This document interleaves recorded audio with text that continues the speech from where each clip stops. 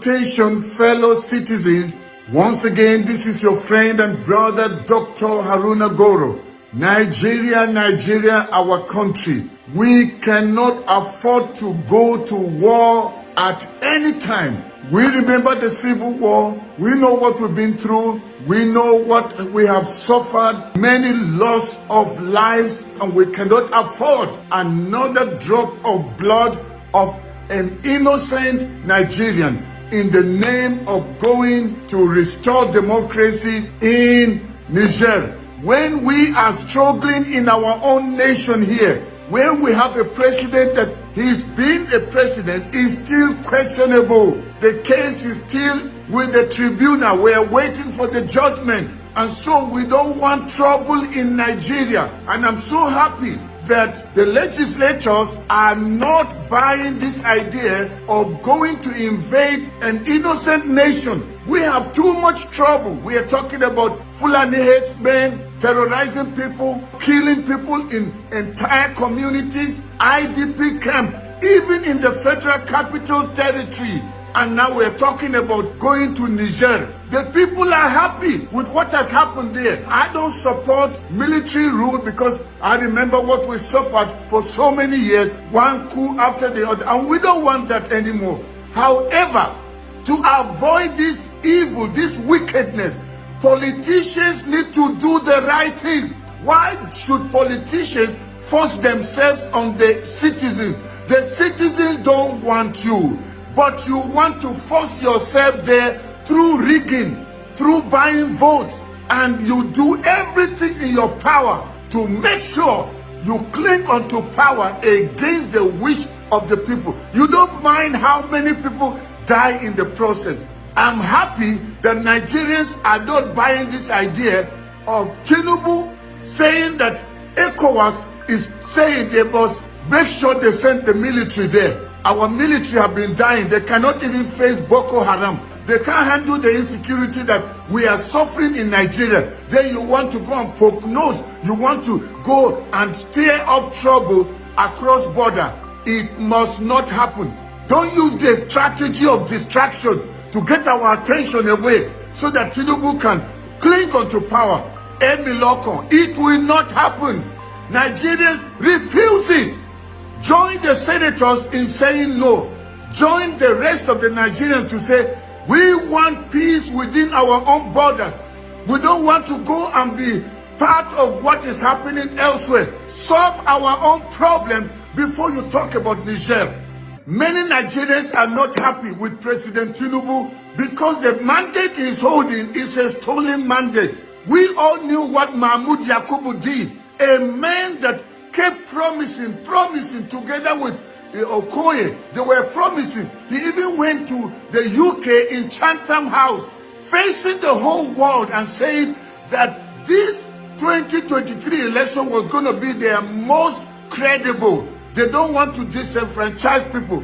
And that's why they came up with the idea of uploading real time. He said it over and over and over. Now INEC is trying to tell people that no, it's up to them how they bring out the result. What a shame. What message are you passing to upcoming generation? That one can make a promise and break his promise.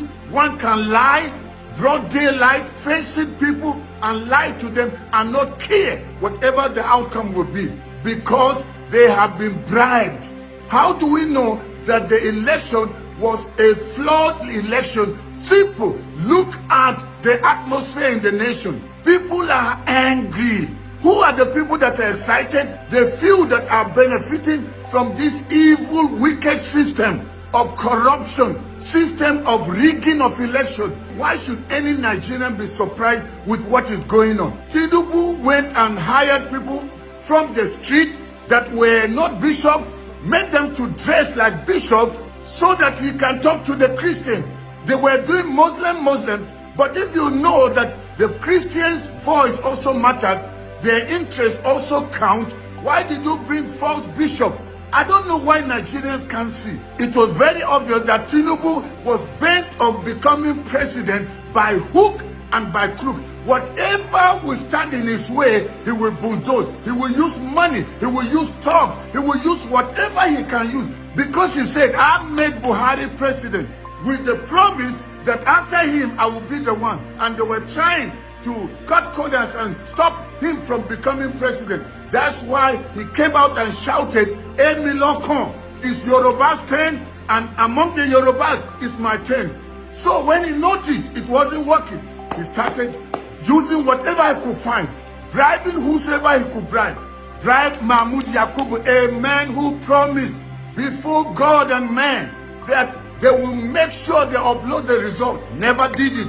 And they used blood result, blank sheet of paper, fake result that they wrote somewhere, and then declared Tinubu. And people like us and many others were saying, don't swear in Tinubu. Wait until the case is over in court. We all remember when the CJN traveled to the UK and he was on a wheelchair. He went to see who? Tinubu, for a pre-arrangement on what they were going to do.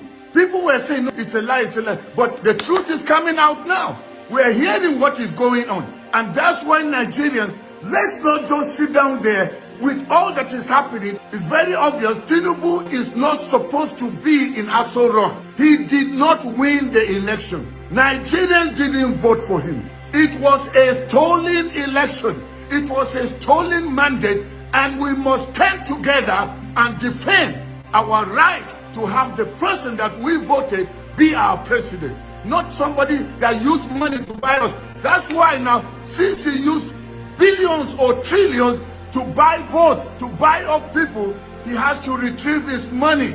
In case any Nigerian is in doubt as to what I'm talking about, just look at the ministerial list that Tinubu has given to the Senate for approval. It's very obvious. These were the same people that did the dirty job for him. So he's paying them back. What else do you expect? A person that was working against his own party, a traitor, like wicked, such a person that was even before the election, he was one of the election officers that was attached to River State, saying that if he does not do what they ask him to do, his dead body will be taken back to Plateau. If somebody can do that to his own party, why should we be surprised about what Wike will do? Wike is a wicked man, selfish. All he thinks about is himself. He wanted to be president at all costs. When that didn't happen, he was going out for vice president. When he didn't get that, he turned against Atiku. And then later on, he decided he's going to betray Atiku. And that is why he went and started siding with Tinubu, with APC, the same party that he said they brought problem to Nigeria. He actually kind of said, whosoever is in his right mind that will support APC, something is wrong with him. The same person now is running with APC. Everything about Wike is about himself. And he took the G5, confused their mind. Somebody that even said, I can never be a minister. Today, he's fighting and he wants to be a minister. And it's allegedly said, we are hearing rumor. And I'm telling you, anytime there is a rumor, there is some iota of truth. Nigerians investigate. Don't wait for the last minute. Because people like Wike, people like El Rufai, the DSS chief, and many of the people that Tinubu has surrounded himself with, he chose them to play his dirty game. Now the case, we are waiting to hear the judgment from the tribunal. Please, judges of the tribunal, it is said the court or the judges are the last hope of the common man. Don't be bought the same way that Mahmoud Yakubu overnight allowed money to sear his conscience, to make him betray the trust that Nigerians put on him. But I'm telling you, there is judgment day. You will not live forever. You are going to stand before the Creator, all of you, to give account of all the wicked judgments you have released on innocent people. This time around, it's not just about political party. It's not just about Tinubu. It's about Nigerians. People are tired. People have suffered and they are still suffering. Many innocent people are dying. How many more people need to die before you allow justice to prevail. We have got three arms of government: the executive, the legislative, and also the judiciary. When the executive fails, the legislative fails, the last one should be the judiciary. Please do the right thing. We are hearing rumors that somebody like Fashola, together with others, and Wike is one of them, that they already written out the judgment to hand over to the CJN and also to the 5-man panel of judges in the election tribunal court. And if that is true, even if it's a rumor, I want to plead with you judges, please let justice prevail. I am begging you in the name of God that created you. I am not threatening you. I am just pleading with you. Remember innocent mothers, widows, orphans, people that should not be dead but they are dead because of the situation in Nigeria. Please let justice prevail. Don't be bought. Judges of the tribunal, don't be bought. Don't be bought. Don't sear your conscience. Remember, there's posterity. One day you will stand before God, the Almighty Judge, and give account of every judgment you gave when you were here on earth. Follow the merit of the case. Don't allow them threaten you. Don't allow them force you. Part of the rumor we're hearing is that they already have a plan. Tinubu and his cohorts have a plan to release soldiers or release the police to go and kill anybody that comes out to protest the outcome of the judgment. Don't take Nigerians for a ride. Quietness does not mean foolishness. Nigerians are just waiting for this court case. If you want peace in this nation, please let there be justice. Don't let anybody push you to a corner, promise you whatever. You will not be in this world forever. And you, the army, you, the police, don't let Tinubu use you to kill innocent Nigerians. When people come out in protest, peaceful protest, that is allowed in the Constitution. It is the right of every citizen to stand in defense of their rights and do that peacefully.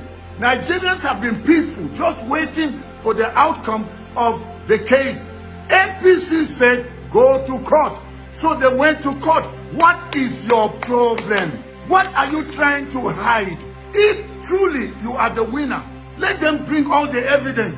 But you know what? Just like Tinubu did, the same way Tinubu did before the election. He wasn't showing up in any debate. He avoided all the interviews, refused to come out, and always sent representatives. Why? Because he knew the game he was playing. He knew what he's used to doing. Rigging, buying people, using stolen money to get votes, to get people. And people that are heartless allow themselves to be bought. People like Wike, people like El Rufai, that arranged this whole thing about Muslim ticket for his own selfish ambition. And you knew what El Rufai did to Kaduna State. A wicked man. Many people have died in Kaduna. The blood of the innocent is crying out for vengeance. God may seem quiet, but he has the record of all your evil ways. And very soon, the judgment of God will come on the wicked. And I hear Governor Makinde has also joined them. How can you people be this wicked? You've had your chance. You've eaten a lot of money. You've disenfranchised so many. And you still want to destroy the destiny of upcoming generation. Please, fear God. We are waiting patiently for the outcome of this case. But don't joke with Nigerians. Don't allow yourself just come out and declare anything. Oh no, there's going to be a rerun because you are scared of Tinubu. Did you ever know that what just happened in Niger will happen? Did President Buhari not promise that in case there is trouble in Nigeria, he will just go across the border to Niger? Is he there now? Niger was peaceful. But see what has happened. Because wicked politicians will not care about the people. Everything is about them. But I'm telling you, you can never overpower the voice of the people. When the people unite to take their nation, Nigerians are millions, and you don't care what happens to these innocent millions for your own self-gratification. People are in IDP camps. You don't even go there. There's insecurity. We're not hearing what you're doing. Don't throw Nigeria into flames. Every Nigerian, stand in defense of your nation. You've got no other nation to call your own home. You've got only one nation. Don't let these wicked politicians rob you of enjoying what God has given you in Nigeria. So this is my call. This is my plea.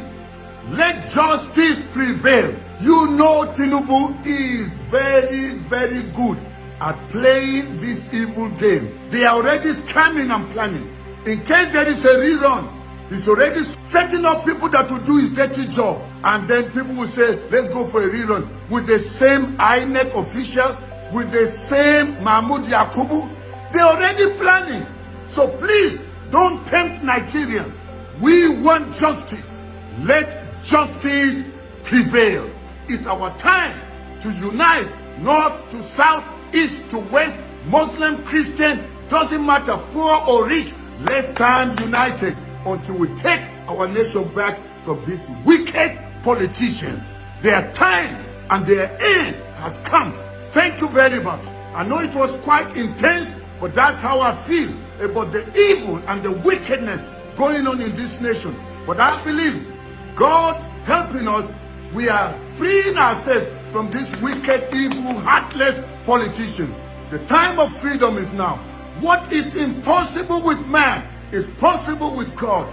Remain positive, optimistic, ready to see the birth of a new Nigeria. So I want to say a very, very big thank you for watching this broadcast. Help me by sharing this broadcast with as many people as you can. Subscribe to my channel if you've not already done so. Also like this broadcast. When you do that, it will be recommended to more people. It was great being with you, and I still believe we are soon going to see the birth of a new Nigeria, the Nigeria of our dream. Once again, this is your friend and brother, Dr. Haruna Goro. May God bless you, and may God bless the Federal Republic of Nigeria. Bye-bye for now.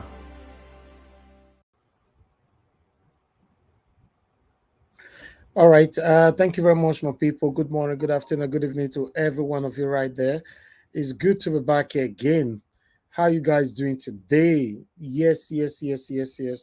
Thank you so much, my people. Please like and share, I'd like to quickly acknowledge those of you right there on the comment section. But before that, I appreciate and acknowledge Mother of all, Mommy Diaspora. Good evening to you, Mommy. Thank you very much for all you do for us. It's good to have you back once again with us. Thank you very much, Madam Patricia Tagbujumi. Thank you, Madam Iris Finest, Madam Martina Abasi TV. Thank you very much. I appreciate everything you guys are doing for me right there. I appreciate every one of you right there. Patricia Enofe, my dear sister, I can see you. Grace Winner, I can see you as well. Jaja, thank you very much, my people. Lucy Eno, Jude, I can see every one of you. Please like and share, and let's do this together. We already have lots of people right there on the comment section. And not quick, we make I showcase some of your comments before now. Rosalind Obanaruma say, Efric Berrick, Ebuka John, Olga, thank you very much, my people. Madam Bella Naomi, thank you. Chris, I can see you as well. Now, God bless you now. Please help us to press on the like button, help us to share. Tony South, I can see you as well. Anielo, thank you very much. Good evening to you. God bless you, all my people. I can see CXL, Eze1 Go, thank you. And I can see more people right there. Festus Igbinoma Yaosaga Daddy, Mofi Ray, my brother. I can see you all. Mike Akionbare, thank you very much, my people. Good evening. Please join us to like and share. Kasi Samson Omorui, thank you very much. Michael Ganemaro, good evening to you, sir. Thanks for joining us. BTV Nigeria, I can see you as well. Oluwa Shegun Oromi Iyomi, thank you very much. Miracle B, and God bless you now. Austin Prince, love God is my strength. Bright Strasser, Joy P, now God bless you now, my people. I just want to see if I can quickly acknowledge everyone by myself. Okay, I can see Origins right there with us as well. Good evening to you, madam. Thanks very much. Juliet Okere, thank you, Mr. Rita Okuns. Thank you very much. God bless you all, my people. Agolo Emmanuel Shugs, thank you, my wonderful people. Yes, just do your part, be liking, be sharing. Sunday, thank you very much. Juan Boise, thank you very much. Nikki Okoogu, God bless every one of you. Williams Winner, I can see you. Alabi Sivanos, Didi Anthony, Michael Sadelo, Faceless Babyface, thank you, my wonderful people. And we have a Biajulo with us, Grace, and many, many more. Osagbovo, Kwonga, Udi, Ufoma, Sese, Nelson, thank you, thank you, thank you. Samuel Okafor, John Akem Stanley, Glory, good evening, my wonderful people. I appreciate you all. Do your part, do your part. I know, and let's do this together. Master Freed, I can see you as well. And we have Wisdom Lucky with us as well. Mr. Johnson Emmanuel is with us. Same John, thank you. Adia Dobo, and God will bless you, my people. Help us to share, help us to share. It's very, very important. Madam Ellen, I can see you right there.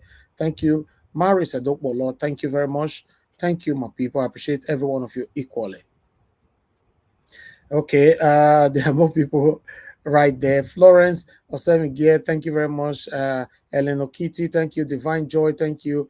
Then Adelaja Ogumbi, Akwabata Ine, thank you very much, my people. Press on the like button, help us to share, encourage us to do more for you by pressing on the dollar sign. Thank you very much, my people. Favors God's child. Thank you very much. I can see Alice Isa. Thank you very much. Jaja once again. Thank you. Stella Ima 7 I can see you right there. Juliet Holland and many, many, many more. Black Voices TV, Maris Edopolo. I hope I'm not repeating names though. Thank you very much, my people. I'm only looking for people that say good evening, because maybe I know they miss names. Because obviously, person not say good evening 2 times. Luciano, thank you very much.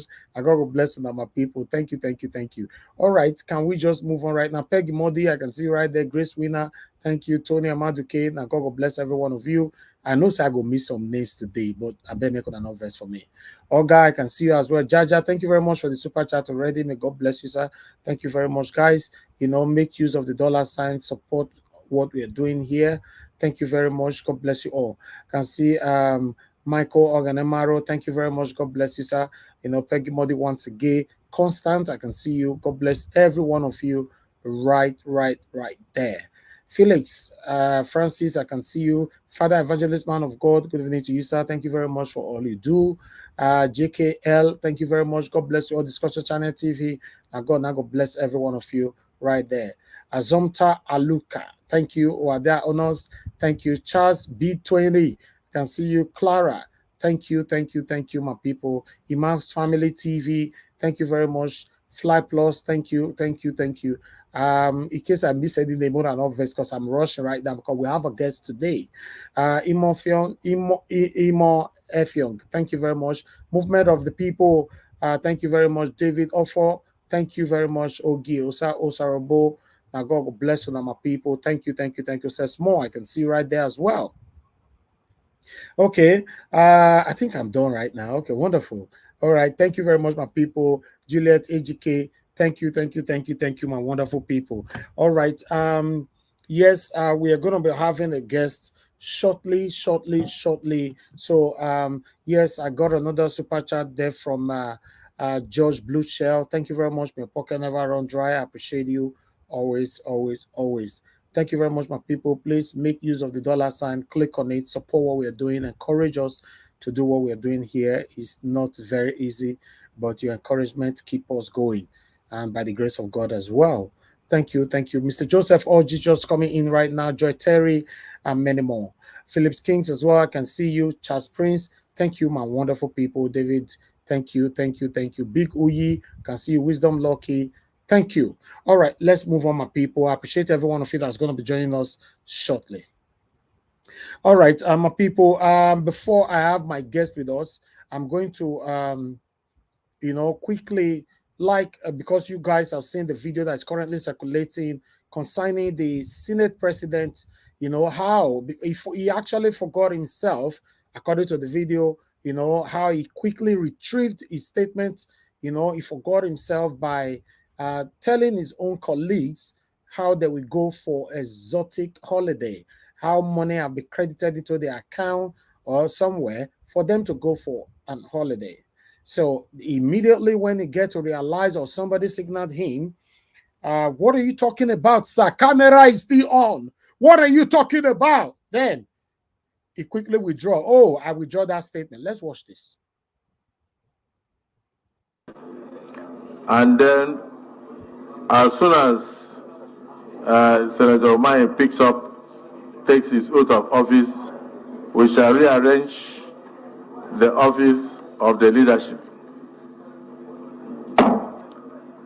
In order to enable all of us to enjoy our holidays, a token has been sent to our various accounts by the clerk of the National Assembly.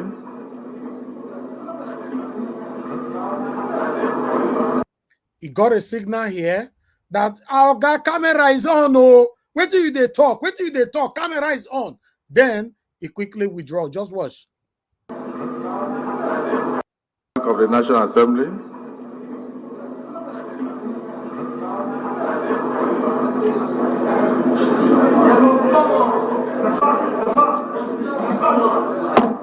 I will not. I withdraw that statement. In order to allow you to enjoy your holiday, the Senate President has sent prayers to your mailboxes. I send prayers to your mailboxes to assist you to go on a safe journey and. So, how does send prayers to your mailboxes and send tokens to your various accounts got? I don't understand. How does it work? That statement, you know, if you put both of them together, how does it work? You know, you are changing from sending token to your various account. Now, I withdraw the statement, send message, prayers to your various inboxes. Oh God, how did we end here? You know, easy, eh? Meanwhile, let's finish the video. To go on a safe journey and return. This Senate.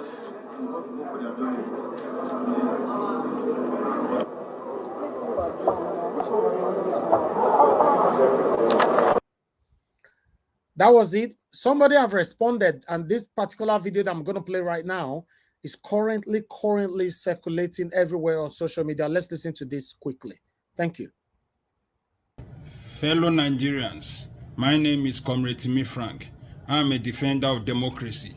I'm here to update you on the latest developments of the 10th Assembly under Godswill Akpabio, the show of shame that was demonstrated today in a live national television, where the Senate under Akpabio was telling the whole world and Nigerians that they are going on vacation, and the clerk of the National Assembly has paid money to every account of the Nigerian senators. This is the biggest joke we've seen in recent time. But that is the main reason why I'm making it bold and very clear that Senator Godswill Akpabio must immediately resign as the Senate President. He cannot continue to make mockery of our democracy and make mockery of Nigerians. This is the same man who made mockery of the poor and made it very clear in the Senate chamber and said, let the poor breathe. Meanwhile, he was laughing because he knows they will definitely never allow the poor to breathe. They will continue to suffocate the poor, and that is what he has demonstrated today on a live TV by sharing the resources that belongs to the poor to their personal accounts. So I use this opportunity to call on President Ahmed Bola Tinubu to end this joke and Nollywood of Akpabio, that this is the time he, the president, must tell Akpabio to resign for this show of shame and national embarrassment. Nigerians can no longer take this in this APC government anymore. Nigerians have suffered too much in recent time. We did not vote our senators to come and take money from the poor to go on a vacation. The poor needs this money. Today, our civil servants are suffering. The Nigerian masses are suffering. There is no food for the Nigerian man to eat. There is no food for the common man to eat. But yet, these senators are sharing money for just mere vacation for them to go and enjoy themselves. I'm using this opportunity to also ask the clerk of the Senate to immediately resign and explain himself. Where does the Senate, or where does he have the money he's paying into the account of the senators for their welfare for vacation. As at the time when Nigerian workers are demanding for salary increase, are demanding for the minimum wage to be increased, but yet the same people who said let the poor breathe have refused to increase the minimum wage of the Nigerian workers. But yet these same people have the guts to come on a national television to tell us that they are sharing money for their vacation. This is a total shame. It is very clear before today.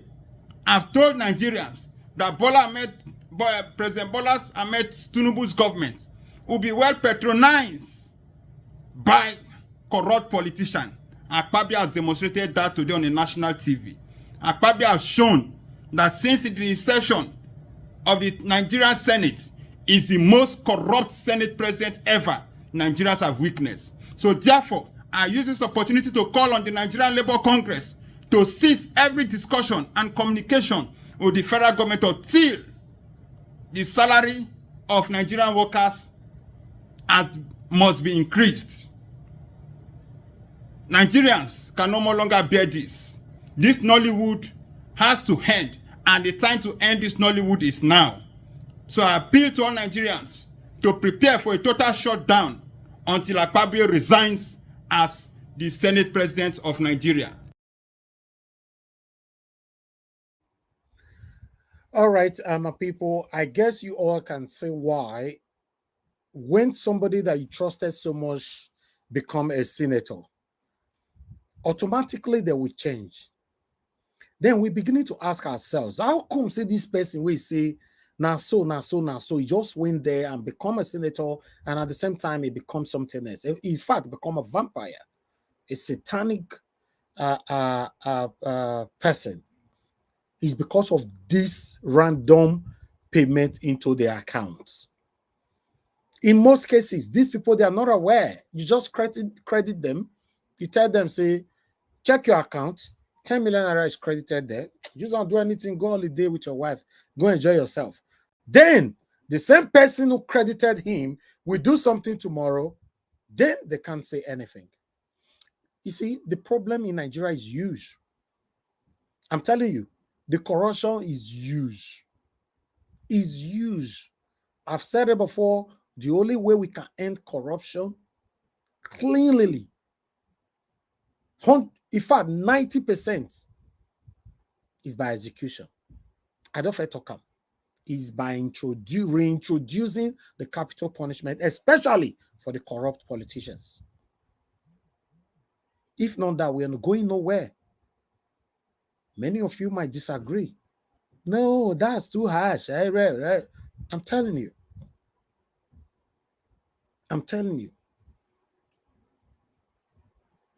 People are currently suffering in Nigeria. Why these people are sharing money? It's sad. They are not even,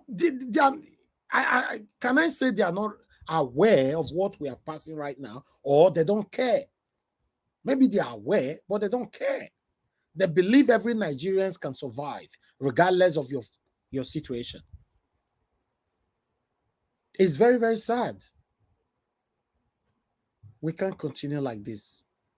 The funny part of this is that now you and I go play this video here. Tomorrow now, Audio will constantly play them.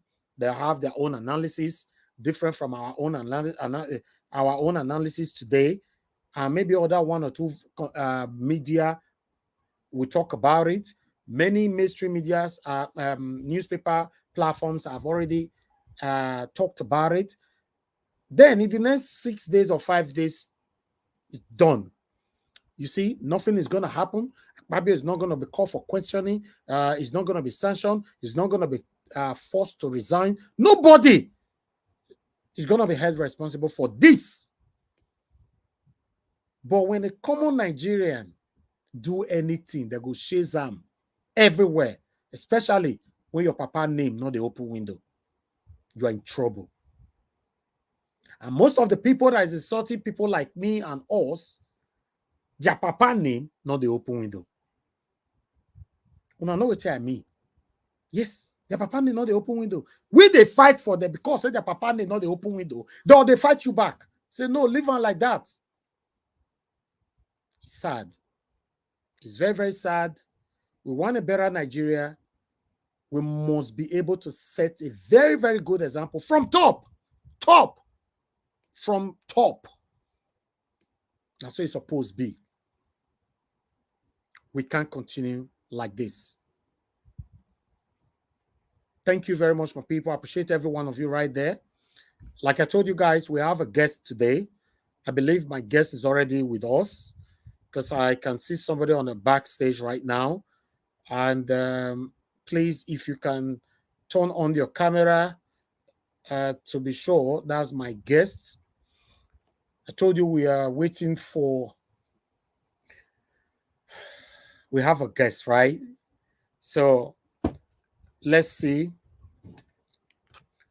We are going to be having 2 guests today. I want you guys to have that in mind too. So I'm waiting. One moment, my people. I already have one of them in the back. Let me do my communication quickly.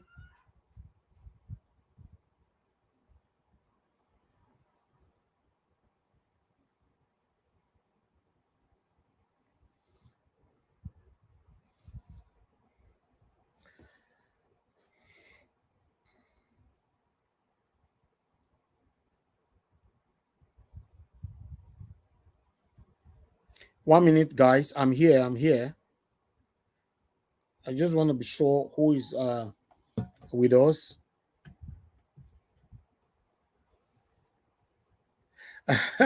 Yes, thank you very much, sir. Thank you, Mr. Joseph Oji. Thank you very much, sir. May God bless you. You said, Mr. Elvis, I greet you, my lovely brother, and may God continue to strengthen you. Amen. A big amen to that, sir. I really do appreciate that prayers. Thank you. May God bless you. Thank you. And I can see George Blucher is saying that special August guest today. Yes, it's a special guest. We need to talk about what is currently going on in Edo State. So we are having the big fish from Edo State. Should I don't know. Big. Should I say big fish or big name? Is big fish disrespectful? No, it's not. It's not. I think big fish means somebody in a very high esteem, right? Yes. So please, guys, help us to like and share. Before that, before our guests get ready for us, I would like us to listen to this so that many of you will understand what we are currently facing right now in Edo State. Let's listen to this quickly.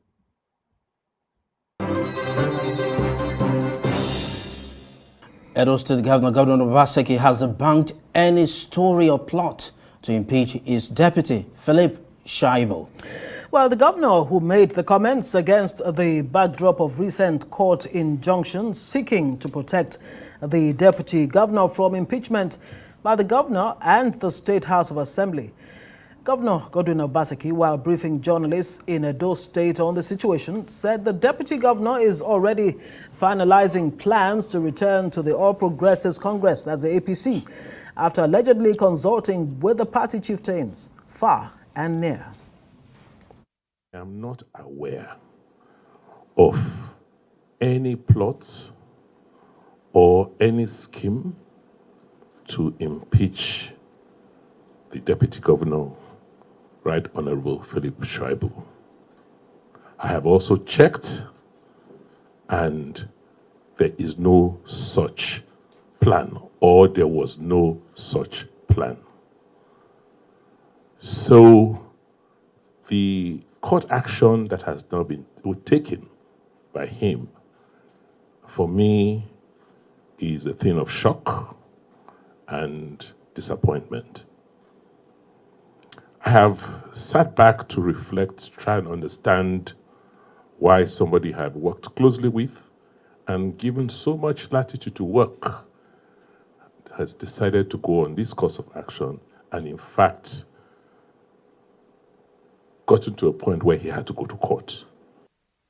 Andrew Nwanta is a constitutional lawyer and immediate past commissioner for communication and orientation in Edo State. He joins us now in the studio. Andrew, thank you for coming to Newsnight. Yeah, thank you for having me. It's a pleasure to be here this evening. So what exactly has been the grouse between the your state governor, Godwin Obaseki, and his deputy, Shaibu?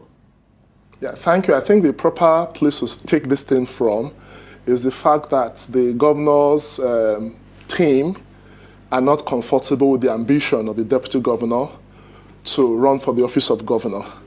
And if I must be very honest here, it brings to mind the Shakespearean, in Shakespeare's Julius Caesar, that popular phrase, the ides of March. And as such, remember Mark Antony's oration, where he talked about your ambition must be of sterner stuff.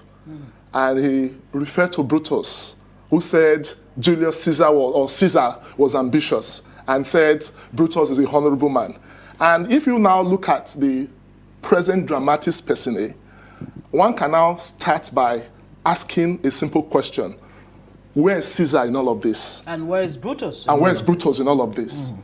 Oshomole is a mutual benefactor, Comrade Adams Oshomole, the present senator representing Edo North. In 2016, he sponsored the candidacy of Obaseki. Obaseki was relatively unknown, right, in the political space. He saw him as a technocrat. And for him, because of the state of the economy, there was need to bring somebody to help manage the economy because he was chairman of his economic team. Against all odds, against all advice, from what the party members at the time felt, he was imposed on them. And of course, his political godson, Shaibu, who was in the House of Reps, was made to serve as a running mate. Unfortunately for Oshomole, his removal, and I think I must play the devil's advocate here, was sponsored by these two gentlemen, these two honorable men, in the words of Mankantuni. And his ideas of March came when he said the world chairman cannot remove him as national chairman. And he felt he had a blind ambition of retaining his position as national chairman. Unlike Caesar, I'm happy today Oshomole is a senator. And for Shaibu, he is Caesar today. Because Shaibu is saying, Oshomole as the Caesar of yesterday, Shaibu as the Caesar of today. Obaseki is now saying Shaibu is ambitious. Yeah, but I hope Shaibu's ambition is made of sterner stuff, because it is that ideas of March, that warning that has made him to go to court, because he knows too well what happened in Oshomole's case. It sounded like a joke, but it became a reality. So to avert that reality, there was need to go to court to stop it, because the issue of the impeachment is very real. It's as real as Oshomole's removal as national chairman of the APC. All right, but no, you don't want to be distracted, from governance. In another breath, you are saying you want to go out on campaigns. Does that not sound contradictory? And for us to face the reality on ground, the elections, the primaries will take place this year. So anybody deceiving himself about governance is just trying to play. All right, I can see you on the backstage, sir, but the problem right now is that your camera is blurring. Can you hear me? Yes, I can hear you loud and clear. Okay, yes, your voice, everything is fine, but it's just that your camera is blurring. That's the only issue we have right now. And every other person on the backstage, their camera is very, very good. Except we want to move on like this before. And my challenge is that my other phone, I left it somewhere because I went out, and it's quite sad that this particular phone has that challenge. And it was for me a very busy day today. I gave you my word that I'll be on this program, and that's why I had to. Okay. All right. Thank you very much. Thank you. Okay, I think we can take it like this. I'm very, very happy that, because I was already thinking that all the appointment is going to be canceled today, but you coming in means a lot to me. Thank you very much. Ladies and gentlemen, good morning, good afternoon, good evening to every one of you right there. We have the immediate past commissioner of Edo State. I have two duties here for you, because I have communication for orientation, and I also have another one for youth and gender issues. Please, can you correct me on that, sir? You are right. I'm the former commissioner for the two ministries, you know. Oh, Immediate part. I served in these two. And between the present occupant and me, no other person. Okay. So I'm a former commissioner of two, immediate past commissioner of two different portfolios. Youth and gender, youth and humanitarian, and youth and communication. Actually, TV. Oh, okay. Wow. Okay, because I was a little bit confused. It's good to have you on the channel, on our broadcast for the first time. Thank you very much for coming in. We're not going to take you that long. We're going to be taking questions, and one or two persons from the public might likely be joining us, but I want us to take it from here because I can see you went to Arise TV today, right? No, that was yesterday night. Oh, okay. They uploaded it today because we're actually playing it right now. The other day you were in channels as well, so we'll be following up what is currently going on in Edo State. Okay. I'm Elvis, as you already know.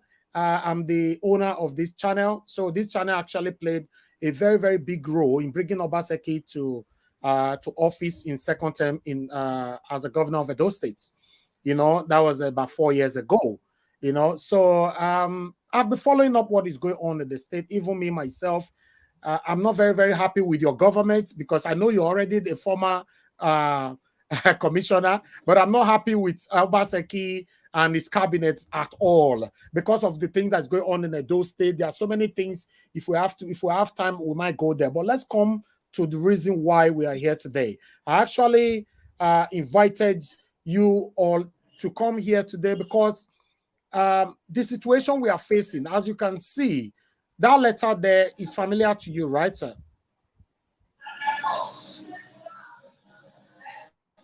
Can you hear me? Yeah, I can hear you. Okay, that's the letter from Philip Shaibu. You know, sorry, I think it's a letter to the court. Yes, The court process. A court process. Yes. You know, he actually cried out to the public that the governor, the sitting governor, is about to impeach him.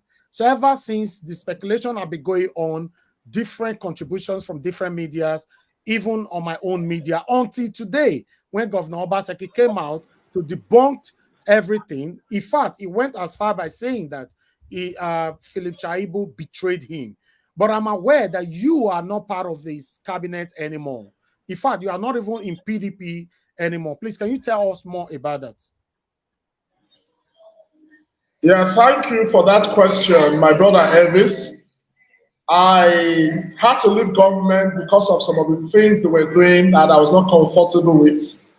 Much as the governor had dissolved his ESCO, and my local government recommended me, but I noticed they were trying to be funny. And the party leadership in my local government was imposed on us as against the promise the governor made when some of us joined forces with him of opening the space for new entrants that will bring change, the desired change he promised the people in 2020. And of course, that was what inspired many of us. Even when Oshomole and the governor had issues, we decided to side with the governor. And in 2020, we all came all out to support him for his re-election. It's quite unfortunate that the issue of godfatherism has returned to Edo politics. The local government elections we had, the governor practically imposed all the aspirants as candidates through some of the stooges he has here and there. And when you look back at what happened in the APC, what he's not doing, even telling the deputy governor who has aspiration not to contest, even went as far as telling somebody to inform the deputy governor that he must come out on national TV to renounce his ambition or renounce his aspiration. Nothing can be more dictatorial than that. And as such, some of us feel such an oppressive tendency should be resisted. And for me, the best option was to leave PDP, right? Okay. And I have no regrets leaving PDP. Much as we wanted to join Labour Party. We even went to Labour Party.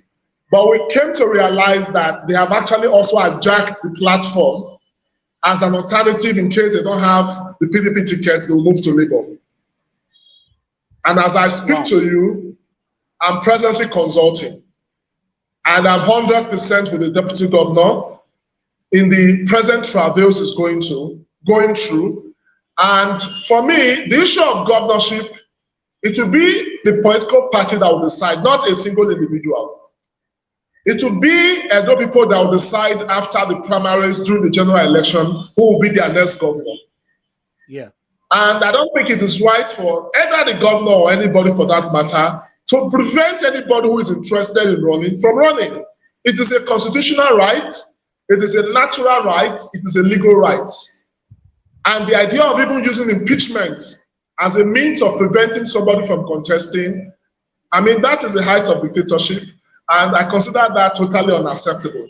And all Edo people, particularly those in the diaspora, must rise up against this act of oppression, this act of dictatorship, and this act that is not in line with the tenets of democracy and the provisions of our Nigerian constitution. Okay, Mr. Andrew, I'm sorry that I have to stop you right there. You know, you are a lawyer, right? I'm hearing you. Yes, I am. You're a lawyer. Okay, so I'm being skeptical how to address you. You are good with Mr., right?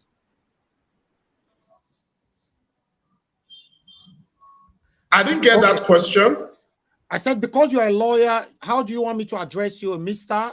or a barrister? Just Andrew Emmanuel Esquire at the end.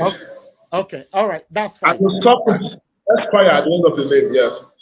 Okay, my concern here, fine, the Lagos State, the Edo State governor and the deputy are currently fighting. For me, I believe they are fighting for their selfish interests. Fine, you were once his commissioner. When you were his commissioner, you didn't come out to say anything, because I have a lot of things going on in Edo State. You didn't say anything against your principal. I want to ask, because this thing is happening across Nigeria. When you are serving your principal, when things are going on, you don't speak. But when things beginning to go against your side, against your wish, then you guys come out to speak. Why is it like that, sir? Yeah, thank you, Elvis. As an appointee of government, when things happening in government are not right and you find it not right and acceptable to you, the only option you have is to resign. I think that is correct, because I know you have you have it like that, or you have it as what those in countries like the UK and the US do. If you are not comfortable with what is happening in government, instead of criticizing that government as an appointee of that government, they resign. There was a time I wanted to resign, and I was prevailed upon not to. During the last election, when the governor went to campaign at Uwelu's Peppers, the people there were not happy because he came through that very bad road to campaign to them, because he had earlier promised them in 2020 to fix that road. And when I heard about it, I had to go there to join the governor. And after the governor left, I insisted that I must have an audience with him in Government House. He was having a Security Council meeting. When it was not possible for me to meet him, I met the SSG and I protested that it is not fair for the people of Uwelu, which is within my local government, Edo, to have a bad road. We didn't fix the road, and we are going there to campaign. Okay. So the SSG said we'll do something. Later that evening, he called me to say that we'll do some palliatives as I recommended. A whole lot of these things have been there, but even when ESCO was dissolved, in one of our meetings where we were to submit names of those that will be appointed, I told them that I'm not even interested in coming back as a commissioner, much as I had sent him an application. But that if we cannot address this issue of development, I don't think I will want to continue in government. And by the time I went, because I had to now go out of the country for an event, it was while I was there, I took that decision of withdrawing my interest to serve in Obasanjo's government again, and I resigned from PDP in protest.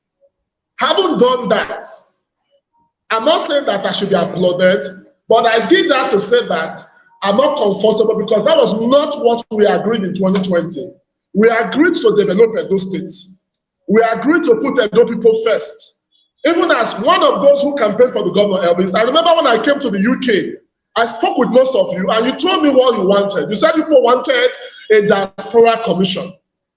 We even had to set up various groups and committees to push forward proposals. The deed, of course, there was an executive bill the governor sent to the House of Assembly. The governor is yet to sign that bill into law. He's even yet to set up that agency. And I've been at the forefront of insisting that the people of diaspora, Edo people in the diaspora, they desire to be part of what is happening in government. And the only way they can do that is when they have an agency that serves as a link between them and the governor. Though the governor still has a year and some, maybe 3 months, he still has the opportunity of redeeming his image because that was the promise he made to our people in the diaspora. Thank you. Okay. All these promises never come to pass anyway, because a lot of promises that Governor Obaseki actually made then, if I have to make an example of 30 billion water storm projects, I believe you are aware, you were one of the you were part of his cabinet during the time Governor Obaseki promised that he's going to probe water storm projects. He's going to probe Oshomole. I have the clip. He promised 3 times. The first one, I brought the clip here. We debated on it. The second one and the third one. To date, Governor Obaseki did not probe the water storm project. As I speak right now, Edo people are suffering with flood. You know, recently, especially this rainy season and all. You know, look at Ekewan Road. I also play a clip of Ekewan Road.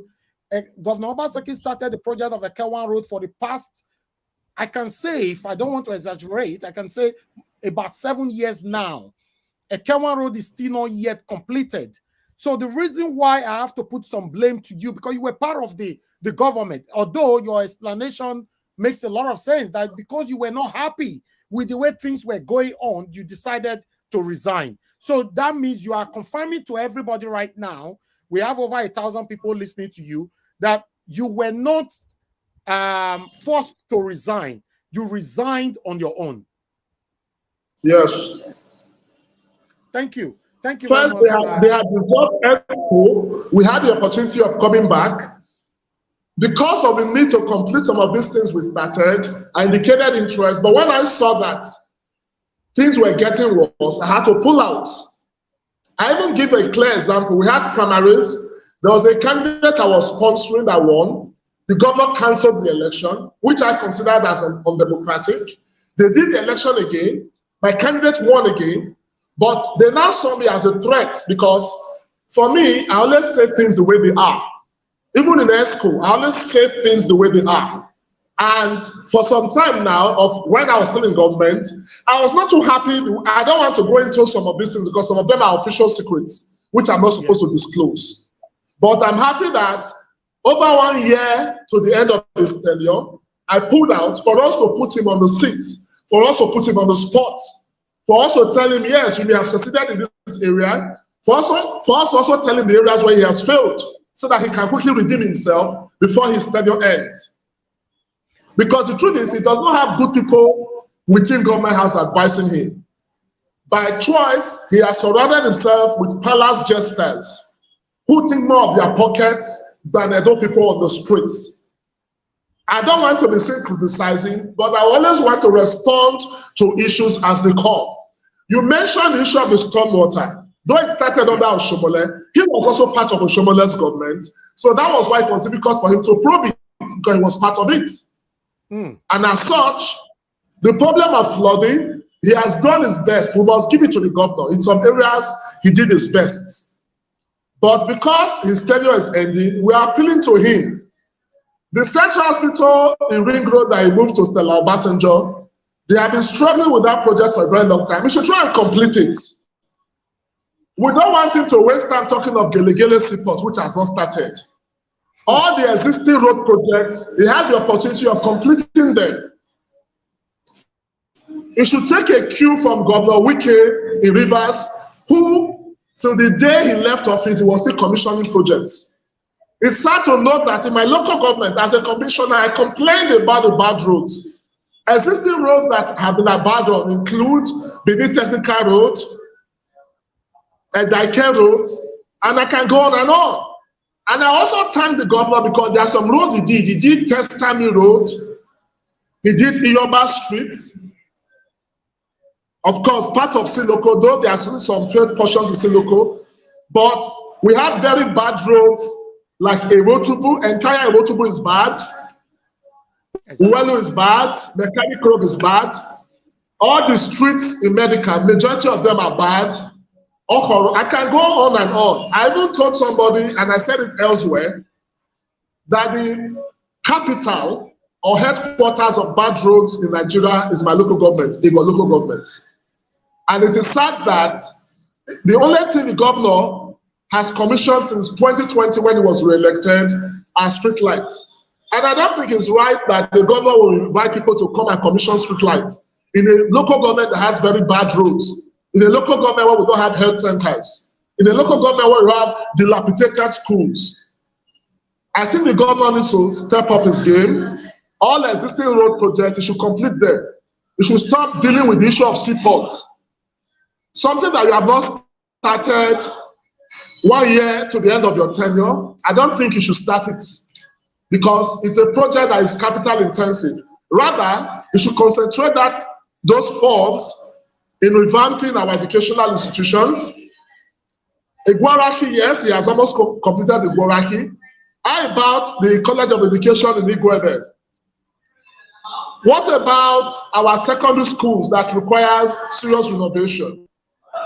What about the Central Hospital project it moved to Sapler Road at Stella Bassinger? Please, we are calling on the governor to complete this project.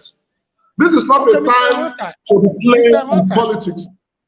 You know? Mr. Mata, as the former commissioner under Governor Godwin Enogaga says Obaseki's administration, did you in any day pass all these complaints to him, display your dissatisfaction over these roads or every other project you're talking about right now? I mentioned the one of Uwelu I raised, and at times in government, there's a way you pass your message. You cannot just walk up to the governor. You can talk to a commissioner responsible for that particular responsibility. Like, I give you an example. I brought to the attention of the Commissioner of Health the need to fix the health centers in my local government. I informed the then Commissioner for Works that in my local government we have bad roads, right? Yeah. As a member of a particular committee of government, I kept up insisting that we have bad roads in my local government.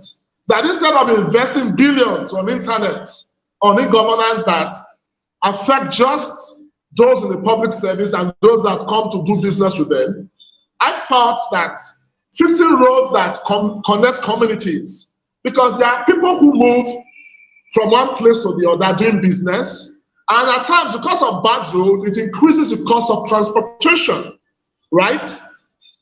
I raise these issues, but in a case where you raise issues and nothing is done, what do you do? And that was why I had to call it a day. I had to leave both the party, and I had to end my relationship with the government. Okay, before I bring the public in, either their questions or direct questions to you, I would like, because you mentioned earlier on at the beginning of this broadcast that now you are 100% with Philip Shaibu. I wish he was here today, you know. On the issue of his impeachment, the travails is going through. I said, I'm 100% with him because I will not encourage any form of oppression.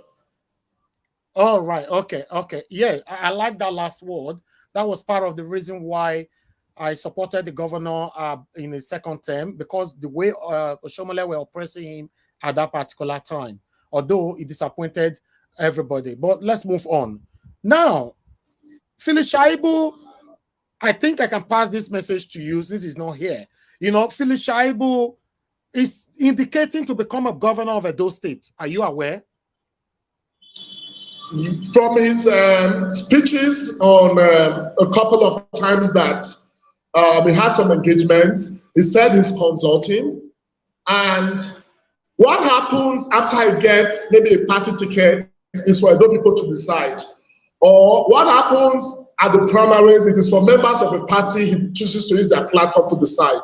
But my own take is that nobody should prevent him from aspiring, right? Yeah. Nobody should stop him from aspiring. And as a friend, if he now chooses to join a particular political party, I will encourage him by also joining that party. And if the party now decides to even give their ticket to another person, I will encourage him to remain in that party and not to leave that party, right? Because we have to rescue our states. We have to develop our states.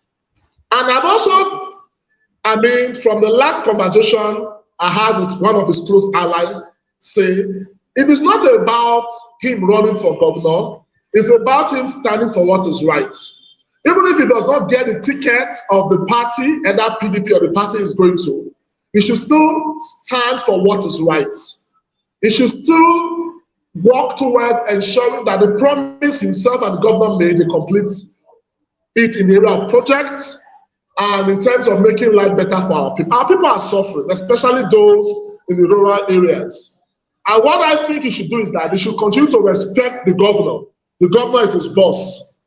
But it is only when the governor decides to use forces of state to harass him. And I think what he did was right by going to court, because he cannot go into anything physical or start struggling the machinery of government to the governor. So he has gone to court for protection. And I think that is the right thing. Any reasonable person will do. Governor Obaseki came out yesterday saying that he's not even aware of the impeachment that Philip Chaibo is talking about. What can you say about that? When they wanted to remove Oshomole and the issue was raised, they also denied. When the House of Assembly members were excluded, you would not expect him to say, oh, I want to impeach my deputy. Nobody will agree. Have you ever seen those that are planning a coup? They will come out to say, we are planning a coup. Nobody will agree. But the matter is in court, so I will not want to dwell so much on that. It is for the court to decide. All right. Thank you very much, Mr. Evanta. I believe for me, my own question, I'm done with that. I'm very happy that you are here today because I like brave people, because politicians, when you are invited or you want to come, you indicated you want to come yourself. I respect people like that. When you are invited, you respond to it. I respect people like that. But when politicians beginning to run away from the people, from the public, you know they have something to hide. You know, I remember when Senator Ozame came here, he spent 3 hours with us, talking to us. And even when I was trying to stop some questions, you know, where some questions people were passing to him, he was saying, no, let them ask their questions. You know, so yes, I like what you're doing right now, but I'm going to go to the public right now. I'm going to put out the number there. Every one of you, you already have the number. You have Naija Watch number. Please like and share, and let's ask him questions. I'm only going to take 10 questions, and everybody have maximum of 2 minutes, you know, to pass your question. If your question is disrespectful, I will hang the phone on you. Go straight to you are allowed to ask any question, but it must not be disrespectful. And if it's that extreme, then I'm not only going to hang the phone on you, I will block you. You know the rules of this platform. So thank you very much. We already have the first person on the phone. Thank you very much, sir, for calling in. Your name and where you're calling us from? Hello, can you hear me? I can hear you, sir. Good evening to you. Your name and where you're calling from? Okay, my name is Ed. I'm calling from the United States. Thank you, sir. You have 2 minutes. Go ahead with your question. Okay, thank you so much, Mr. Elvis. To Mr. Evanta, who's someone I've known for a while, I want to ask a question.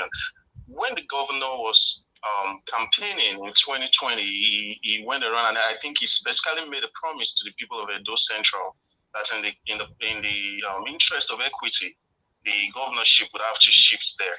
Right. While I'm not against anybody, fulfilling their ambition of being a governor by contesting, how do you think that figures into the current crisis between the governor and the deputy? And what is your personal view on that? Okay. Because part of why the governor was brought in was to promote equity. Thank you. Thank you very much. Mr. Amata, do you want to take two questions or just one at a time? Let me just answer this one immediately. Okay, go ahead. I think the particular question has to do with a promise the governor made, which I'm not aware of, right? But assuming he made that promise can only be achieved by the delegates at the primaries, not the governor who has, and again, because of the governor's position, it will be impossible for him to be a delegate because of the new Electoral Act, right? Yeah. And as such, it is for the delegates to decide if they will vote for a candidate from Edo Central, right? Or a candidate from Edo South or Edo North. But the best the governor can do is to persuade people to support a particular candidate and not to impose. And as such, it is wrong for him to now tell his deputy, even if he has made a promise to anybody, you will now use your power as governor to mobilize delegates, as other governors do. The governor of Rivers was able to bring in a candidate who won. The governor of Akpabio did it. The governors in this state did not prevent whoever was interested from contesting or did not threaten impeachment against anybody. And I think that is better politics than telling somebody that he cannot, telling him to go to a national TV to renounce that he wants to run for governor. That is dictatorship. Okay. All right. Thank you very much. Let me take another call quickly here. Mr. Pius, thank you very much, sir, for calling in. Good evening to you. You have 2 minutes, sir. Go ahead. 2 minutes. Good evening, sir. Thank you, Nigeria Watch. May God bless you, sir. Thank you, sir. Sir, I want to thank our invitees. May God bless you too. So I just want to ask you one question. Do you think that what is going on in Edo State now, the ESA Central supposed to get a governor to governor Edo State now? It seems that something that happened in Nigeria with the Igbo people, that is going to happen in Edo State again now. Because the way they are playing, I don't see reason why Shaibu want to contest again. It's only Shaibu in Edo State. We don't have other people in Edo State. Please, can you answer this question? Okay. Because what they are planning in Edo State now is going to divide Edo State. It's going to be like Igbos and the Nigerians. That's what we want to happen in Edo State now. Thank you. Thank you very much, sir. Thank you, sir. Thank you. Sir. All right. Do you want to take that question before I move on to the other one? It's only 15 people. I think I'll take the question. Okay, go ahead. I love that question because just recently we had a similar situation in Nigeria. Buhari is from the north, right? And in the PDP, they picked somebody from the north. APC picked somebody from the south as their candidate, Tinubu. Who is the president today? Is it not Tinubu? So I think the political parties, knowing fully well that the people of Edo Central are clamoring for the governorship, whoever wants to get the entire votes of people from Edo Central will pick somebody from Edo Central. I mean, that is simple politics, isn't it? But the idea of not preventing somebody from contesting, I don't think that is right. The Constitution does not encourage it, and common sense will not encourage it. Because in the past, even when Benin people contested, nobody prevented Edo Central people from contesting, or even people from Edo North. So that's the answer I can give to that question. Thank you. Thank you. I have another caller right here. Mr. Alex, good evening to you. Thanks for calling in. You are calling from Edo State. You have 2 minutes. Go ahead with your question. Yeah, thank you. I saw the rules. I heard the rules. I'll try not to be extreme. My brother, I want to ask a question. Looking at how we all came out for Obaseki and Philip Shaibu, looking at the sympathetic votes that was given to Shaibu and Obaseki, we can never remove Shaibu from Obaseki's government, even if they are both not in good terms. Don't you think Shaibu should have done better when Edo State was being ravaged by insecurity, especially the invasion of the Fulani S-men? What did Shaibu do to exonerate himself? Did he come out to give a press conference as a deputy governor? Did he condemn the killings because we didn't see anything? Did he even visit people who lost family members? Why was he quiet? That's the first question. Second question, looking at how he became who he is today, from the days of activism, having been a student union leader, having been a comrade, one would have expected that Shaibu should do better than what he did, just following Obaseki, hook, line, and sinker. You cannot follow a leader even when the leader is doing, things that are not right. What do you think about that? And now, why Shaibu crying out now that their tenure is over? Where was he all this while? Thank you. What does he want Edo people to do for him now? Thank you. What does he want? Thank you. Thank you. Thank you, Mr. Alex. Thank you. All right. Please take that, Mr. Amata. Yeah, thank you, Mr. Alex. Very good question. Oh, okay. We lost him right there. So let me have him back. Callers, just hold on. We lost him. Let me quickly bring him back to the broadcast. Thank you very much, my people. Please help us to like and share. Before we have him back, I want to put a volume on this. Okay, he's already back now. Sorry, glitch. Okay, that's fine. Thank you very much. Okay, you can take on Alex's question. Okay, let me take Alex's question. First, the issue of insecurity. The deputy governor is not the chief security officer of the state, but is just a member of the Edo State Security Council. And I think it is the governor's duty or his prerogative to deal with those issues. And in fairness to the governor, under his watch, we were able to pass the anti-grazing legislation that has, to a very large extent, put to check the activities of Fulani herdsmen. And you agree with me that under the governor's administration, he was able to get a forward operating base of the military at Ihom. So that is one of his achievements which nobody can take from him. And that, to a very large extent, has reduced his problem of insecurity. But these things will continue because this Fulani herdsmen thing was one major problem under the Buhari administration. So for the issue of security, the governor is the chief security officer of the state. The buck stops at the stable. And I must thank the government of Obaseki because they did very well in the area of security. I will give that to them. That is the issue of the first question. Then the second one, the idea of Shaibu now crying that, oh, he's been oppressed. Yes, everybody who is oppressed deserves to cry out, right? Because as they say, a cry for help is a summons for rescue. And I'm happy he did the right thing by going to court.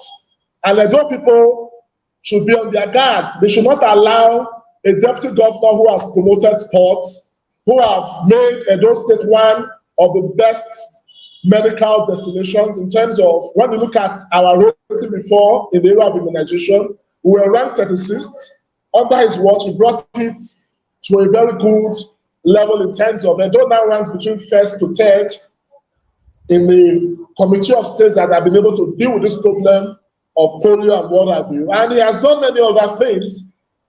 And the courts will protect him, I know. And Edo people must have their voice. And I think it is the duty of Edo people, when government is doing well, for us to applaud government. And when government is not doing well, for us to also condemn what government is not doing well. Thank you. Thank you very much. Okay, I have another caller right here. This is the fourth one, I guess. Yeah, the fourth one. Thank you very much, Mr. Agbe, calling from Italy, I guess, right? Talk to us. Exactly. Thank you very much, 2 minutes. my brother Nigeria. God bless you. Yeah. Mr. Emata, God bless you. Good evening to you, and good evening to Nigerians. Thank you. I love your energy, as you know, the way you campaign for Obaseki, the way you defend him, when the election was taking place in 2020, in national TV and others. I love your energy anyway. But I just want to ask a very simple question without sentimental. You understand? we all know how Obaseki and Shuaibu work, vis-a-vis together to make sure that they come back from the second tenure. We all know everything about these two people. But my question is this, you see, just concerning this impeachment issue, we heard that on social media and we read that Shuaibu were coming from Abuja, that he heard that there was a meeting, secret meeting between the governor and some other members of the cabinet. That Shuaibu went to the, to be a part of the meeting. That they used the DSS to chase him back from the gate of entrance. That he was not part of the people who were booking the meeting. How true is that?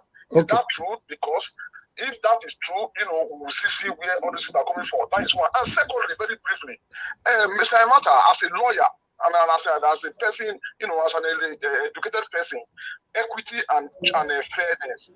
The 2024 governorship election in Edo State, where do you really want it to go as a person? If I told it to you now as a person, if you are to be the judge, which part of the Edo State? Is it Edo Center or Edo North or Edo? Where do you really want the governorship to go now? Thank you. God bless Thank you, Mr. Agbe. Thank you. All right. Back to you, Mr. Mata. Yeah, thank you. First, the issue of if the deputy governor was turned back from attending that meeting, yes, it's true, and it's already one of the issues in court. I don't want to dwell so much on that because the court will decide on that.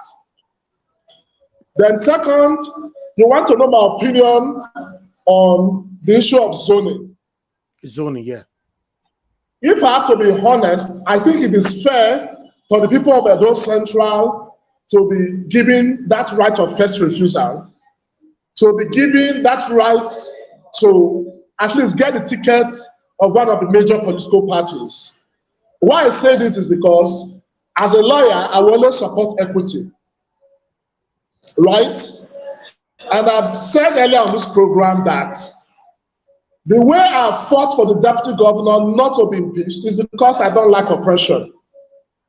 But if in a particular party where he belongs to, the party now decides to give the ticket to somebody from Edo Central, I will appeal to the deputy governor that we should support that person together. That same way, if it happens that the deputy governor gets the ticket, I will also encourage every other person to support him. Because it's a game of number. That's why it's called politics. It is the majority that will decide what they want, right? And as such, I encourage our people in Edo Central to keep negotiating with those from the south and those from the north so that they can get the tickets. If Professor Osunbok will get the ticket in 2007 under PDP, I don't see why somebody from Edo Central cannot also get the tickets under any of the political parties. It is for them to negotiate. They cannot bully people. I'm quite disappointed seeing a lot of people from Edo Central attack Shuaibu. No, Shuaibu is not the problem. The other people also interested from Edo South. I can count the names of people in Edo South who have declared their interest to run in APC, in PDP, and in Labour. Because of the blackmail of Shuaibu, they now make Shuaibu look as if he's the person creating the problem. He's not. Yeah. And don't be surprised that if tomorrow PDP now brings somebody from Edo South, after all these noise they are making, I will not be surprised if they do that.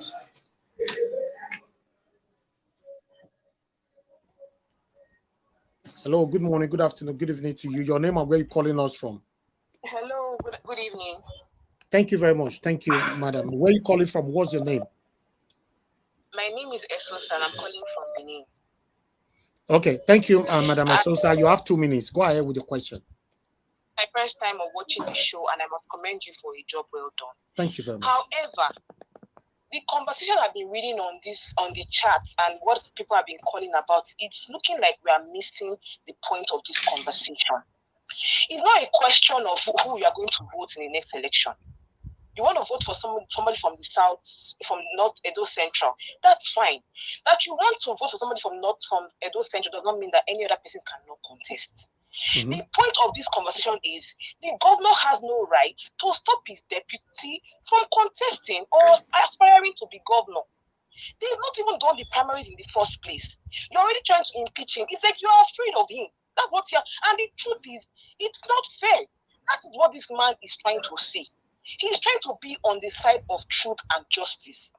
You are the governor, he's the deputy. If he wants to contest, he's allowed to contest. You don't even have to support him. The reason why he doesn't want to support him is because he knows that everybody has been saying is a betrayal, He doesn't want it to be another case of him betraying. So all the issues of, oh, this is how this man was the commissioner before, that's not our business. Thank you. We're talking about a governor trying to oppress his deputy. That's the issue. Let's stick to the issue, please. Thank you. Thank you very much, sir. Thank you.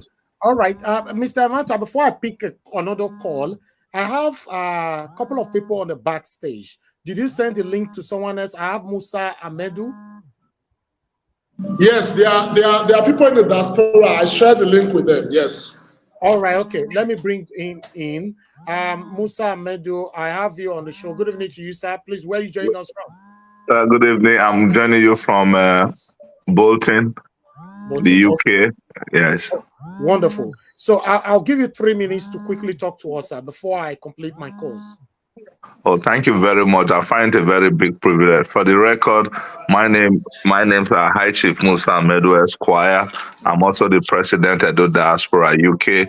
Wanta, you have spoken very well. The audio looks a bit low. Can you hear me now? Yes, I can. I believe the audio issue is from you, Mr. Amata. His audio is very good. Thank you very much. I think this is a wonderful program. I must commend you because I can sense fairness and non-interference on your own part. I think that is great.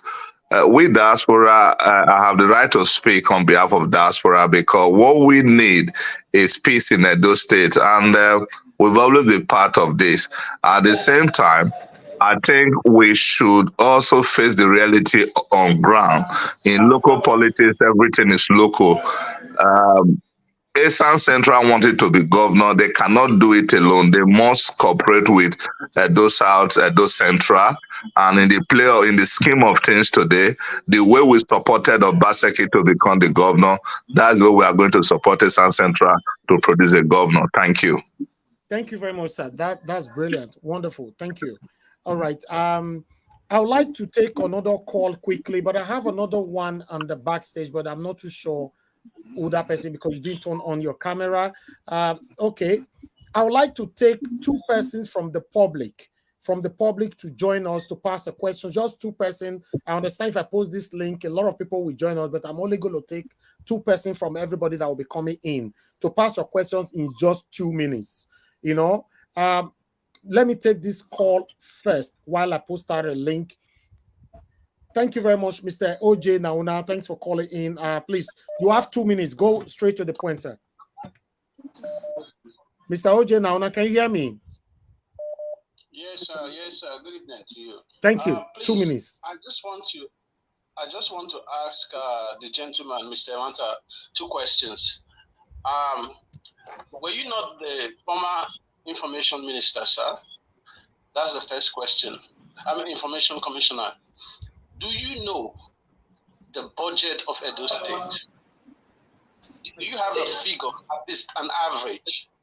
Then 3, how can you separate the deputy governor now from Obaseki when in fact they were part of the deal that agreed that the next governor of Edo State will be coming from Edo Central Senatorial District?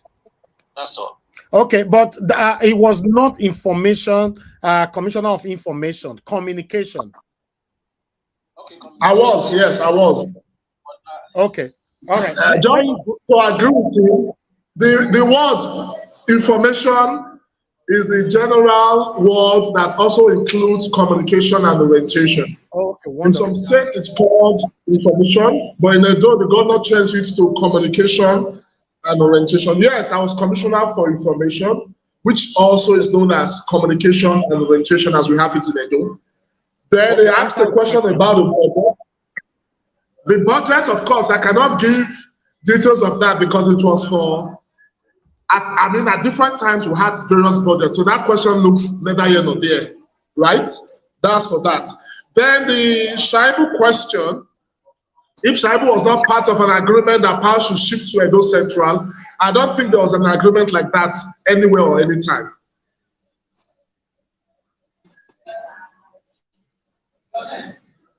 To the best of my knowledge, I don't think there was an agreement. It's just that there's a sentiment that because the people of Edo Central have not had it for a complete period of 4 years, it is proper for them to be given that opportunity.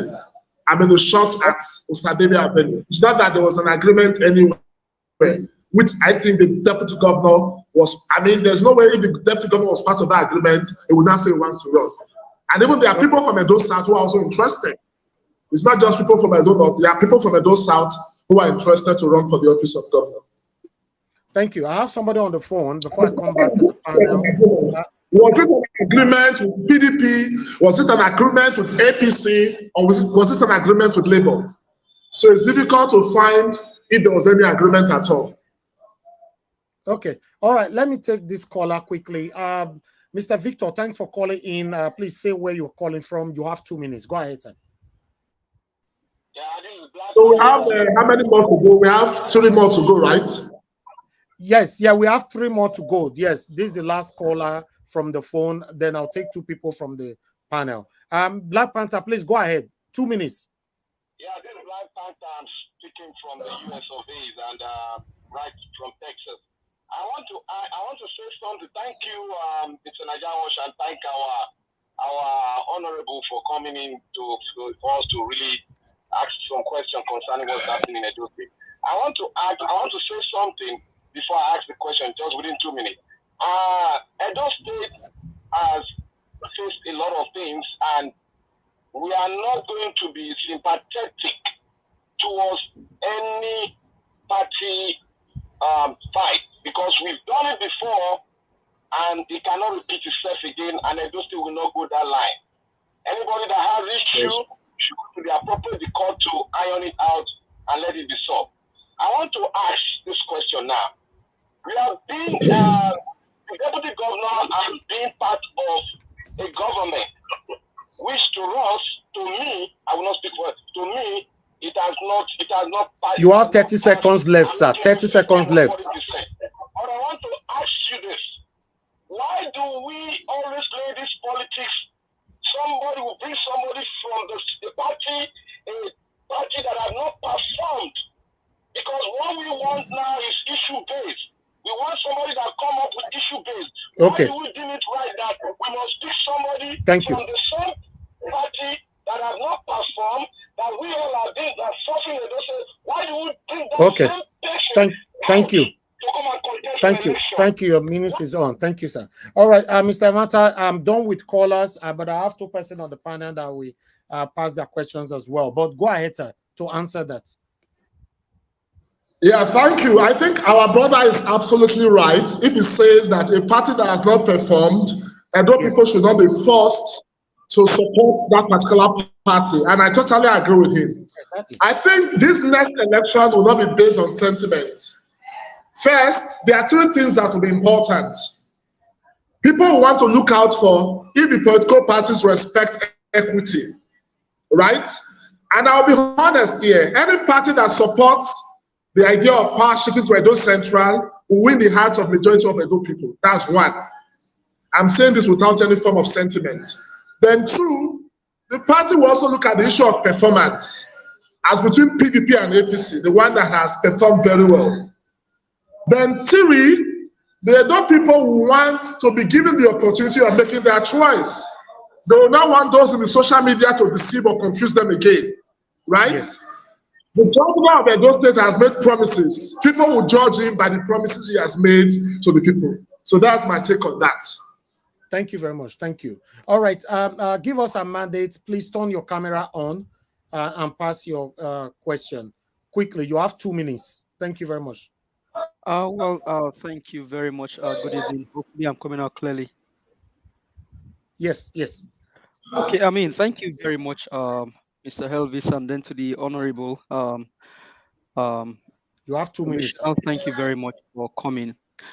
I think my questions will be the fact that based on what is going on in our country today and what we've seen in various states, now, don't you think it's ideal that we allow the Edolite people, the Edolites, to make their choice rather than this godfatherism in politics Exactly. and people wanting to bring people into office, and that's why we don't have performance, and people cannot even tell you, go and verify what they've done in the past. Because I mean, to someone like Obaseki, we saw how virtually the whole world stood for him. But what people are going through today is something else. So Thank you. don't you think it's ideal for us to just allow the people make their choice, regardless of APC, PDP? We have some other party. We have people that can saddle this government and take it to a better place. What do you think? Yeah, thank you, my brother. I must commend you for that very beautiful question. And indirectly, you answered the question that Edo people should be allowed to decide. Edo people came all out to Obaseki in 2020, and it's sad that today many of them are disappointed because the expectations were quite high. But whether he has been able to meet that expectation is what Edo people will decide next year. And I totally disagree with the idea of imposing candidates. In these last local government primaries, they imposed all the candidates, and it's quite unfortunate that these are people that most of them were not the original choice of the people. And I think Edo people will decide. The election is coming on the 2nd of next month. I know they'll rig that election because most times it is the state government in power that decided becomes local government chairman. They manipulate the process. But the next election we're having for the governorship, which comes up next year, it will not be so because it's the federal body that organizes it. And Edo people will have the opportunity of looking at the candidates of the political parties. And my advice for political parties is that they should allow the delegates to make the right choice. Because any wrong choice they make, they will suffer for it at the general elections or the governorship elections. Because there and then, Edo people will be able to read between the lines and choose their governor. That day, Evanta will have 1 vote. That day, Shaibu will have 1 vote. That day, Obaseki will have 1 vote. And all Edo people will decide who they want to be their next governor. Thank you. Thank you. Okay, let me take a lady here. Madam Rita, thank you very much for joining us. Please, where you join us from, and you have 2 minutes with your question. Thank you. Thank you. Mr. Elvis, thank you very much. Mr. Francis Emata, good afternoon, sir. I am speaking from Canada. Now, my question is this, because I think we carelessly use the word. In fact, with all due respect, I think generally everyone uses the word intimidation. Everybody uses, I am not in support. Can you hear me, sir? I can't hear her. So maybe you will not answer the question. Can you hear her? Oh, you can't hear me. Can you hear me now? No, everybody can hear you, but he cannot hear you. Oh, he can't? Okay. May I just ask the question, Mr. Elvis? Or you want to call in? Okay, let me call in. Perhaps he would probably hear me better. Yes, I think that would be better. I'm going to call in right now. I need to let him go now. Yes. Quickly call in. Let me take your call. Sorry about that, Mr. Emata. I'll take this question before before she called in. All right, Mr. Felix, thanks for joining us. You have 2 minutes, sir. Good evening to you. Pass your question quickly. Mr. Felix, it looks like you are not ready. I'll come back to you. Mr. Felix. You know, you were taking forever. All right, Madam Rita, thanks for calling in. Please pass your question now. 2 minutes. Madam Rita, you are not talking. We can't hear you, Madam Rita. What's happening?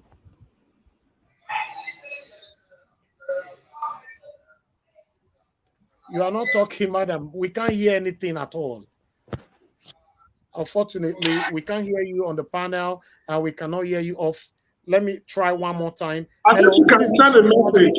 Hello, can you hear me? Okay, we can hear you now. Go ahead. 1 minute is already off from your 2 minutes. Go ahead. Okay. Yes. Good afternoon, Mr. Andrew Emata. Good afternoon, Elvis. My question is this: you talked about not supporting injustice, and you don't support anyone who is intimidating another person, and that was one of the reasons why you were supporting Philip. Now, I'm going to go back to 2020. Would you say that the actions of Governor Obaseki against the elected House of Assembly members, was that an act of intimidation or injustice not to allow elected members to be sworn in? And if you are admitting that that was an act of injustice, why didn't you speak out then? Because I'm going by your words, sir. Thank you. Thank you very much. Thank you. All right, Mr. Amata, take that, and we have just one left to go. That's a very, very good question.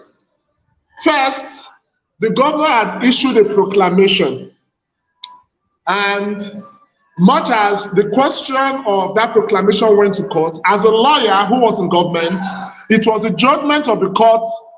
I always spoke to that. A court had given its judgment, and I was always there encouraging those people to come back so that they don't lose their seats. What I would have expected those 40 members to do was to come to the House. They were not happy with the way the inauguration was conducted. If they had come to the House, they would have been able to decide the leadership. With their number, they would have impeached that speaker that came through that, quote and unquote in their words, illegal inauguration. That way, they will be in charge. But they made the mistake of staying away. By their own action, having stayed away, they shot themselves on the foot. But the fact that they complained that the governor sent thugs against them, I don't think that is right. I never defended that, and I don't think I will encourage that. And the good thing is, I was not in government when that inauguration took place.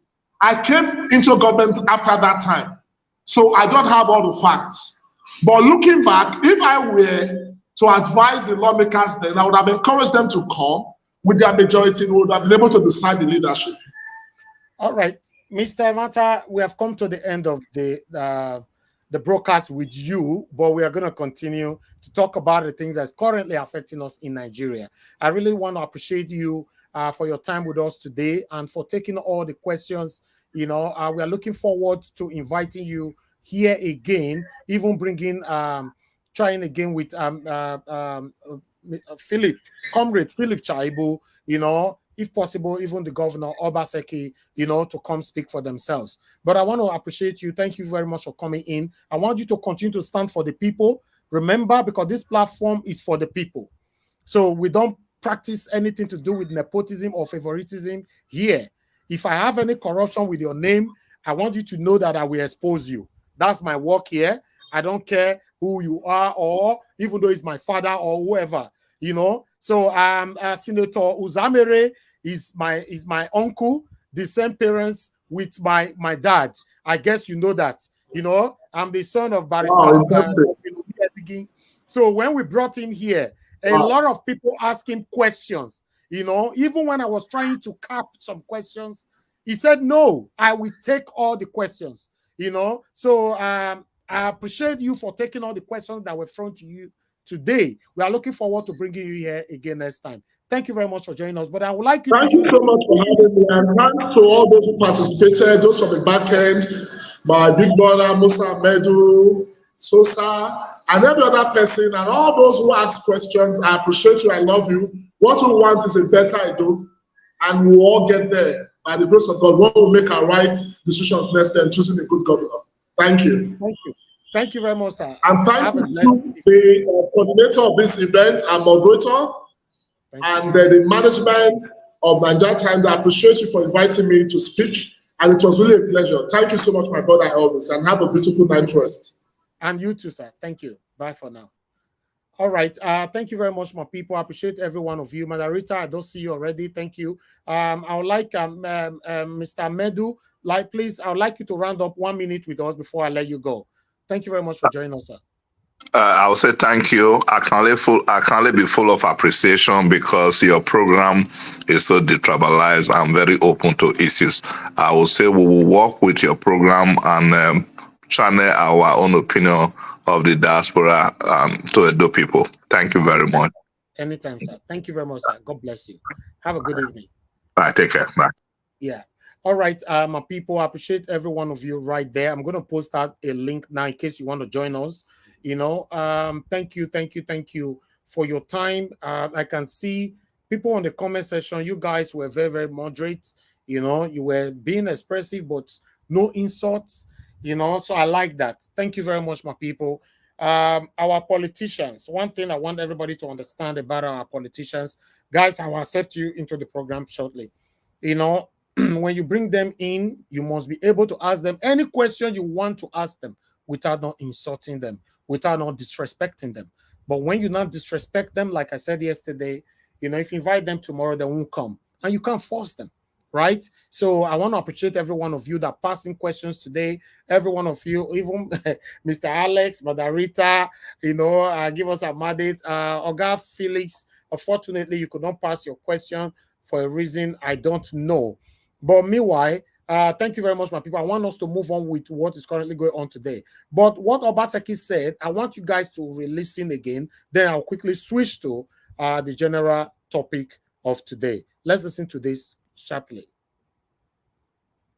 But let me put it very clearly on record that I am not aware of any plot or any scheme to impeach the Deputy Governor, Right Honorable Philip Shaibu. I have also checked, and there is no such plan, or there was no such plan. So the court action that has now been taken by him, for me, is a thing of shock and disappointment. I have sat back to reflect, try and understand why somebody I have worked closely with and given so much latitude to work has decided to go on this course of action, and in fact gotten to a point where he had to go to court. And it is clear from what has happened in the last few weeks that it's unfortunate that this is just a preemptive move by him to conclude what he has already started. I have had reports for months now that he has been in close consultations with friends from another party because he is not sure that you, the leaders of PDP, were going to allow or give him the ticket for the governorship in 2024. I must state here that Comrade Philip Shaibu has never had a courtesy to discuss his ambition with me. What I hear is that he is consulting. Because the last time we spoke about my succession after the last House of Assembly elections, I did say that we should all be patient and that our task today is to try and finish well, to conclude all the projects we have started, and to unify and consolidate our party. Because it's only when we do these two things right would we have the support from our people to produce my successor. I am not angry. Naturally, I should be disappointed, but I am not angry because I think I understand what is going on, and would want to thank you for this solidarity and ask that we should not be deterred. We need to consolidate our party, PDP. We need to unite our party. We need to bring everybody on board. And as we start our local government campaigns tomorrow, I will implore all of you to please join me. Let us build the PDP that will continue to dominate the politics of Edo State. We must finish well so that our people can continue to give us the mandate to rule them. Edo. Okay, thank you. I have to stop that video right there. That is Governor Obaseki. I wanted you guys to re-listen to where we all are coming from. But meanwhile, we are moving out of Edo State right now. Let's quickly go on with what is currently going on. As you all know that the pending judgment is still ongoing, speculations everywhere. In fact, the Oro Festival, they are about to introduce it in Lagos right now. So that according to what is currently going on social media, that they are also trying to mobilize soldiers everywhere in case the judgment is passed by the judiciary to stop people or truncate any kind of protest that is going to happen. Remember what happened during the time of election in presidential election when there were a lot of soldiers that were, our army that were deployed to Lagos. At that particular time, you and I were being confused. We were being carried away thinking that, oh, they brought those army in to protect us. But we never knew that they brought them in, to actually rob us, of our votes. But meanwhile, similar thing is currently going on right now because everybody already know that the judgment is going to be passed anytime soon. Remember, the speculation also said, that is currently going on that they are going to inform the parties within 24 hours or a month or 48 hours, of the judgment. So who knows? They might inform them this night. Tomorrow they'll pass it on. Tomorrow morning they will pass the judgment. So let's see how it goes. But I want everybody to stay attentive, stay focused, be close to your phone, to your gadgets, in case the breaking news fall out. Even me myself, make una not look me say na me go fair no before una. If now you fair no, make una ring Naija Watch number. Call me in case I never know. Maybe the time they will pass it now, I'm sleeping. We shouldn't be carried away. Remember when they issued the certificate for Bola Ahmed Tinubu, it happened at 3:30 or 4 a.m. in the morning while you and I were sleeping. So who knows what is going to happen this time? If now you find no, my brother, my sister, they could holler to me, they could know what it is up. But meanwhile, organization Ngozi Okonjo-Iweala to President Bola Ahmed Tinubu on Tuesday. The WTO DG met with the president at the presidential villa where they both pledged their readiness to improve the welfare of Nigerians while addressing State House correspondents. Okonjo-Iweala noted that her visit was not in the capacity of the WTO DG, adding that her conversation with the president centered around formulating approaches to stimulate job creation, foster women's empowerment, and bolster digital trade within the country's economy. We saw the president and focused on how do we support Nigerians at this time of need. We all know that things are very difficult for Nigerians outside. Everyone is struggling. I'm here myself on a quiet visit, so this was not really an official WTO mission, but we were able to engage with Mr. President to talk about what are the kinds of programs that could be put in place to make sure that the suffering of Nigerians are being alleviated. And we had a really good conversation on trying to look at community and grassroots programs that can be put in place to create jobs for young people, on trying to support women and children who are those who are bearing the brunt of some of the suffering in the country. We talked about how for the longer term, we need to look at investment opportunities that Nigeria can seize, including in the pharmaceutical industry. We also talked about what type of support the WTO, the World Trade Organization, can bring. We are already working in Nigeria with women in particular who own small and medium enterprises to try to help them upgrade the quality of their products, whether it's in the agricultural area, in textiles, and in other areas, so that they can sell more internationally. We're trying to help them with digital trade.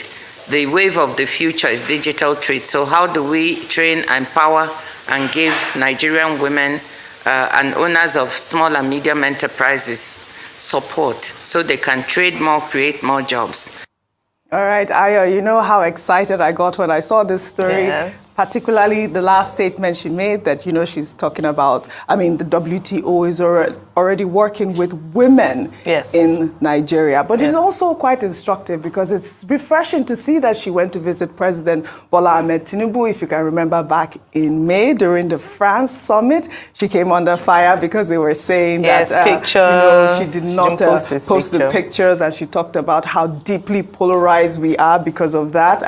It's nice to see that she's, out there and talking to the president, especially now. But, in the same vein, the president on Tuesday appointed a 400-level student of the University of Ibadan, Orire Agbaje, as a member of the Presidential Committee on Fiscal Policy and Tax Reforms at the State House in Abuja. Agbaje, who is an economics student at the university, is also the president of the Nigerian University's Tax Club. She joined tax experts from both the private and public sectors at the inaugural meeting of the committee chaired by tax expert Taiwo Oyedele. This also caused a lot of reactions on social media. It is nice to see that, a young girl that is still in the university is part of that team. It's like a first, correct? Correct me if I am wrong. But Nigerians are just Nigerians. They have reacted. Let me take a tweet from Paula, who wrote, "This would have been a wonderful development, but our government can't be trusted. So it's either the girl's parents are high stakeholders in this new government, or they just took the girl for a photo shoot and clout chasing." Well, Omoyele Sowore came to her defense. He posted that picture of Tinubu and the lady. He said, read somewhere, this lady here with Tinubu was appointed to a tax committee, and some are upset that an ordinary student was given appointment. Well, unlike so many senators, even the president, and recently so many of Tinubu's ministers, we at least know this young lady is in school, and we know her school, course of study and level, as opposed to most of the politicians running Nigeria today. No one could truly tell you where they went to school. Most of them don't have level. They don't have level. This is Val. Go ahead. Slip it in there. He did. Well, let me just start from the first story and just to say that great women wear pink. I was saying off air that I'm glad to see that despite the arduous task in our WTO, Dr. Ngozi Okonjo-Iweala has not lost her sense of style. And here you are wearing pink as well. So just to bring that correlation, there's something powerful about that. But great things she talked about, particularly highlighting the work that the WTO has done with women in Nigeria, especially with regards to small businesses and digital trade. Leveraging technology to push businesses and to sell beyond borders via different platforms. And I'd earlier talked about the power of social media, and if only the government can also help to support and create an environment to enable these businesses to thrive. So good internet facility, we talked about that, digital payment services to make it a bit more seamless to do business across. We know, so I'm sure we bought something on social media from women, and they sell across the borders beyond just here in Nigeria. So great work, and I know that I keep saying World Bank because of her history, but WTO would continue to support these women through training, providing support to them in this area. Now to the fantastic Orire Agbaje. Looking at her history, despite what people are saying that she might know someone and might be, influenced by that, it's very doubtful if she is. If you look at her record, she's just a young girl who's acted in different leadership capacities in financial clubs in university, tax clubs in university as well, and also excelled in academia. In fact, looking at her LinkedIn page, you would see a record of what she's done, and it's so good to see a young girl like that take on that position, and I'm hoping that she will excel at it. She's not the chair, so for those who are saying that, oh, it's serious business, why are we putting this young girl? Again, it is what you say that word again. Infantilizing her, saying that she doesn't have anything to offer. I think she'll bring a fresh perspective, also an opportunity for her to learn, and also from a young person's point of view. We've had a lot of older people give their thoughts and advisory in this matter. It's good to see a young person, and I'm glad to find out what she will be contributing. I must also mention other women represented, especially Hansatu Adigbite from WIMBIS, just seeing women who are thriving and being very particular about bringing women to the conversation, especially as it involves the economy and tax matters in Nigeria. Yeah. Very important, and I love that statement, especially as it involves his private meeting with President Bola Ahmed Tinubu in Abuja last week as nationwide protests broke out over the rising cost of living. Ajero stated during a live television interview that President Bola Ahmed Tinubu told labor leaders that as part of measures to reduce the cost of governance, he attempted to reduce the presidential fleet and lives in a 2-bedroom apartment. When asked about the appointments of several special assistants, Tinubu argued that rather than subscribe to complaints over hiring numerous aides, the unionists should consider the hires in light of job creation. I mean, this is a new twist, Rufai. Go ahead. Okay. Why you know the reaction is, that is exactly the problem with Nigeria. And I totally disagree with President Tinubu. When they say you're hiring lots of people as special advisors, you're saying job creation for what? It is the private sector that should create the jobs. Why can't we revitalize the private sector? Today, as we speak today, dollar is going yo-yo to the naira. No cars on the road, orgy. Businesses are shutting down. GSK is going down. Everything is going down in Nigeria, and nobody's talking about it. And you're trying to justify it, and you're telling us you live in a 2-bedroom. Humor me. Look at the mansion down the road. Yeah. What is 2-bedroom apartment? Presidential fleet, yes. Look at the mansion that was just built down the road here. You're telling me 2-bedroom apartments. Is that what maybe they're still renovating. We're going to renovate what? Let's not deceive ourselves. See, the truth has to be said here. All of that the president is saying that a 2-bedroom apartment is just part of talk. We all know that the president is a very wealthy man. And he has means to whatever he wants to have means to. But what we are saying is, cut cost of governance. You are putting about 48 ministers in the first place. You are burgeoning ministries everywhere. We are not telling ourselves the truth. Why the people are suffering? Why senators are sharing 70 billion? And yesterday, for good measure, orgy, they didn't know when God revealed them. As Senator Akpabio said, he said that we've put more. I've said to you, so you take it tomorrow, that we've put money in your account, a token in your account as you're going on holiday. And the next thing, it looks like we draw that statement, and he now went ahead to say, we've sent prayers to your email. Send me prayers to my email. Pray for me, Senator. Senate clerk, pray for me. We can't keep deceiving ourselves. Or that's what we're just saying. Right. When we are saying everybody should take a haircut. All right. Dr. Abati, I'm sure you have a different view. In which Comrade Joe Ajero was speaking. Yes. Was that? All right. Thank you very much, my people. I appreciate every one of you right there. That is all that we're going to be presenting today. Please, I would like us to start talking. It's been a long day. Thank you very much. I appreciate you all. Thank you. So I'm going to go on a quick break right now. When I come back from this break, then we start talking. Please help us to like and share. God bless you all. The Presidential Election Petition Tribunal will decide whether it will allow a person with forged certificates and criminal conviction to be the president against the Constitution. If the tribunal fails to disqualify Ahmed Tinubu, despite clear evidence of forgeries and criminal conviction, and disregards the Constitution, it destroys public integrity in Nigeria. The evidence before the tribunal is clear that a U.S. court convicted Bola Tinubu of drug offense and ordered him to forfeit a huge sum as fine. He also presented a fake certificate to INEC. The Constitution disqualifies from public office anyone convicted of a crime or who presents a fake certificate because these crimes undermine public integrity.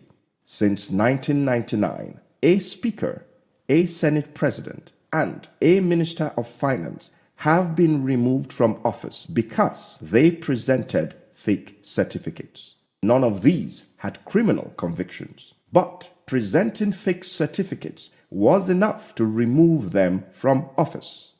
Today, our country is overrun by criminality and forgery. The tribunal cannot continue to encourage crime. We cannot be a republic of fraud.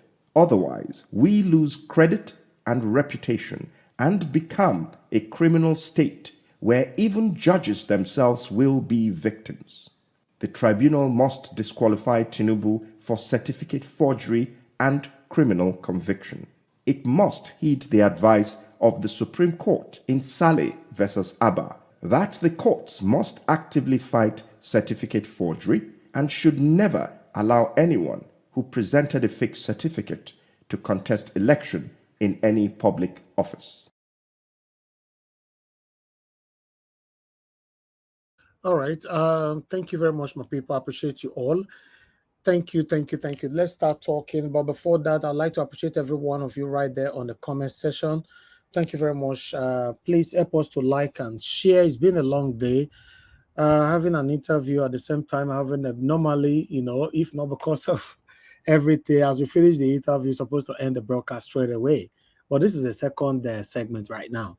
So let's talk about where we stopped yesterday. All that I've presented, even in the interview that we had earlier on, if anybody want to talk about it, that's fine, but not necessary because we've done with that. So we can move on to what I've presented so far. Thank you. Please press on the dollar sign, support what we are doing here. I can see many of you praying and encouraging us right there with your wonderful texts on the comment section. I'll project them shortly while I call on the first person on the panel to speak to us. Thank you, my people. Okay, give us a mandate. It's good to have you on the panel. God bless you, my brother. Please, I'd like you to talk to us. Thank you very much, Mr. Helvis, for all that you do. Hopefully you can hear me clearly. Yes. Edo State's situation should be lesson to other states of the nation. But I think for me, it's just to respect the platform and then respect the people, respect one another. I don't think for me there is even a need for the deputy governor, because whatever Obaseki is doing now is not far from what Shuaibu himself knows. And so why should he even in the first place, is entitled to run for governor, but it is also left for the people of Edo State to decide who want to govern them.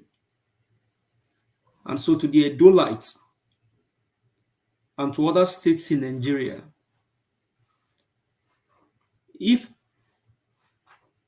the Edolites and then even, many Nigerians that actually came out for Obaseki experienced this in the hands of Obaseki, where impunity, wickedness, failure, impunity to the highest level reigned.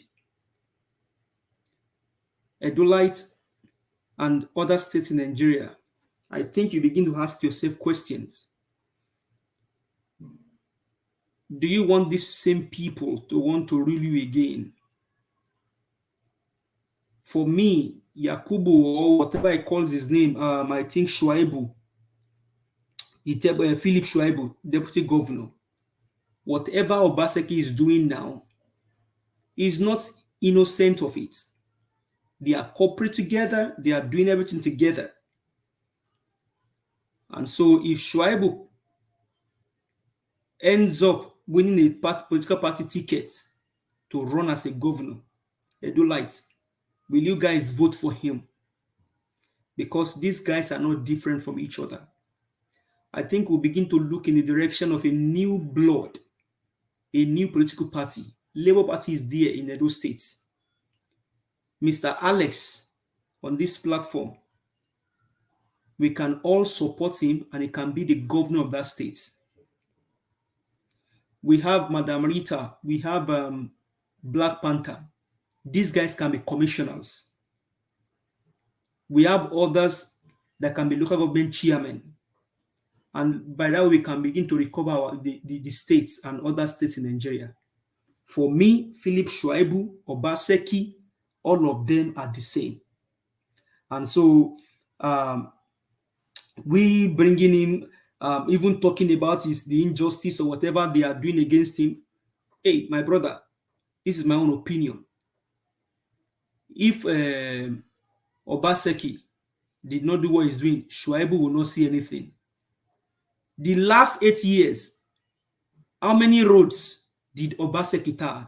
Did Philip Shuaibu come out and cry about that? He did not cry about it. Erosion everywhere, land grabbing everywhere. What did Shuaibu say about it? The deputy governor is the same as the governor. You may say in some instance, maybe no. Because whatever the governor does, the deputy governor will have a clue about it. These guys, they are all together. They are all corporate. And so whatever injustice they feel they are meting to him, well, I'll leave that to the court to decide. But these guys, they've run each of these states of the country. They've run it so bad. Erosion everywhere. Roads are not tagged. They even steal quota. They can go and scrape quota on the road and go and sell them. Land grabbing everywhere. The Shuaibu will come out and talk about it. Youths everywhere. No job in Edo State. People are suffering. Uniben is there. Ekpoma is there. All of these great university and polytechnics. You see youth in their numbers. No jobs. Nothing. Our old women, they are crying in the village. People cannot even go to farm.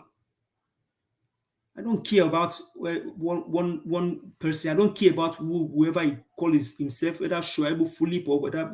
I don't care. Our people have suffered enough. Was this not the same guy that came out when he was talking about security or not? All of them are the same. How is Obaseki different from Oshomole? Tell me today, how is Obaseki different from Oshomole? If we all know then, would have allowed them to just deal with him then. This satanic man, after everything done for him, both diasporans, including people that are not Edolites. I mean, I saw the whole thing, how they stole the mace from the house. When Oshomole was doing the nonsense. All of us shouted. He became governor, and this is the wickedness you can unleash on the Edolite people. And now you are talking about Shuaibu becoming a governor. The governor will not allow. Hey, bros, for me, whether APC or PDP, whatever they call themselves, they should all pack themselves. This one, don't enter house, enter Black Maria. All of you. Madam Rita are given a house. Me, I'm not given a house. Enter Black Maria, because all of you are thieves, wicked people, satanic agents. People are suffering every day. You see the wealth of wisdom that Mr. Alex carry. If it's some country, it will be either in the library or in a place writing history, teaching history, talking history, going to talk in government process, educating people. But these wicked politicians, they will not allow people like that to come out and speak, because if they speak, they feel stressed. For me, my own thing is, let Mr. Harles, if you are listening now, listen and listen well. You get my support, 100%, 1000%. You can be the governor of Edo State. You are not too young to rule. You are never too young to rule, Mr. Harles. Anywhere you are tonight, if you are listening to me, Mr. Elvis is here. Epa is a PDP man. You apart from even you get support. You have a support. Madam Rita, Omoye, Black Panther, you guys, we can do something on this platform. Let's start to rescue our state. People are suffering enough. They've suffered enough. Mr. Philip, you too, you can join. Please, let's see what we can do. These guys have for me, whether Shuaibu or Shuainos, I don't care. All these guys, they are the same. Obaseki is not the opposite of Oshomole. Obaseki is the same as Oshomole. And so let Edolites decide. Let the mama in the village. Mama will go tie rapper, where Polo in the morning they go farm. Let her decide who will be our governor. Let Mama where they farm decide who will be our governor. We saw how you showed us video. People kneeling down, begging Obaseki. Should they beg the governor to give them road? This is their money. These wicked human beings. Now I'm going to Akpabiole. What did Akpabiole? Akpabiole means Akpabio thief. Akpabiole. We have just deposited, so the clerk had just put something in your account. Oh no, I withdraw it. The clerk has emailed prayer to you. Who are you deceiving? Wicked people. This last video that you showed now, Judiciary, you heard what that guy said in that video.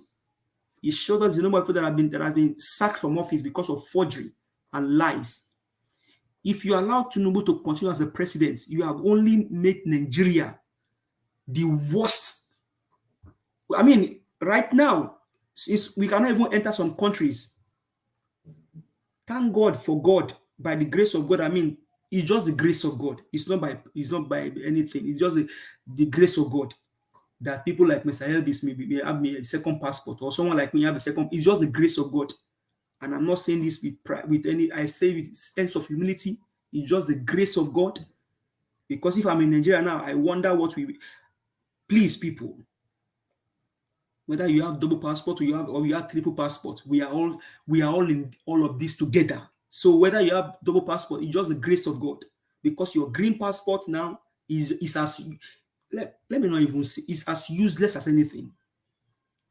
It's as useless as anything because of these drug bandits and this Akpabio. So that man that was talking about Festus Keyamo, how is it different from others? How? Should Festus even clear the house at all? 53 billion naira is a small money. At the end, they cleared Festus Otoko Keyamo. They cleared him. This is part 3 of Buhari's regime. Nothing different. The only thing is, you should do the right thing. And you armies, if you like, allow them to use you against your fellow brother. Your barracks no kuku better. Your barracks no better.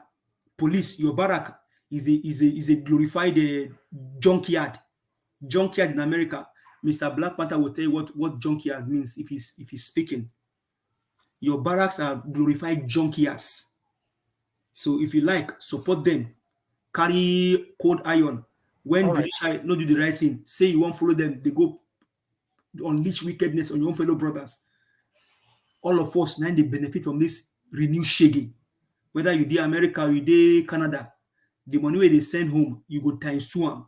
There's no way all of us now they benefit from them. It's just only sad that these wicked human beings. You had the story of you had outlet media analyze Tifnumbu. You went to school as a female, came out as a male. After you stole somebody's credentials, wicked man. Mr. Elvis, please. These guys, for me, Shuaibu or Philip or Shuainos, it's not different from Obaseki or Obaseka. They are all the same thing. Let Mr. Alex, Black Panther, Madam Rita, Omoyes Corner, Mr. Philip, Mr. Eddie Paedwin, and that brother that calls from the man I usually call in, all Edolite, please, let's put hands together. We have people of great character. We have Dr. CM, people that can provide advice to the government. Let's see what we can do on our own. Edolite should decide who be their government. Let Mama in the village that will tie rapper go for. Let her decide how she want to vote. Don't bring anybody here and say one Shuaibu or one Shuainos. Please, Mr. Elvis, I beg. My brother, now only God will bless you. Honestly, these people are just, yeah. Thank you so much, Mr. Elvis. I appreciate you, my brother.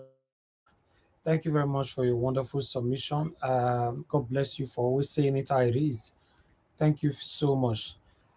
All right, let me hear from Madarita. Madarita, thank you very much for your patience. Please talk to us. It's good to have you back on the panel. So I guess you enjoy your holiday. It is quite needed, and I enjoyed it, but I just couldn't, I just wanted to stop and go back to reality because half of my mind was thinking about Nigeria, and what's going on. Thank you very much, Mr. Elvis. Good afternoon again. Good afternoon to everyone. Wambi Diaspora, I missed everyone, and it's good to be here. Mr. Give us a mandate. You are blessed. I was just laughing all through when you were giving your submission. Akpabio, that's a new name. We really know how to give names, though.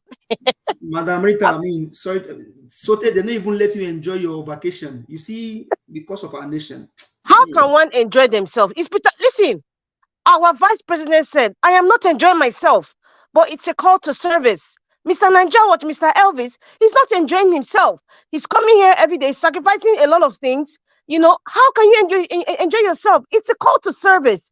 Everyone coming here, everyone who is dedicated like Mommy Diaspora, even with a different time zone, it's a call to service. Arise, O compatriot. This is what it is. Every Nigerian here that comes here to listen to us, to get inspired and to get educated is a call to service. No matter where you are, the back of your mind, you still think about Nigeria. You're still worried. Everything that you see as you go along, you always want to juxtapose it and say, oh my God, I wish my country was like this. I wish things would go like this. It's a call to service. We cannot escape. We can't. We can't escape from it, regardless of who you are or how much money you think you have or what. But you cannot escape the call to service for nation, especially when you love your nation. And that is what Peter Dirakobi and Ahmed Dati was saying. It's a call to service. We're not enjoying it, but we just have to do it. Because our parents' generation failed us. That's the fact. They failed us woefully. So we cannot afford to follow that trend of failure. We have to set the bar high for our children, and make sure we do our best. Because our parents they failed, they didn't talk, they didn't act. So this is the time to also, it's a call to service, my dear brother. And going by that very brief interview, I'm so the hypocrisy in what is going on in Edo State is quite bewildering for me.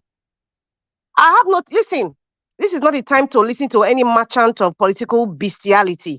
I am not interested. And Mr. Ninja Watch, I will not want to even comment right now because a whole lot of things are going on in Edo State. And I will just leave it at that. I want to thank Dr. Haruna from, the first video you played of Dr. Haruna talking and inspiring people. I love the intensity of his message to Nigerians. We need more of Dr. Haruna, more of Pa Adebanjo, more of Magnus Oraka, more of Mr. Elvis Edigin, more of Omoyes Corner, Mommy Diaspora. We need more of them. If you're an influencer on social media and you are standing for the truth, you are standing for the obedient, you are standing for our mandate, we need more of you. And I want to thank people like Dr. Haruna with his dedication and coming out. He doesn't really have to. He's living his life. But, that love for country, that call to service, he's doing his part. We need more of that. If we have people like him coming out every single day, if we had like 100 of Mr. Elvis Edigin coming out dedicated every single day, 7 days of the week, it will make a difference in educating people, in inspiring people, in open people's thought process, in trying to change how people, in trying to make people unlearn certain bad train of thoughts of what governance is. It will really go a long way. I just want to thank Dr. Haruna, wherever he is. I just want to encourage him to keep doing what he's doing. And speaking about Akpabio, it's that's his new name. I'm quite I'm not really surprised. It's just that because it's done in the open, you just so shocked. Like, is this the Nigeria I've been living in? Is this the Nigeria I was born in? But we're not surprised from the likes of Akpabio, the kind of comments he made. I will call it Alawi, the one that they give the NYSC. So is the Alawi, money for, as they call it, a token. He called it a token, for their holiday. And there's one thing, I had to do this research. I think it's the body, the role of the revenue mobilization, allocation, and I've forgotten the name. Maybe Dr. CM can remember. They are the ones who determine the revenue of a country, and the salaries of political office holders. It's a commission. I guess it exists in Nigeria. And I have gone to inquire what are the roles of the commission, and is there anything in that commission that says there is some sort of allocation for holiday, unquote, holiday for the National Assembly members? It does not exist. Because if we have to argue this thing, we have to go to the books and let us say, what does the book say? What does the commission for the revenue mobilization allocation commission, what did they say about, salaries and all that? I know it's something we discussed in the past, but is there anything regarding holiday? It doesn't exist. So therefore, if there's let me use the word prayer in the words of Akpabio, If there's some prayer or alawi that they are putting in their account, where is that money coming from? Is it coming from the bribery of Akpabio? Because that is his way. That is his style. He gives him money to go and fill in job somewhere so that you can agree to everything that he does, or you want to legitimize or accept him. People that buy acceptance. That is their style. So where was that money coming from? The clerk has to tell us. They have to come out to the public, and this is the work of the press. Tell us where that alawi is coming from, or that so-called prayer is coming from, because it is not in the Revenue Mobilization Allocation Commission. It is not there in the law for money disbursed for holiday. Where is that money coming from? How did that come up? We need to know, because this is our taxpayers' money. Those are the questions to be asked. In all of it, the whole system is decayed. We have an apocalyptic system of government. That's just how the apocalyptic system of government, evil. One thing I've realized is every person, whether you are educated, experienced, or you have some sort of good intentions towards serving Nigeria, because of the kind of apocalyptic system that we have, it sucks you in. It sucks you in.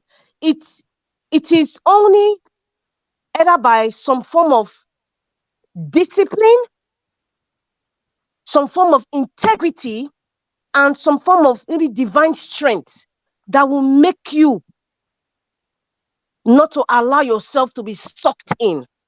Take it or leave it. We have Labour Party people in National Assembly, either House, Federal House of Rep or Senate. They didn't talk about that. They didn't challenge that. They are not going to challenge that because the system has sucked them in. Peter Dirok Obi, he was a governor, right? He was in a fraudulent system and an evil system that I just described. But he did not allow himself to be sucked in. Listen, you have to have some special strong will not to be sucked in. Because the system has already been designed that way, to suck you in. Even if you have good intention, the system will suck you in. You get subdued. In fact, you'll be going through the system. You might not even know that you are committing evil. That's how bad it is. It takes some divine intervention. Like Peter Dirok Obi, he's a man that is disciplined in his ways. Right from time, he didn't just started being in politics. Prior to being in politics, we look at his life, he's a man that has been disciplined. And it takes a Tony who is disciplined, hardworking, truthful. And we need to stand alone in the midst of wolves. We need to stand as a chihuahua. That's a very tiny dog. We need to stand as a chihuahua in the midst of lions. It takes that. It takes a very strong-willed person to survive that. So what we are seeing now, the system have sucked all the National Assembly members, has sucked every governor. I'm not using that as a yardstick, but I'm just talking on the basis of the Nigerian system. And that's why we have unqualified, inept people in the corridors of power, making decisions, making mockery of the poor, being insensitive, and, all these kinds of the display of rascality. It should be very common in a system that has sucked you in, that supports and even promotes illegality.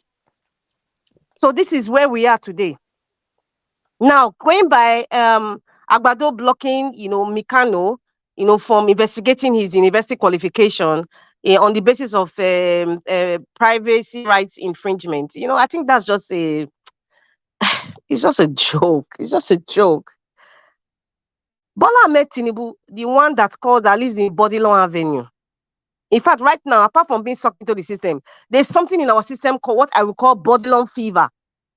Bodilon fever is what's affecting the entire National Assembly. Bodilon fever is what's affecting most of the governors, even the non-state actors. A lot of them have the Bodilon fever. But Bola Ahmed Tinubu in Bodilon, he is not a Nigerian. I have been saying it and I will keep saying he is not a Nigerian. He doesn't look Nigerian. He doesn't act Nigerian. Everything that he is copied, is a counterfeit of trying to be like a Nigerian. He's not. He's not a Nigerian. Everything about him, from his lineage, educational qualification, age, everything is falsified. Everything is shrouded in secret.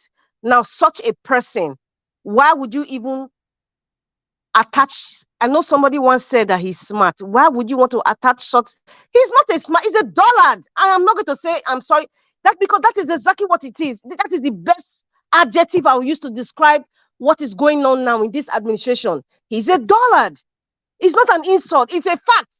Go and that is a very nice word I'm using because he doesn't know anything about administration, he doesn't know anything about economics, he doesn't know anything about unity, nothing at all. Everything I've just said, he's the opposite of everything. He doesn't know nothing about even leadership. Nothing. Zilch, nothing at all. So how can you call such a person smart? How? Look at how, look, just take a look at the mess in the country. Look at the disgrace. Even a small country like, I wouldn't even say a small country in terms of population like Niger is even disrespecting the leadership of Nigeria. I'm not calling him the leadership. I'm talking about the likes of the Sultan of Sokoto and Abdul Salami. The disrespect. And then you see other people talking, so it's unfortunate. Elayis and the Ogbenis that we're saying is our turn. This is what it is now. And I never seen something yet. We just have an alien. We have an alien in Aso And I want to say this. When Peter the Rock Obi becomes my president, when he's inaugurated, all those who are aiding and abetting in this alien in Aso this issue, they will not be set aside though. I no go agree. If that's the only thing that will make me scream and shout Peter Obi's name when he's the president, listen, it cannot just go away and say, like, we're not going to focus because we have to purge, we have to expunge, we have to remove these kinds of elements, these aliens in the corridors of power. So we cannot just put it aside. A day of reckoning shall come. Judgment has to come for those aiding and abetting this alien. And as for Okonjo-Iweala, I just want to know one thing. Were you invited to Aso Rock or did you invite yourself? Were you invited by the powers that be of the West? The WTO that you heard so? Because it's the West that controls the WTO. Did you invite yourself to Aso Rock? Now, if you invited yourself without the influence of the WTO or gas, I would say that you are aiding and abetting in the illegitimate government. However, on the other side, if you were cajoled by your organs who own the WTO to go to meet Akpabio to show some sort of solidarity, to show some sort of legitimacy, and then you say you go there on your own violation, not under the auspices of the WTO, I'm sorry, I do not believe you, madam. I respect you so much. You inspire me, but I do not believe that statement. And I believe whatever you say, you're saying it because you are working under an organization that's headed by powers that are bigger than you in this world. Because there's no power that's bigger than the Almighty Creator. So that is the angle I'm looking at now. Her purpose is saying, so if you're going to meet this man, that is illegitimate, clearly, and you are saying you are going there to talk about development of women and blah, blah, blah, or, and all that, it shows that you are in support of this illegitimate government. So how did you get there? We want to know, honestly, ma. Were you invited by Akpabio? Were you cajoled to go under the WTO and then you present yourself to us that you went on your own violation? If you went on your own violation, honestly, if you went there being a leader of a very big organization of the world and you went there, it means you support this illegitimate government. I'm very disappointed because your going there has sent a ripple, as in it has sent different messages all over. But looking at what is going on in the world now and what the United States is trying to do, supporting this alien in Aso Rock, we all know why. And we all know why they're not going to release the criminal records that he has, apart from the drug issue. So something is at play here. Something is at play here. We are tired of being lied to. We are tired of being lied to. We are tired of being confusing the gullible people. And I want to thank Mr. Elvis today for having a program like this. Please share this program because we have to educate people that don't know what's really going on to understand certain things. Share this program, please. Just share it. We need to understand what's really going on. Madam Okonjo-Iweala, I don't know your purpose of going there. Whatever you said on TV, I think it's just for the TV ops. That is not the truth. And for the young lady, the 400 level class, what happened to the first class graduates? The first class graduates of economics, political science that are littered all over the streets of Nigeria, that are littered under the immigration looking for passports to Japa? How come they haven't found them to put them in that economic team? I just want to say that that girl is being used as a pawn. Another pawn to show the legitimacy or to show an involvement that, okay, the youths have been heard. We are planting her there. You and I know that. I don't even know her position. Maybe Mr. Najawad mentioned it. And somebody can tell me what her position is when he said she was appointed, because I know for sure she will not be making decisions. She's just there as a figurehead. It's unfortunate that she's going to be used as a pawn, but you know, and I know she's very young now, so she might not even know the implication of all these things. But I mean, hopefully in the future, she might. I hope she will realize that she was used as a pawn, and we don't want to waste, you know, people who are intelligent and people who are, you know, useful to the nation. We don't want to allow them to be used in illegitimacy or this kind of Gestapo apocalyptic system that we have. And that is what they are using. A lot of brilliant people. Please be very careful. When somebody says they want to give you an appointment, look at yourself first. Don't get yourself involved in illegitimacy. Don't allow yourself to be used in the name of service. We need to be very careful. You don't want to receive a Greek gift, because at the end of the day, your name will be, in fact, your name will be stained with red oil. In fact, I don't like to use red oil because that is a very good, red oil is significant for my state. Your name will be stained with something that is not good. Please, please, my people, all you intelligent people out there, if you have brother, sister, don't allow your intelligence to be used for something that is not right. Just like all these professors now, all these brilliant men and women that are coming out now. You see what professor, they could not even collect a simple, very, very simple correlation of numbers. They couldn't do that. And then we have people that have used so many years in reading law, minus the what they call it, the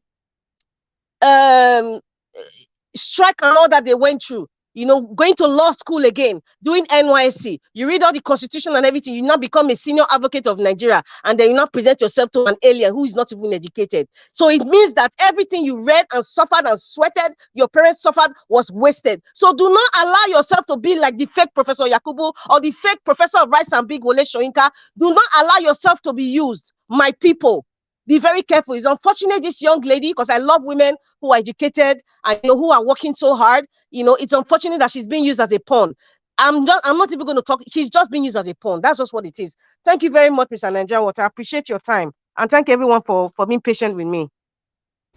Thank you, Madam Rita. Thank you very much for your wonderful submission. We missed this. Thank you, and welcome back once again. All right, my people, please help us to press on the like button, help us to share, hit on the $sign, encourage us what we are doing here. God bless every one of you. I'd like to move on now to Black Panther. Black Panther, thank you very much for your time with us. Okay, before Black Panther, please hold on. Let me go to Frank Ogbede, because he came earlier on. I believe his network is not stable. Frank Ogbede, please tell us where you're joining us from. Unmute yourself, sir. Frank Ogbede, can you hear me? Yeah, hello. Thank you, sir. Good evening to you. Where from Abuja. Abuja.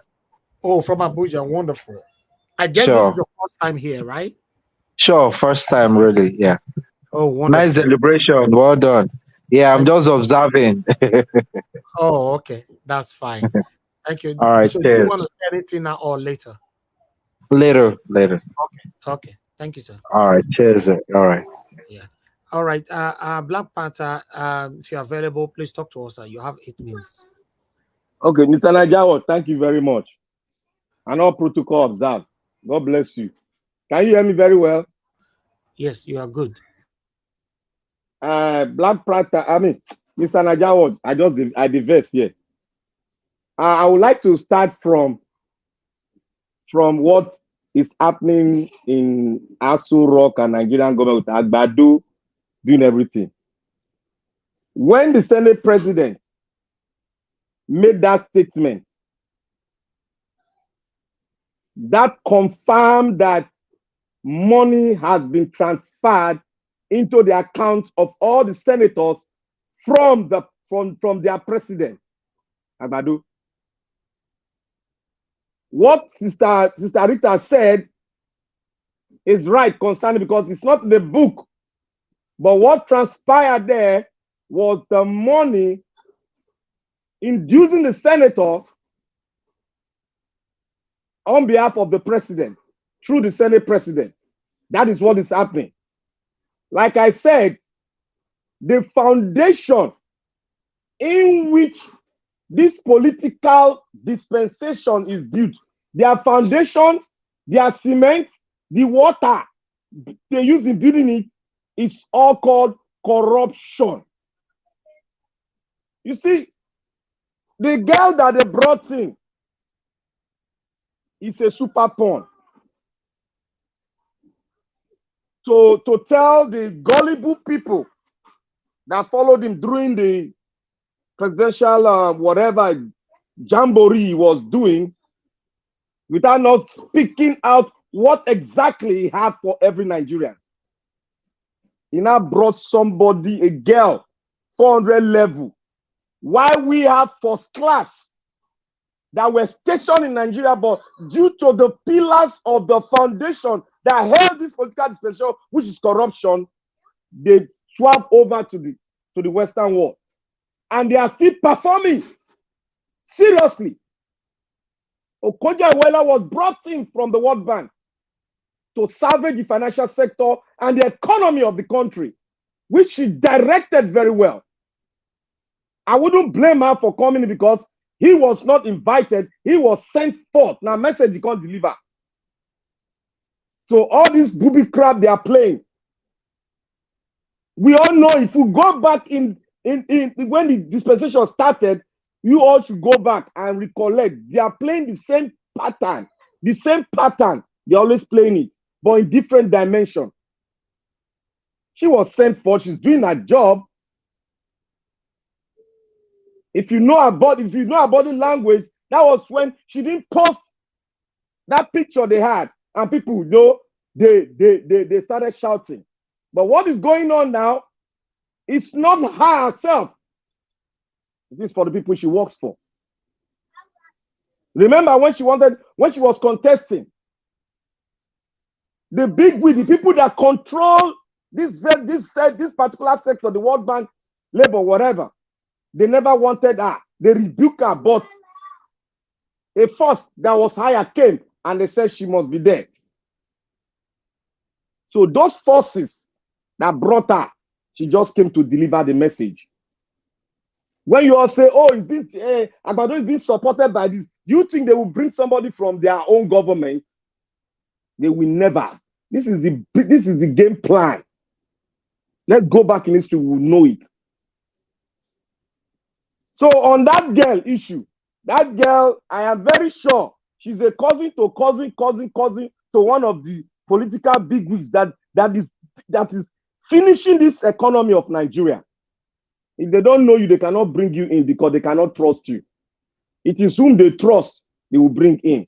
Who can play the ball game and who will be loyal, they will ask. Bring somebody that that's under your armpit, that you can touch, get down there, she'll get down. That's the person you are seeing there. To really say, oh, we'll make sure the youth are in there. That's the purpose for bringing her. The youth, she's representing the gullible youth that voted him into power, that selected him into power.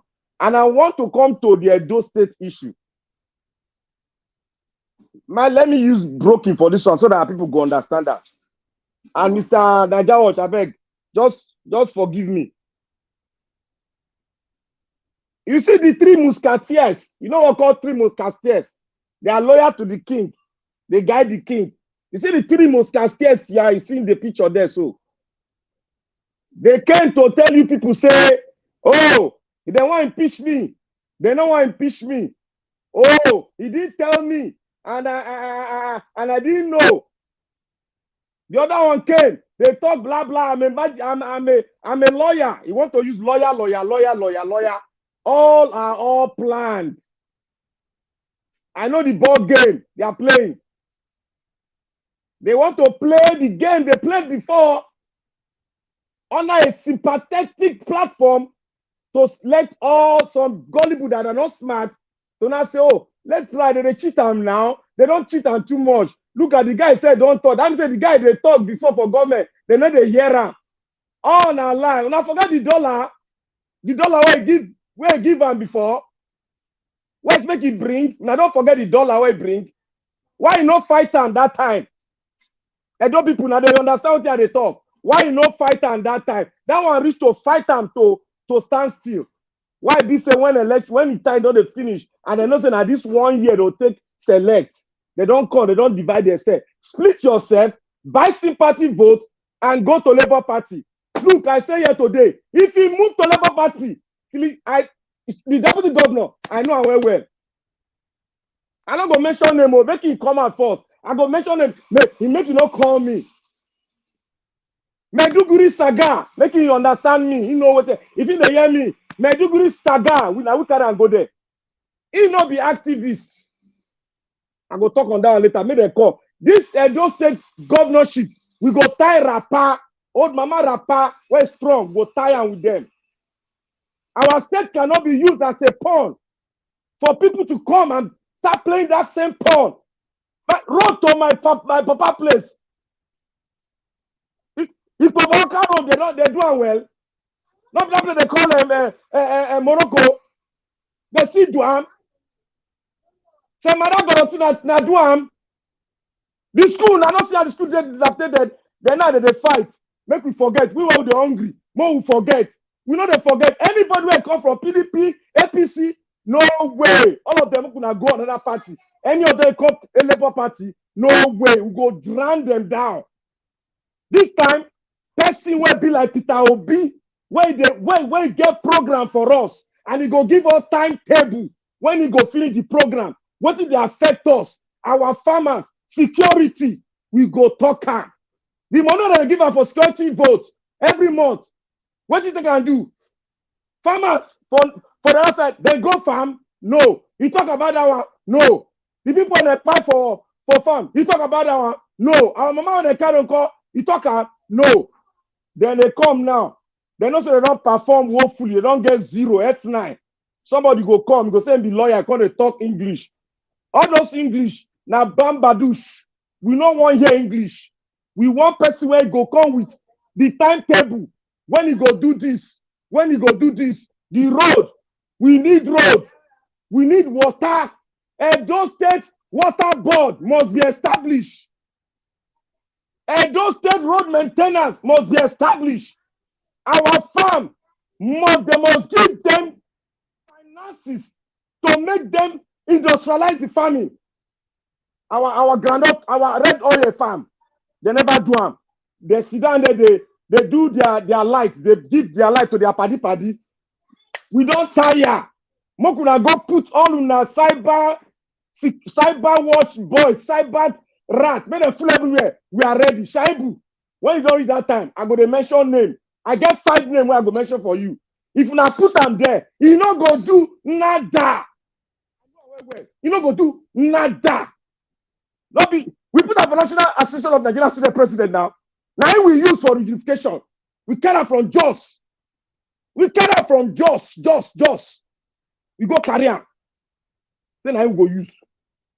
I'm not going to talk further because they hear me. They go know who they talk. So make cool temper. May they come. We are ready for them. Then they hear. And those states must change. This one we don't want money. We're gonna give us timetable. That's why go there. He gonna give us timetable. January to February, he go do this. February to March, he go do this. September, he go give us. He go tell us how he go take do am. And most especially, he go tell us in school. The school where he go, the primary school, we go verify him. If you bring any boro, we not go take am.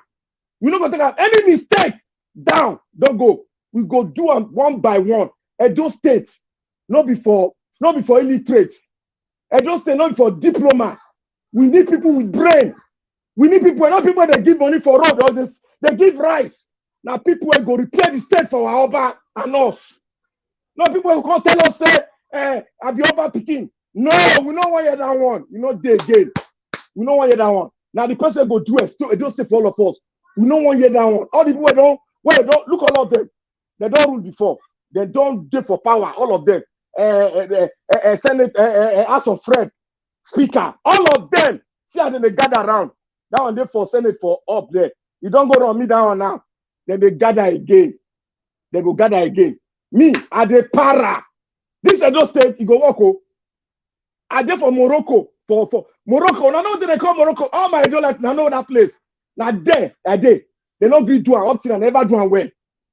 They never do well. All of them, they know they do anything. Our school, you don't go down.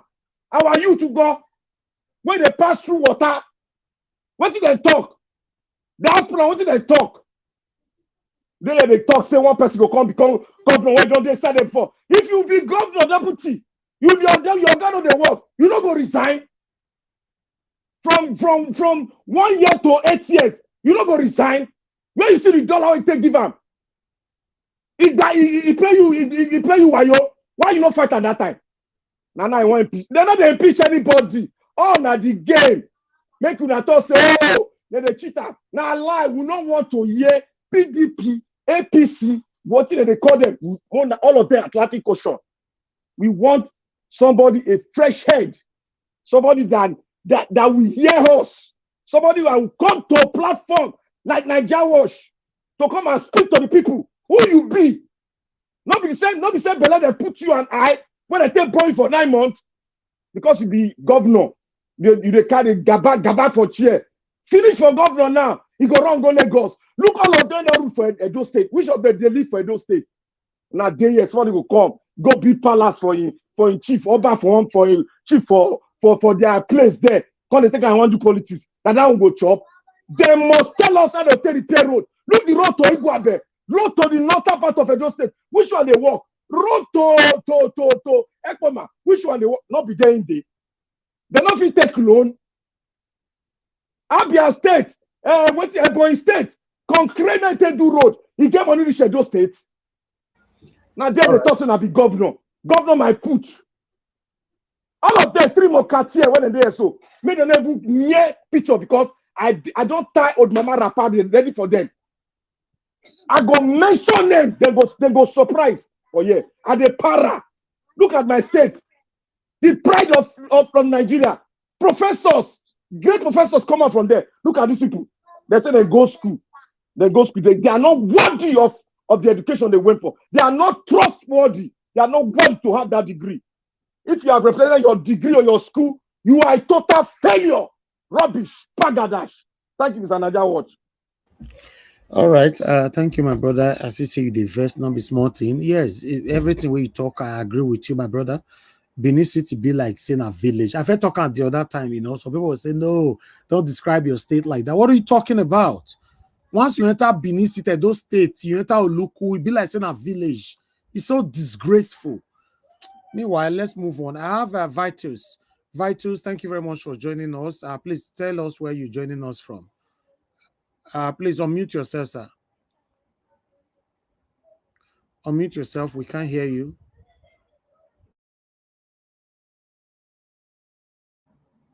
Okay, if you have to unmute yourself, I can't do it. We are not here. You muted yourself. Okay, you are good now. You are good now. Good evening to you, sir. Where are you joining us from? I'm joining from Italy. Okay, from Italy. This is your first time with us, right? Yeah, I've always been in the program for a very long time. I share with you people all the time, but this is my first time on the panel. Okay. Thank you very much, sir. Thank you. I would like to hear from you first before I move on to others. Since it's your first time on the panel, please talk to us. Okay. Thank you. Well, it's the program I saw before, about Akpabio. Okay. The issue about Akpabio is that these guys, they don't really know what to say. They don't really know what to do. They don't have a program for people, Nigerians. It's only what they will eat and what they will get, what they have there for. Exactly. I don't think they can offer anything. There's not they can give us. They don't have any program. They have nothing to give us. You understand me? I mean, the APC, Bola Tinubu, and all of them there. They just want to come there and let the show goes on as it has been going. They only want to take power for what they want, not for for our benefit, or the benefit of the people. I don't see anything good they are coming in there for. Then bringing that young lady, that 400 levels lady, that girl, doesn't mean that we don't have, well, it's a nice thing. But I believe we have people with first class and people with second class, even people around, even the youths that can be able to that has ideas, good ideas to give. You know, she's a student. What she's supposed to be, she's supposed to be learning. You understand me? It's not that we cannot buy from our idea. We should be learning from them. We should be learning. She should be learning from the people that are up there, not her giving idea. Yes, she can give an idea, and we can buy from that idea, but not putting her in that space. No, it's not the time for her to be in that space. She has to learn. She has to involve with time and everything. It's a very good thing, but that she's there. But she's not supposed to be there. There should be, you have other people that are very intelligent, that has degrees, that are line about in Nigeria that want that job. I don't know what the criteria they use to put her there, but she's a learner. She's a student. She's still a student. No matter the idea she has, she's still a student. So I don't think I buy her idea about that. Then Okonjo Iweala, well, what do you expect Okonjo Iweala to do? Okonjo Iweala, the other last time, according to what one of our, is it Abati or whatever, I don't really like him all the time with his ideas. What do you expect Okonjo Iweala to do? Okonjo Iweala, the last time she spoke the truth, they arrested her mother and her father and whatever. I don't know, they kidnapped or whatever. So you want her to say the truth and for them to arrest or do whatever to her family. I believe she's just, before she could go there, she didn't just go there like that. Somebody might have prompted her. Somebody might have pushed her. Somebody might say, come on, come. They might have lured her to come there. And she doesn't want to look like somebody that doesn't want to give her idea, doesn't want to share her own things. To me, this is what I believe. That's the reason why she's there. She's just there because she doesn't want to be painted or doesn't want. I think that's the reason why she's there. Everything they are looking, whatever they are looking for, or whatever they are searching for, is for legitimacy. It's for legitimacy. They didn't want the election. They never won the election. So whatever they are doing, everything they are doing, do you remember the Ngige saga? The Ngige saga is just what is repeating itself. It's what is repeating itself.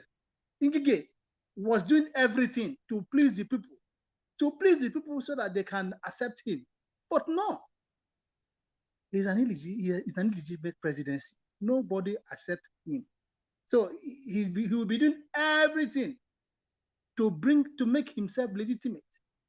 And the Americans, they are him. they have a case for him. So he has to play their whatever. Whatever they want him to do. I think that is what is going on. They have no program. They have no idea. The program that they have is an archaic program. They can't even implement it. If they implement it, the whole thing will fall. Look at the first two things. The first two things he came with, his subsidy is gone. The second one, I'm taking whatever that what is it he's doing? That he's taking what to Niger. So he has nothing to offer. He has nothing to offer. The best thing is for them to give the mandate to whom it belongs to, which is Peter Obi. Then you will see everything will lie down. How can you steal something from somebody and you expect to enjoy that thing? No, it's not possible. He stole it. He stole it. So whatever he sees, he will get it. I think that's what's happening to them. A mandate stolen can never bring any good thing, except they relinquish that mandate to whom it belongs to. They will continue to build it. Things will continue to go like this, and Nigeria will just be wobbling and wobbling. If they like, let them go and bring the best brain, the best, the most educated, the most brilliant, the most powerful. Let them bring it to the government, because it is something they stole. It cannot stand. It cannot stand. except they give it to whom it belongs to. Except the mandate is given to whom it belongs to, nothing will stand. No matter what they do, it will not stand. You say, you can deal with anybody. All right. There are some people you can never cheat them. There are some people you can't cheat them. Thank you. Has said that you can't be cheated. You cannot be cheated. When you cheat him, it will backfire. That's what's happening to the government. Watch out. We are just 2 months. Are we going to continue like this for the next 8 years, according to them? It's not possible. So the best thing is for him to relinquish power and give power to whom it belongs to, which is Peter Obi. Thank you. Thank you very much, Gavitos. This is a wonderful submission from you. I'm looking forward to hearing from you again. Try to join us all the time whenever you have the time. Yeah, I'm always in the program. It's Thank just you. that I'm not doing the panel. But I'm always on the background. I watch you from every day. My Thank wife you, is sir. saying, I appreciate this. But once in a while, we would like you to bring your voice to the panel like this so that many of us can learn from you. Thank you very much. Okay. Yes, for me, if I have to add to what Mr. Vitus just said about Kanjo Wella, to be honest, yes, I do understand your angle where you're coming from. That yes, if she does things in a certain way, she might be penalized, or her parents, or rather, her family relatives might suffer for it. Then let them suffer for it. Are we going to continue to compromise because we don't want to fall in trouble? We can't continue like this. To be honest, for me, I just wanted to keep quiet. I'm not happy. Why this woman have to go see Tinubu? It's too soon now. It's too soon. Case is in court. Can't you just be patient for once? Can't you people just stick with the youth? Can't you stick with the people at least for once? Can't you let the people at least let us rely on you? Why are you in rush? Who is pursuing you? Why are you running more than your shadow? What is happening? Why are you guys always turning your backs on us? Why? I'm not happy about it. To be honest, there's no way we can justify she going to see Tinubu. All those things that she was explaining, she came to do this for women and blah, blah, blah, blah, blah, blah. Do what with a woman? We do all this with Tinubu for women when you know that his government is unconstitutional? I don't understand, though. To be honest, this country matter be as it get. The way the elders are turning their backs on us so quick, the way they move on so quick, is so pathetic. It's pathetic, man. Can't we see an elder that will stick with the people and say, no is a no? Until the judgment in the court, I'm not going to recognize this man. I don't understand. She has what I feel is she has well, I'm not in support of her going there, but she's in a very highly position. Even while Buhari was there, Buhari, she still came and gave her own idea. She was rallying with the people of Buhari. Do you understand me? She has people in the high and might that might be telling her, look, you don't show up and that show up. I believe that's what she wants to do. I don't think it's really from her mind, though. I'm telling you the fact. Okay. Really from her mind. She just went there. But at the end of the day, sir, I personally that is talking to you today, I can, God forbid, I can choose tomorrow to be supporting satanic people. I will say I'm not doing it from my mind. I borrow mind to do it, right? That's not enough. That's not a good excuse for any of these people. To be honest, that's not a good excuse. Everybody, I don't understand. Let me call on the next person. Thank you very much, sir, for your submission. I just thought I should add to what you said earlier on. Engineer Francis, if you're there, please, would like to hear from you. Good evening to you, sir. Then after you come to Augustine. Good evening, and thank you, everybody, for your contributions. Thank you very much, sir. Good evening to you once again. Talk to us. 8 minutes. Let me start with that student. Like here in the US, they will say, whatever you do in the name of government or in the name of raising a family, try not to contribute to the delinquency of a minor. Oh, looks like something is okay. So, like with this student now, she is in the 400 level. So she will be balancing schoolwork with this thing. And then after that, she will still have to serve her 1 year in the youth corps. Does that mean that Nigeria doesn't have any more youth? Or what kind of nonsense are they trying to play? Well, then again, look at the person at the helm of things, Tinubu. He's not educated, so he doesn't know the value of education. Does that mean this girl will now have to drop out from school to complete whatever assignment is going on here? I don't know. But then I will leave it there.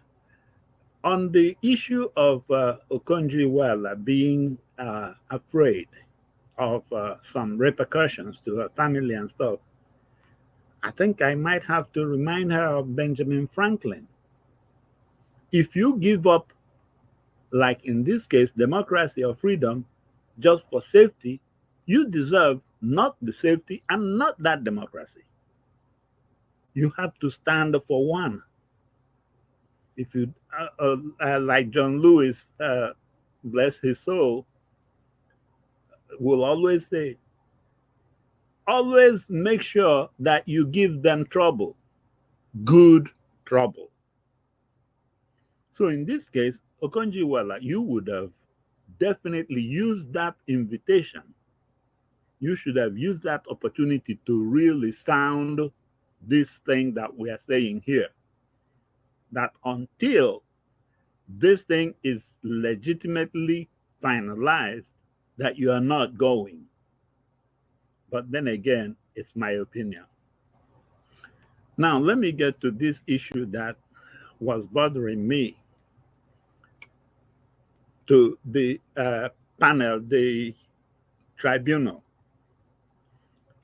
Whatever judgment you have to render, please, even a blind man, believe me, Stevie Wonder can see this one too, that in this case, there are some criminal referrals that you have to make.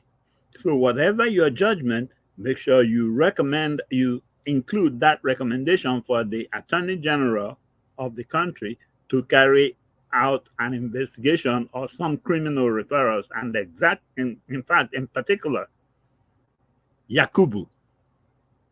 That thing he did is definitely, well, of course, it may not qualify for treason, but it is very close.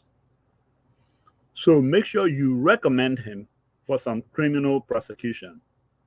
And Tinubu, interestingly, might as well be the Teflon Don here, because if you cannot link him directly from influencing MC Oluomo or influencing Yakubu or influencing even some of you guys in the panel, that means his nose is clean. Of course, we know it, but we may not be able to prove it. But Yakubu, at least I know that Yakubu cannot tell us that he doesn't know what that 25% in Abuja means. On that alone, you can open that Pandora box. And when the investigation goes deeper, the other things will fall out.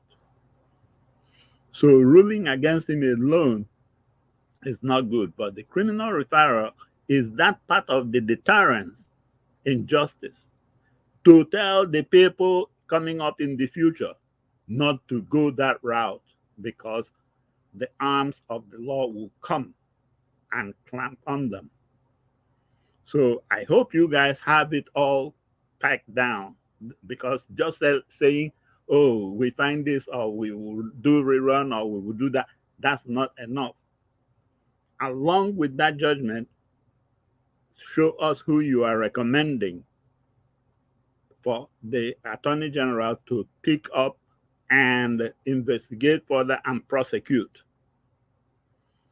Now, let's get to two things that I am still hammering on. Certificate forgery. Will any of you guys be glad that you are in the operating table about to be operated on, and the doctor that comes in happens to be a pilot, and he is the one that will operate on you? So why are we letting all these people with documents that don't qualify them? They are forging. And you guys are going to probably, I hope you guys come up with a very seriously strong language in that your judgment that is coming out to show that Nigeria is not a banana republic. Believe me, Nigeria has, even here in the US, of all the foreigners represented here in the US, Nigeria has more graduates, at least BS, with regard to their population than any other nationality in the US. And you're telling me that in that kind of a country, somebody with some nonsense fictitious certificate will now come and become something, and you guys will just give him a slap in the wrist? No. Just saying, oh, you lose in this one or you lose in that one, that's not even enough. You will say you lost, but trying to do this and pull this wool over the eyes of Nigerians, we are recommending you for prosecution. Let it now go to the Attorney General, and of course, I know the Attorney General is him that picked them, but let's push it there and we will go to them. Now, finally, on the $460,000 forfeiture, please, when you rule on that, I would also like to read whatever you say on that. And when you look at it, please don't look at it as 460,000 or forfeiture or not forfeiture or fine or not fine. Look at the origin of that money. That is my real beef with you guys that just look at it like that. It's not 460,000 that accidentally came to your account and you moved it. This is narcotics. Do you know what narcotics does to the brains of young kids? That thing fries their brains like egg. It fries their brains. They will not be productive for their entire life to the society. So I want you guys to hinge on that particular aspect and see why this cannot even be condoned. Not in Nigeria, not in anywhere in this world. That thing, oh boy, oh. How can you commit a high crime like this? Moral turpitude. And you guys, well, I am not going to judge yet until I read what you guys come up with. But please make sure that you tell us in your judgment that you understand the meaning and the implication of the source of that 460,000. That you understand that part of that 460,000, some of the kids that bought that drug that made up that 460,000, some of them have their brains fried. They are not going to be productive to the society for the rest of their lives. In other words, he made money from giving people poison. So, I mean, when you rule, I hope you explain to us that you guys understand it. And when you understand it, with that anger, let me see how you let this man out of the hook. Or if you happen to be unfortunate, where maybe a member of your family or somebody you know may have suffered from the effects of these drugs, tell me how you let that crook off the hook. So whatever you do, judges, I'm not interested in hearing that you rule in favor or in opposition. No, I'm interested in those details that you will write, telling me you understand the case before you. Please, at least on these two issues alone, Tinubu is an enemy of state, be it the US state where they sold the thing, or be it Nigeria, where I'm quite sure that he must have been selling some too in the Nigerian streets and the populace. So on these two issues, show the country that you are not going to leave a country of children that have their brains all fried because of this man's business. That you are not going to condone somebody like that poisoning our future generation with these drugs. I don't know how to even say it better, but actually, please, let it be that this military that I hear is being rolled out, let it be that they are there to quell the guys that will be jumping up and down, the Abadorians. Let it not be that you're coming to use them on the obedience, because we are greater than that. We know that after this, your decision, there's a Supreme Court coming. So don't expect us to ruin our country at this stage. We will wait. But the point I'm trying to make is, please, if you are going to kick the can down the road, maybe to the Supreme Court, make sure you kick the can in the right direction. Don't kick it in the opposite direction.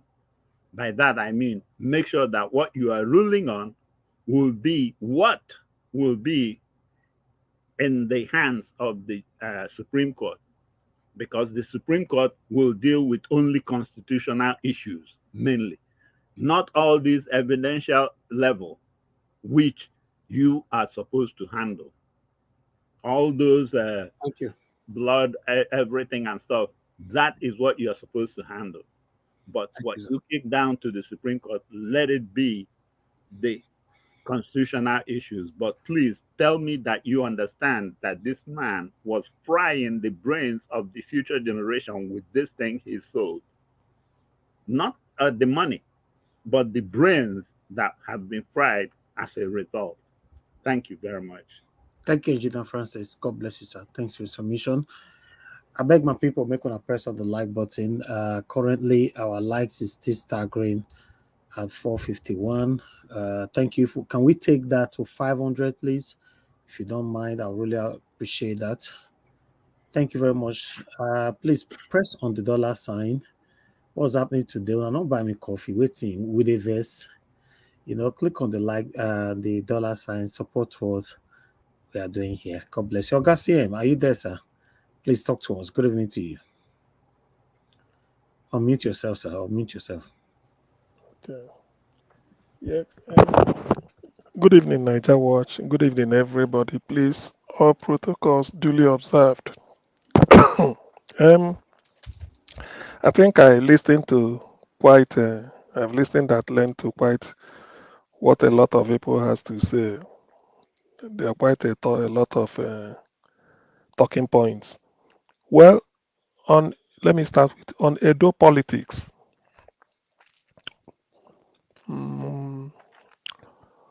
My comment will be just a bit on the cautionary side. You see, it pains me that people are still hasn't gotten the message of obedience, the revolution that will be brought to Nigerian political scene, even without him yet assuming the office of the presidency as at now. But his legacy of energizing people, particularly the young ones, should not be lost on the rest of us. I often compare his message with Obama's, Barack Obama's "Yes, we can." Obi's own is "Go and verify." Andrew Obaseki is a spent force already. He looks tired. From the video clips I saw him when he was even defending himself, pleading that maybe he's not in the know, he's not an accomplice, he's not planning everything, he's not sort of, he hasn't had a hand in whatever they purport to do to his deputy. He looks quite tired. So I'm not going to go beyond what I see from the evidence from the photograph. He's tired, he's spent force.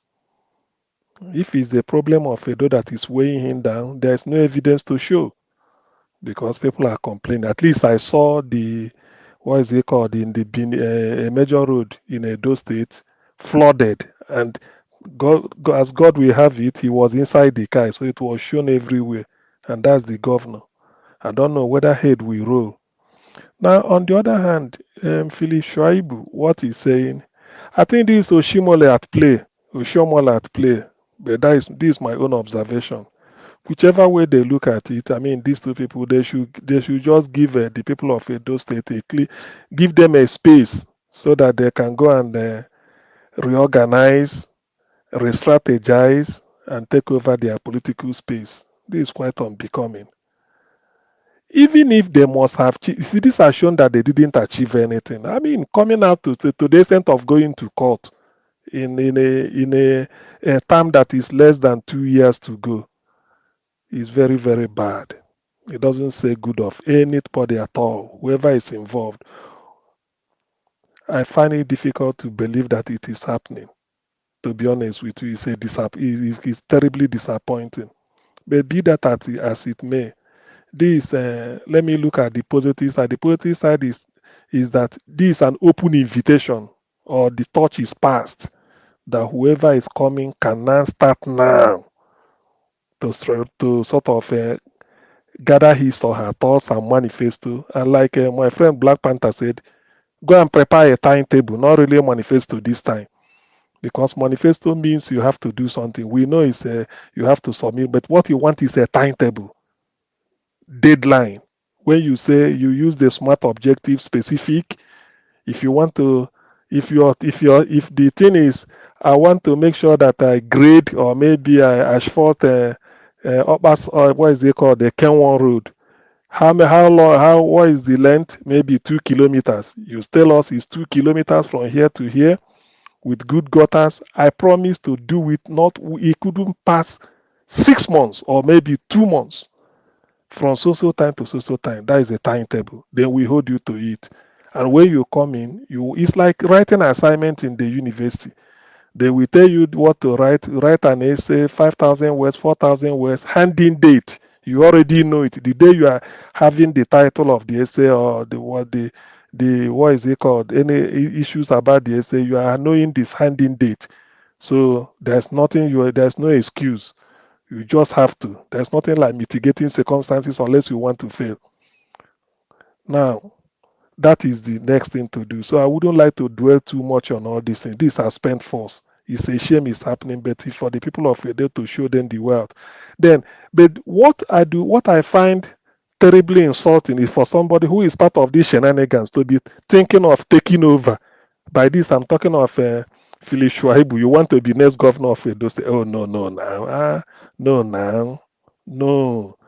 If all these things is not in the open, probably people might be saying, well, they look at all this mess after washing all the dirty linen, not even in the public. I don't think it's in the Atlantic Ocean with plenty water. Then you are coming. No. It's not possible. If you want to be a gentleman, you just go quietly. You just excuse yourself, or recluse yourself, and don't have to do after doing all this. You come out again. You can't walk. So to that extent, the thing, Black Panther gave a good submission that I wouldn't like to rehash so much. But the key thing is, one, it's an opportunity for whoever is serious now to come up. Probably we have an in-house discussion here in future. Maybe from now on, we now have a a case. We can't be dwelling on maybe when even if they come to us for adjudication, it's just for mere formality. Both of them, whoever is associated with them, should not come up. Rather, we should now be studying what happened, and to avoid it, we need somebody who is clean. Just show us your time. It's your timetable we are going to be discussing, not the manifesto.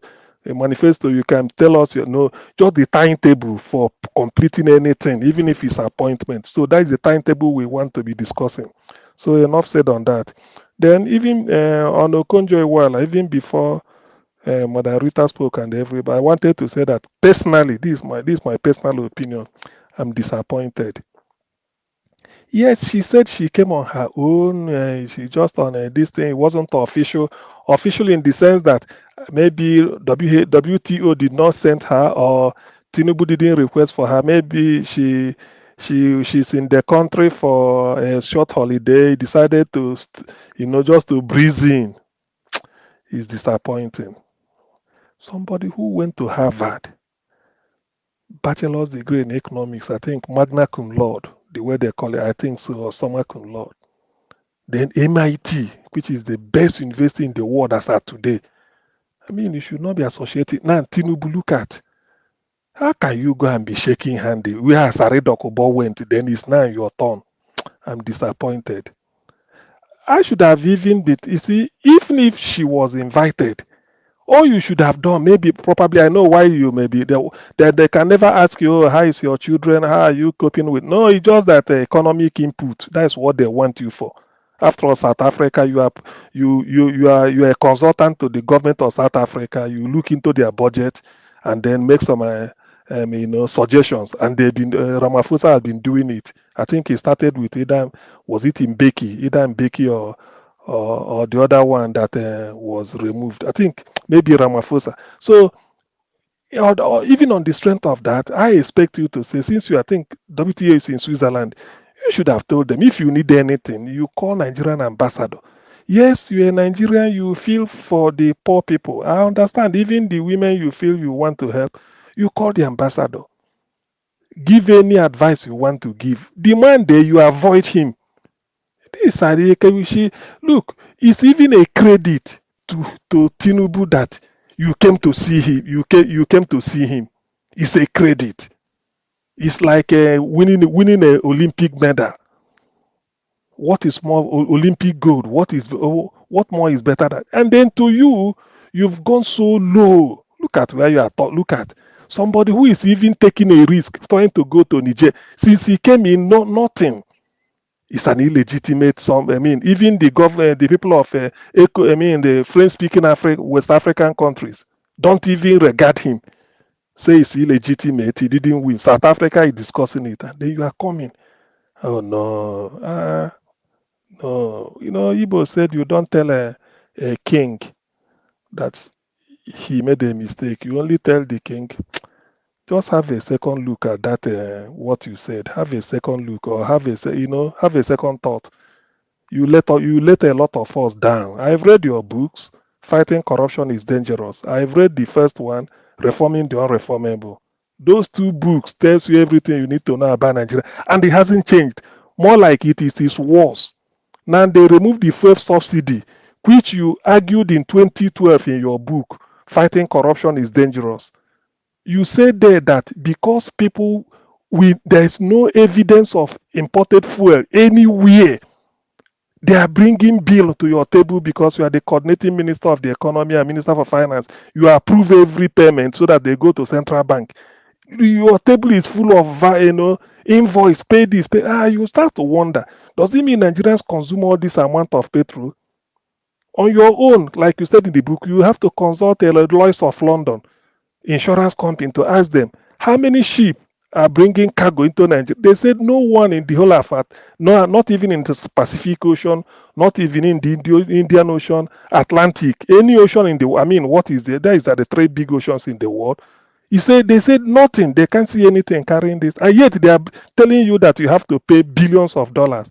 It was then you went to Jonathan to say, look, this is actually what is happening. Jonathan now asked you as an expert, what do we do? He said the best thing is to tell them that we are removing subsidy.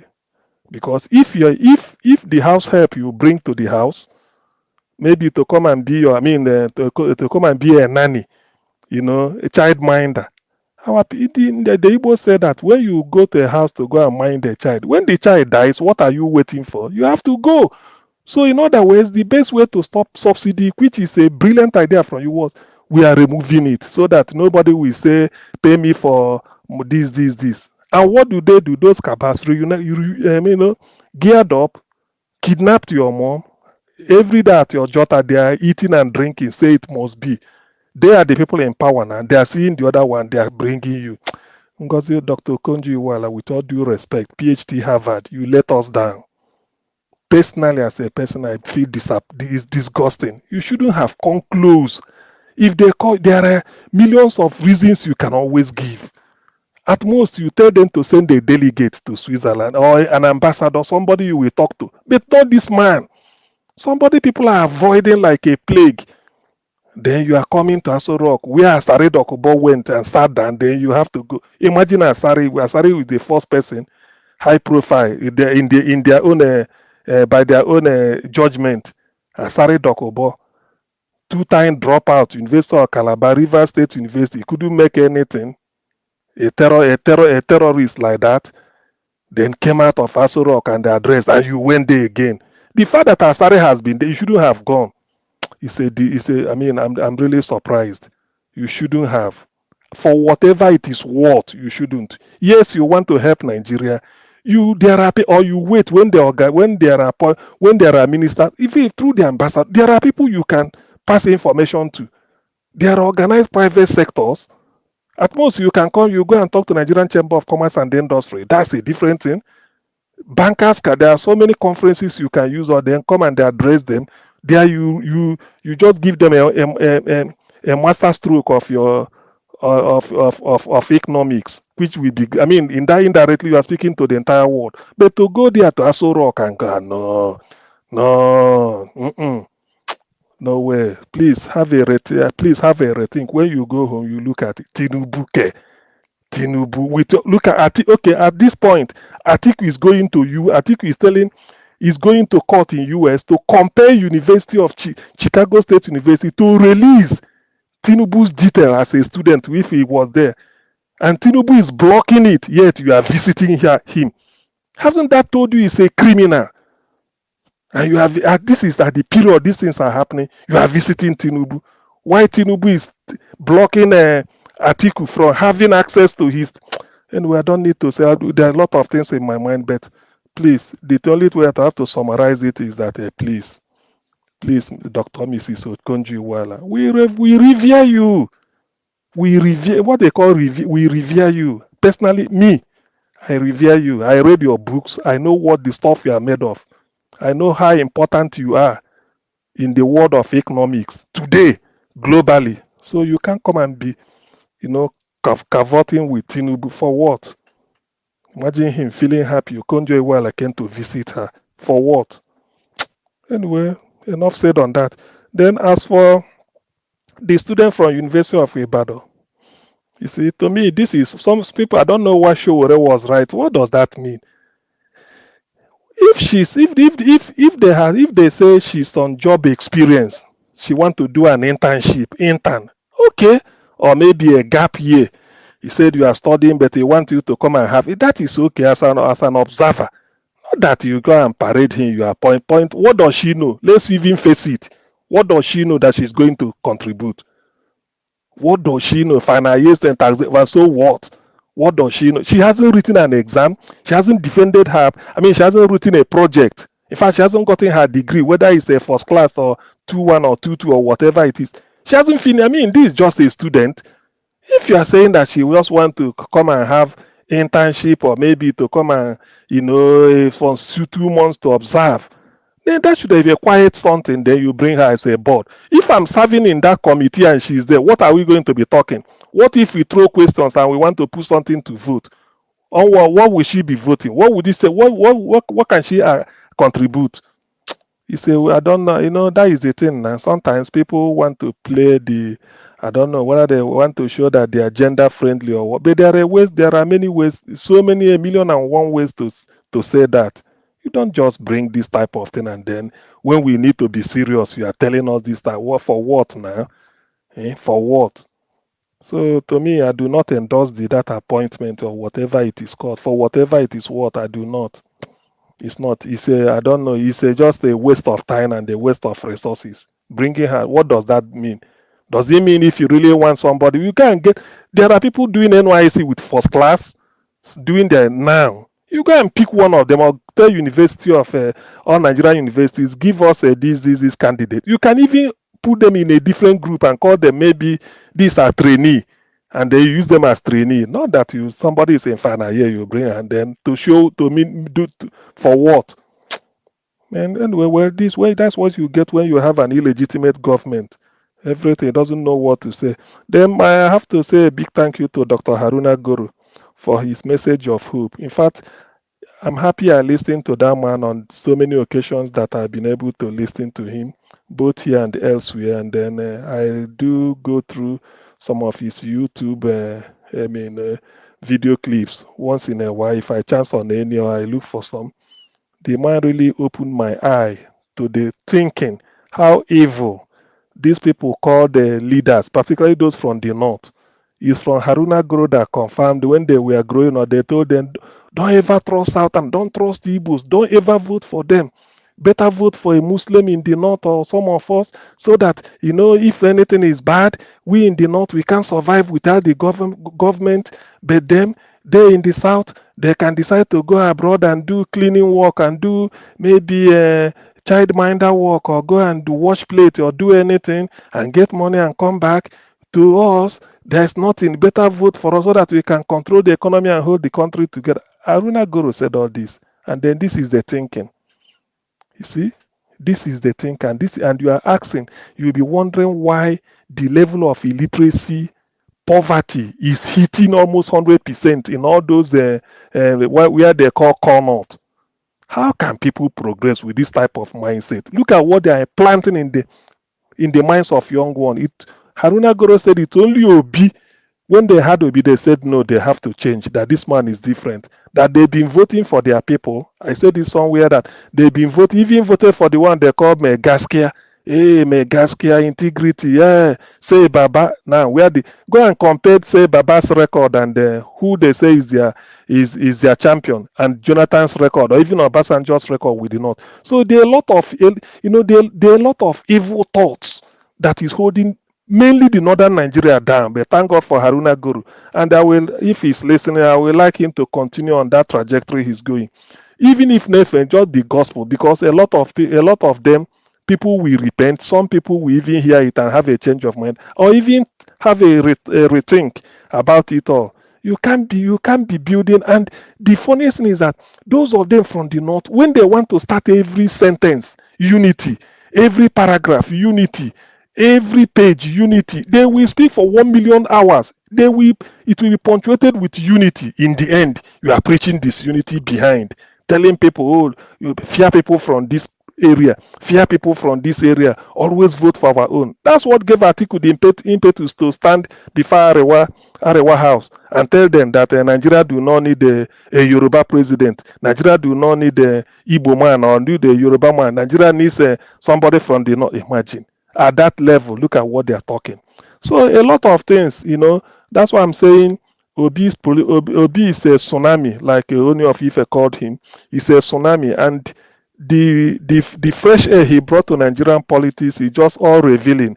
Nigerian politics can never be the same because a lot of truth, if he gets it, when he gets into, not if, by the time he gets in as president, so many, that it will be, that Obi's tenure will be a period of catharsis. So many people will come and start confessing. A lot of things will still happen. So many will come and tell you, look, we didn't know it will be like this. This is what we were told. Because there are a lot of narrative that is holding the country down, breeding disunity. You think that's why Nigeria can never move forward unless such thoughts are changed. Apart from the infrastructure or whatever, Nigeria is underdeveloped, not because it's from the heart, from the mind. People preach evil. But thank God for Haruna Guru. Thank you very much, wherever you may be. Then for Akpabio, well, what do you expect now? Somebody, look at the way they are talking of there's a prayer in your email, or is that not what they say? When people want, when you assemble government of criminals, I remember saying it the first time that when Ojus Okalo was crying at the Senate that what he did to Nigeria is not fair to him, or that he did to fund PDP, all those nonsense, he was crying. It's not because of the fact that he wouldn't contribute, but this is the first time we are going to organize government of criminals, starting from Aso Rock down. So Ojikalu being a grade 1 criminal, is an opportunity for him to join government of like minds. So that's why he was crying. Now look at Akpabio. What do you expect? Just to go, and Nigerians are crying. They can't. Somebody phoned me that he has to trek to work, that he couldn't afford petrol despite having a car. Now Akpabio is talking of they are going on recess till September. That something should be in your inbox. Can you imagine? That is the 70 billion they gave them. And don't be misled. Do not be deceived. All they are doing all these things is just to consolidate and then legitimize the illegitimate government in Aso Rock. So that's what they are doing. So I'm not disappointed, but like I always say, will Nigerians ever learn? Will Nigerians ever learn? Because all these things, we keep hearing it. We will have today, tomorrow another one will happen. This is enough to even raise, to bring the roof down. At a time like this, look at the way they are sharing money. This is just money. Not that Nigeria earned this money, but money borrowed with interest, and they are sharing it like this. So when you look at it, you don't have to just pity Nigeria and say, look, if this is what it should be, God, why must you allow Nigerians to suffer beyond now? Please, like Michael Zekome said, on my bended knees, the PEPT, the Presidential Election Petition Tribunal, please, on my bended knees, please allow P2B to take over so that what they call Nigeria can continue to exist. If not, I don't think P2B might well be Nigeria's last chance. And when the time comes, people will be regretting, said, if had I known. Better allow the man. Nigerians, they weren't making a mistake when they were voting for him. Forget about the likes of Erufai that they feel that they can walk on air or walk on the surface of the water. No, they can't. All they are trying to do, those ones, handful of people you can count on them, are the people holding, just of misinforming the people. The average Nigerians, the poor people that are suffering, they know that it will be meant well for them, and P2B will go in and then start to sort of reform the real system, give them what is called the real government. One, he's not corrupt. Secondly, he's not going there to go and steal or to go and share all this money. Today they are talking of cutting the cost of governance. Who brought that phrase into Nigerian politics? Is it not Obi? And they were calling him a container economist, all this, all that. He's a trader. Now everybody is looking up to him. So please, as much as possible, I appeal to the tribunal, please. We already know what the thing is. Just have to be brave. After all, you swear an oath to say the truth and nothing but the truth. You are not doing the wrong. You only do the wrong thing when you fail to pronounce P2B as the winner. That is when people will be annoyed with you. Majority of Nigerians, you will hear that it will be another day, as if the day, sometime in August 1996, the day Nigeria beat Brazil. The whole country did not sleep that day from Medugri because NTA was on till the next morning. When they phone NTA Medugri, we said the whole of Medugri, people are on the street enjoying. Sokoto, Disen, Warri, everywhere. I was in Lagos then. We were monitoring it. So I'm envisaging that mention P2B as the winner. That is the way Nigeria will be. And even the international community will now say yes. They will heave a sigh of relief that so this country, they've now realized their mistake. Now let us watch them. If they need help, we will help them because of those people that are suffering there. Other than that, if you want to do it legitimate, just to come and tell us that whatever INEC is saying is correct. We all understood English. Nigerian constitution was written in English language. We know the meaning of and. We know every word. Even if we don't know, there is dictionary to help us. Electoral law, we can interpret it. It doesn't take it just because of a function. They say judiciary, you do this. We all know we can interpret it. It's English they are talking. Shall means must. So in law, so we don't need to be a law to understand the constitution. That's why it's written in a very simple English. As powerful as America is, their constitution is very, very tight, very simple. What like a leaflet, but it's a powerful country. All that matters is there. And if you read it, you understand it. So please, the tribunal, do something. Write your name in gold. Be part of history. Declare P to be the winner so that the suffering in Nigeria will now have an expiry date. Thank you.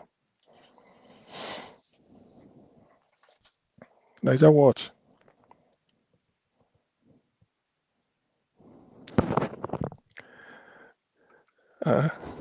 Hello. I believe it's there. We dey hear Can you hear you. me? Okay. That Can you one. hear me?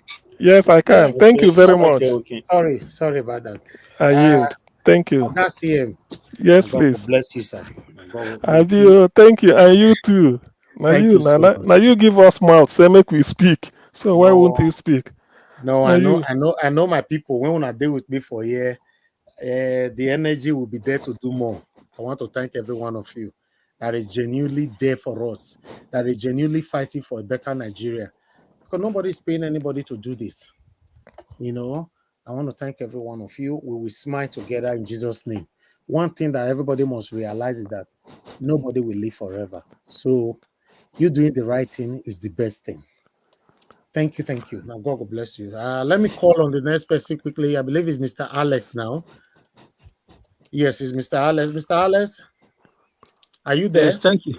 Yes, can you hear me? Your network has been jumping left and right. Yes, there's an orchestrated, cyber attack on me. And Loco Abasha and No, there's an journal. You know, there's an orchestra.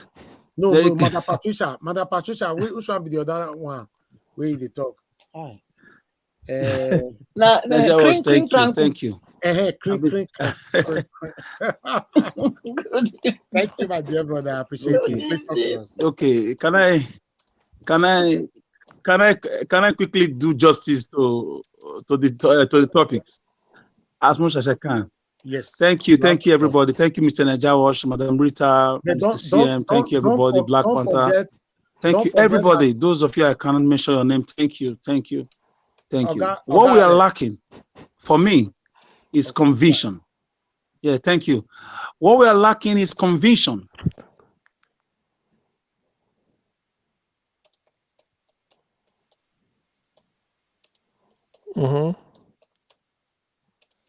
His network. Hear me? Can you hear me? Yeah, we can hear you. Go ahead. Yes. Go ahead. Yes, can you hear me, please? Yeah, we can hear you. Can you hear me? Yes. We can hear you. Yes, we can. Yes, we can. Yes, we can hear you. Can you guys hear me? Yes. We hear you. They've come again. Hear you bad. No, Okay. Okay. It's been very sad. They don't let them talk today. Very sad. Mr. Alex is very sad. They don't want me to talk today. You see? Mona let my brother Alex talk now. No, today they attack and serious. They're all the way from Amagba. See, and I don't come out. I tell you, all the way from Amagba. It's true. This is the failure of government that we talk about every day. Why some people will come here and be insulting us. You see? Everything to do with Nigeria is stressful. Everything. Let me see if we can have him back again. Mr. Alex, are you good now? Unmute yourself. You should.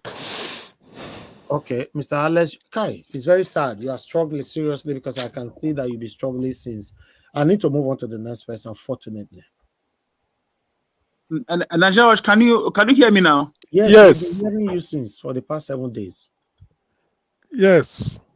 Let's go on, Okay, Alex. okay, please, guys, just bear with me. We are. Yes, it's like a macabre dance here. It's not been easy.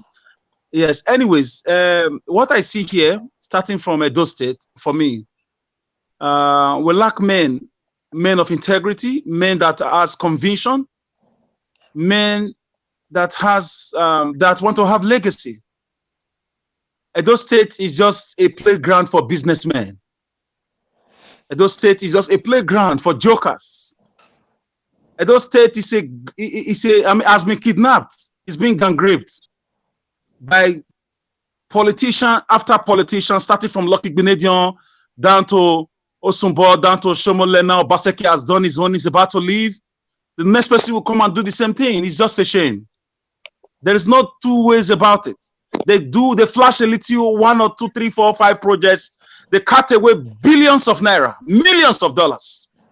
That is what happens. They dress well, make speeches, cut away money. That's all they do. If you look at them in 3, 4 years' time, their skin changes. You see how they've added weight and everything. You see how they glow. They don't care. They don't come to work. It's such a shame that a state that produced, a region that produced Anthony Enaro is being ravaged by criminals, political thieves. Edo State, as we speak, is 40 years backward. Edo State, as we speak, has no one industry. I dare Obaseki and his food soldiers to point to me one industry they've attracted that has employed 500 Edo citizens. And I know you tell me government do not give jobs. They will do it. Forget about the English they speak. You have to create an enabling environment. You didn't create it. You took Ruga money and allowed Fulanis to come and invade the whole state. Rape women, did all sorts of things, and you kept quiet. Philip Shaibu, for me, is a disgrace as a deputy governor. So history will judge everybody, including you and I. They can deceive Niger Watch. They can come here and deceive me. They can deceive people. They can come and use political language on us, tell us they did this, they did that, social media development, but the people know the truth. History know the truth. Our children know the truth. We know the truth. There is no development in Edo State. It's a few projects. I mean, it's abandoned project completed from previous administrations. There's nothing. Nothing is happening. When it rains, it's a total mess. Flooding everywhere. They are using Edo State lives to play games. They are blaming themselves. This one said it's the federal government work. The other one says it's Oshomole's government. Obaseki said it's not his duty. So started again.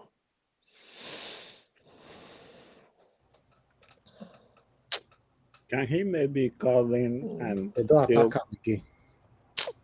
Niger Watch, can he call in and use his minutes in the WhatsApp? Yeah, I don't know. Mr. Alex, are you there? I don't understand. Nigeria is stressful, man. Nigeria is stressful. It is. And frustrating, not just it's frustrating. Exactly. Very frustrating. You get frustrated. Anyway, I just pray God help us and let Obi come in. Let him, at least, I'm not expecting miracle from him, but I know that with Obi is the beginning of a better Nigeria for all Nigerians all over the world. But for any reason, these people, with the way they are going right now, it happens the other way around. I will give up on Nigeria. I'm telling you, that's just the truth. I'll give up on Nigeria because nothing good can ever come from Nigeria through these people. It's not possible. I'm telling you guys, it's not possible. It's not possible. Because these are the same people that have been ruling us since God knows when. These guys are wicked. They don't care about the people. You see how they are sharing money within themselves, saying that the money have been paid into your account, you guys can use that to go to holiday. Why people are suffering? All these people, all of them are affiliated satanically. They don't care about you and I. It's sad. It's very sad. It's, only those that will understand. Those that will not understand will mock me and say, wait till this one they talk.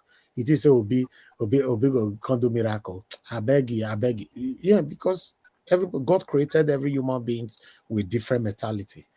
Some mentalities are high, while some are low. Some are stupid, while some are smart. So I don't know the category where God put you, but for you to have any way, anyhow, to justify the kind of satanic lifestyle or ways these guys have been treating Nigerians for decades, then you're also satanic. That's just the fact. You are. Staying in this country, Nigeria, is not easy in any way. It's not. It's stressful. At the moment now, to visit Nigeria, anybody that lives in the diaspora, you're listening to me, you must be ready to spend a minimum of 100,000 or 200,000 naira every day. Yeah. Every day. It's not like before, I'll say every week. No, every day. 100K to 200,000 naira daily. You will spend. How are we going to survive this? So sad. Let me hear from the next person, man. You know, some people just think that we want to come out to talk. Naija was like somebody wrote on my WhatsApp the other day. Oh, you come out, you are making the money, blah blah blah. You are a fool. If the money is because the reason why I'm coming out, then we should have more YouTubers that comes out every day. Make the money. Is a well. Fetch the water then. Come out, do it every day and fetch the water. Enjoy it. Person the belly full with money. I don't know how they say they make that parable. Fetch it. Come out every day. Spend minimum 6 hours every day. I bet you if you do it for ordinary 2 months, you can't. How you want to do them? Oh, you don't like money? You don't like money? Yes, you don't like money, and I make they come out. Because if you like money, if Nigeria was they make the money, I make they come out every day. You come out every day as well and do it so that you can make money. Foolish set of people. Don't waste your time on such people. When somebody should have checked, why should Nigeria that is richer in everything, better than Tanzania, yet Nigerians are going to Tanzania to look for a teaching job in a primary school? It's because of this our mentality. In a primary school, in a primary school in Tanzania, I have people telling me that they want to move. That is the in thing now. Liberia, Nigerians are moving there to go and look for job to teach in primary school. Our teachers. Yet you say you have money, you have crude oil, you have gas. They are flaring gas, but you can't see gas to cook. They are flaring gas, but you can't see gas to power your thermal plants to generate electricity, and they are flaring it. Brazil has crude oil. Do they flare gas? There's crude oil in Texas, in the US. Do they flare gas there? Algeria, are they flaring gas? There's when a you lot come to of people on this social media space that comes out all the time supporting a better Nigeria, supporting Mr. Peter Obi. But I can categorically tell you that there's nobody that comes out every day without no break, no day. And once you don't take break, are you going to tell the world say you don't belly full for money? Is that what you are telling me? Do the right thing. You people will be satanically and jealously giving people names and all that instead of you to encourage people. Don't mind them. Think it's easy to build on the front of computers saying the same thing every day, repetitively. Every day we are talking about the same thing when we have so many topics to talk about. The woman that fell for lift with that, we could not talk about it here because we have our own topic. A doctor, a medical doctor. There are so many topics that comes out every day. I'm deliberately skipping them because there's no room to talk about it. No space. We have what we are pursuing. A man was released today. Although I don't know if it was today, but I saw the video today. After 44 years in prison, they now get to find out that he was an innocent man. I'll post the video on the group platform immediately we finish this broadcast. After 44 years, he was arrested 1977. 1977, he was arrested. He was released. Seriously? They said he was innocent. He was accused of attempted rape. Now the same woman came out now to say, yes, I guess he was innocent. So what are we talking about? I can talk about this kind of topic. I'll generate a lot of traffic. What are you saying? Just putting the title at all. After 44 years in prison, he's innocent. Do you know how many people that will be watching me here? Think it's because of Peter Obi people watch me? Many of you are so ungrateful. That's why you see I don't want to romance you. I don't want to rub shoulder with you. When I know you are satanic, I don't want to rub my shoulder with you. I don't want to. Just get out, because there's no way you can't please your enemy. That's just the truth. You cannot. Somebody come to your inbox, say, you are making money from it. You are making money. You make the same money from me. Come out, Oga. I bet money. Come out every day and make the same money. Do you know how many platform that is bigger than Nigeria Watch? How come they don't come out every day? I have platform that is bigger than mine, and they are supporting Peter Obi. They come out once in a week, once in 2 weeks. And the ones that will manage to come out every day, they spend only 30 minutes, 40 minutes. They don't enter house. What are you talking about? I appreciate people. But why do people, sorry, why do people feel that everything is money? Money, money, Don't money. mind them. Money. But Nigerians are leaving Nigeria, going It's to a some mindset. poor countries that were able to organize themselves very well and be living a good life. Can you imagine Nigerians living in Gambia? Gambia, a country that is not up to, I don't know how many million people, if I thought they're up to. Nigerians are there living good life. Do you know how many people I will disappoint today if I say right now that I want to start talking about another topic? I can't continue with this anymore. I will still get my people watching me. But do you know how many people I will disappoint? Do you know how much my heart will fight with me? But the guilt in me will beat me so much. There are a lot to talk about. A lot. That's the benefit of having a platform. Once you already have a platform, anything you bring on, you talk about it. As long as it's interesting, your headline is cashing. By the way, tell us on even date politics discussion. What are you talking about?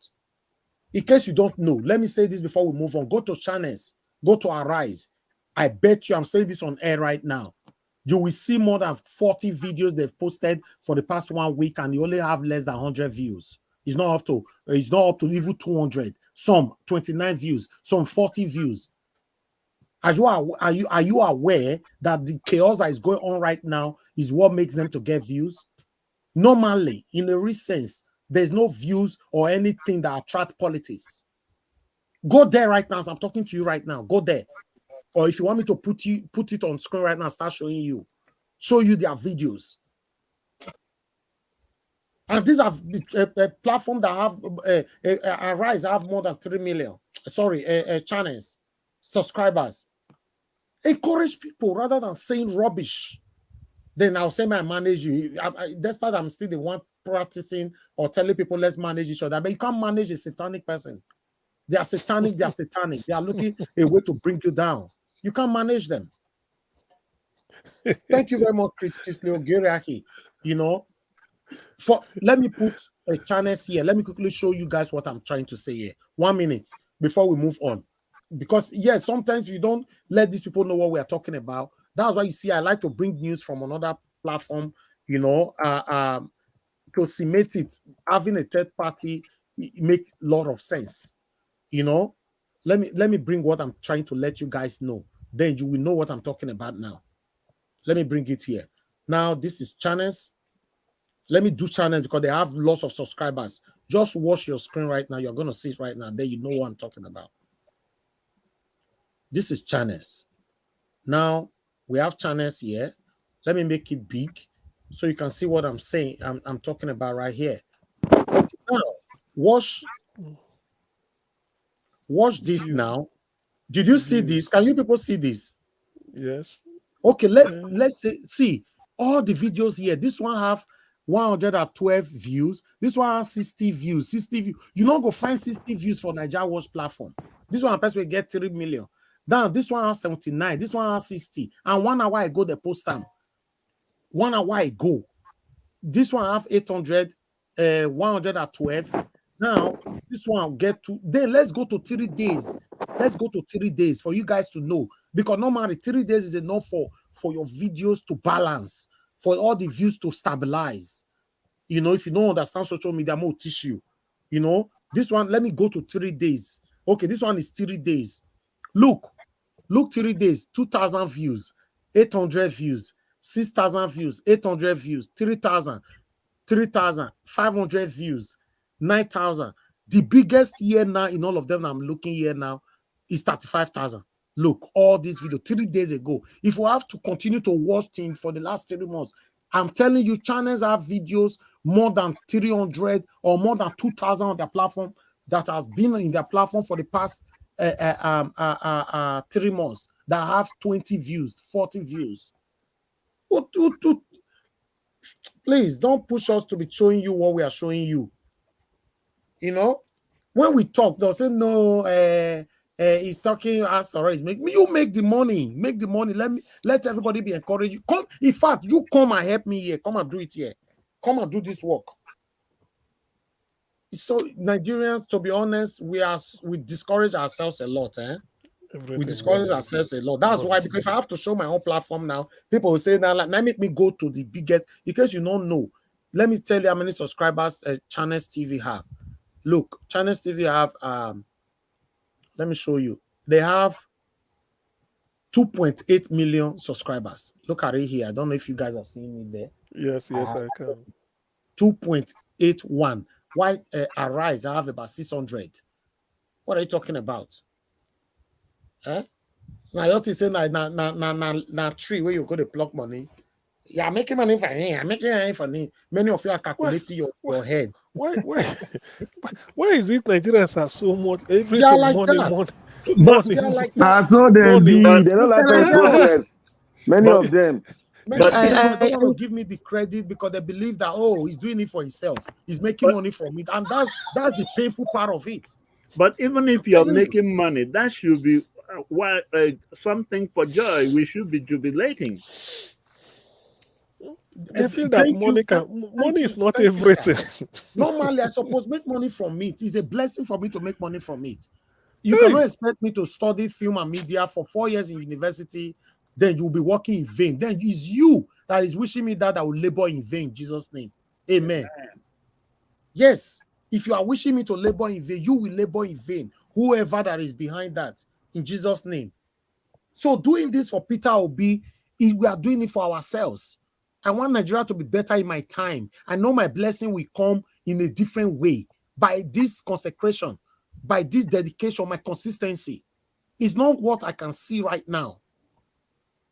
If they say money, now money price they make for, and still, as Nigeria big, over 200 million citizens, no single platform that can come out every day. Find out where it is. We should encourage ourselves to do more. It's very, very important. I don't need Peter Obi to come and encourage me. If Oga CM say, Najawo, thank you so much for all you are doing here, it means a lot to me. If Virginia Francis say, thank you so much, Black Panther say, thank you so much, all my people here. Because some of you will be there, enemy of progress, the dilapidation of Nigeria. Now, everything scatter my head right now. Now make me drive everywhere. So you can call Alex on the WhatsApp. You can call him, right? Yes, I can. Yeah. Even when he called in earlier on, his network was still bad. The network is affecting him everywhere. Meanwhile, let's move on. Let me hear from others. Mother Rita is still with us. Wonderful. Mother Rita, I'll come back to you. Let me hear from Mother Patricia. Mother Patricia, are you available to speak? Yes, I am, Mr. M. Thank you very much, ma'am. Thank Good. you. Good One evening, thing I'm supposed to understand, Mother Patricia, they always give time for everybody to talk for this platform. Even when she's first, she will day there. I want to thank you, madam, for that. Thank you very much. Thank you. Thank you. Thank you. Thank you. And thank everybody for their brilliant submission. It's been hot here today. It's been really, A lot of justice has been done to the topic today. But before I go further, let me just also appreciate our, darling mother here, mommy, mother of all, mommy diaspora. Good evening, and of course all the people on the comment section. Thank you for all that you do, and also all those that have also given. Yes, whatever you have given will go a long way. We appreciate and do love you. Thank you so much. God bless you. Yes, a lot of things has been said, but I think I still have one or two things that I can contribute to the topic today. If I say I'm not disappointed, that would be, in fact, I don't even find another better word to use over this lady, Ngozi. Honestly, I mean, it's, but that just goes to spell out that it's not all that glitters that is gold. It's not all that glitters that is gold. Honor comes. You have what they call honor from men and honor from God. And what she has is honor from men. She don't have honor from God. Why do I say so? Because you see, yes, she bought competence, she bought capacity, but she lacked character. She lacked character. And when you lack character, you miss it with God. Just like Reuben. God told him, because you're unstable, even though you were the excellency of power, the best of my strength, but because you are unstable as water, you will not excel. Which means honor cannot be acquired to you. You cannot have honor with me. And that's what she did. Sorry to say, but that's what she did. How can you, if you are a person of character and you claim to have such competence, if it was competence from God and capacity from God, she wouldn't have done that, no matter what. She wouldn't have gone that low. How can you say you are not a pig? You go and jump into a mud. You go and jump into the rub body with pig. And it's unheard of, unthinkable. Cannot even cross my mind that she will go stoop down that low. What kind of pressure? I know somebody mentioned maybe she was pressured. Pressured by who? Pressured by her greed. Pressured by lack of her character. She don't have it. Doesn't matter the education you try to go and educate yourself. When you lack character, you lack character. You can only have capacity. Capacity, yes, because of course they taught you certain things. And competence, but character without competence without character, capacity without character, that's not what wins with God. So I'm really, really disappointed in her. How can she be used as a tool to go and legitimize illegitimacy? How? That shows that she's also a sellout. She is. Irrespective of what so-called good she claimed she was going to bring. Are you supposed to be looking for investors? As they say, now good thing they sell itself. Now good thing they sell itself. If you put your house in order, investors will come to you. You don't need to go look for them. The fact that she's saying she's going to bring them, that shows that she's also a failure. Sorry to say. And in fact, I'm not missing my word. I mean, she's a failure. She's a failure, big one. What is that? If your heart is not, look, when I was a child, nobody went to bring all the Indians that were coming to Nigeria to work. Nobody went to bring all the Europeans that were coming to work in Nigeria. They were the one coming by themselves. Because why? Nigeria had something to give to them. They were in need of something from Nigeria. So why you make yourself like a beggar, make yourself like people without competence, people without vision? Of course, you'll be going about looking for what shadows, and in your plight of going to look for them to bring them, you will bring wrong ones. That's what you bring. So I'm highly disappointed in her. But again, when push comes to shove, their true colors will show.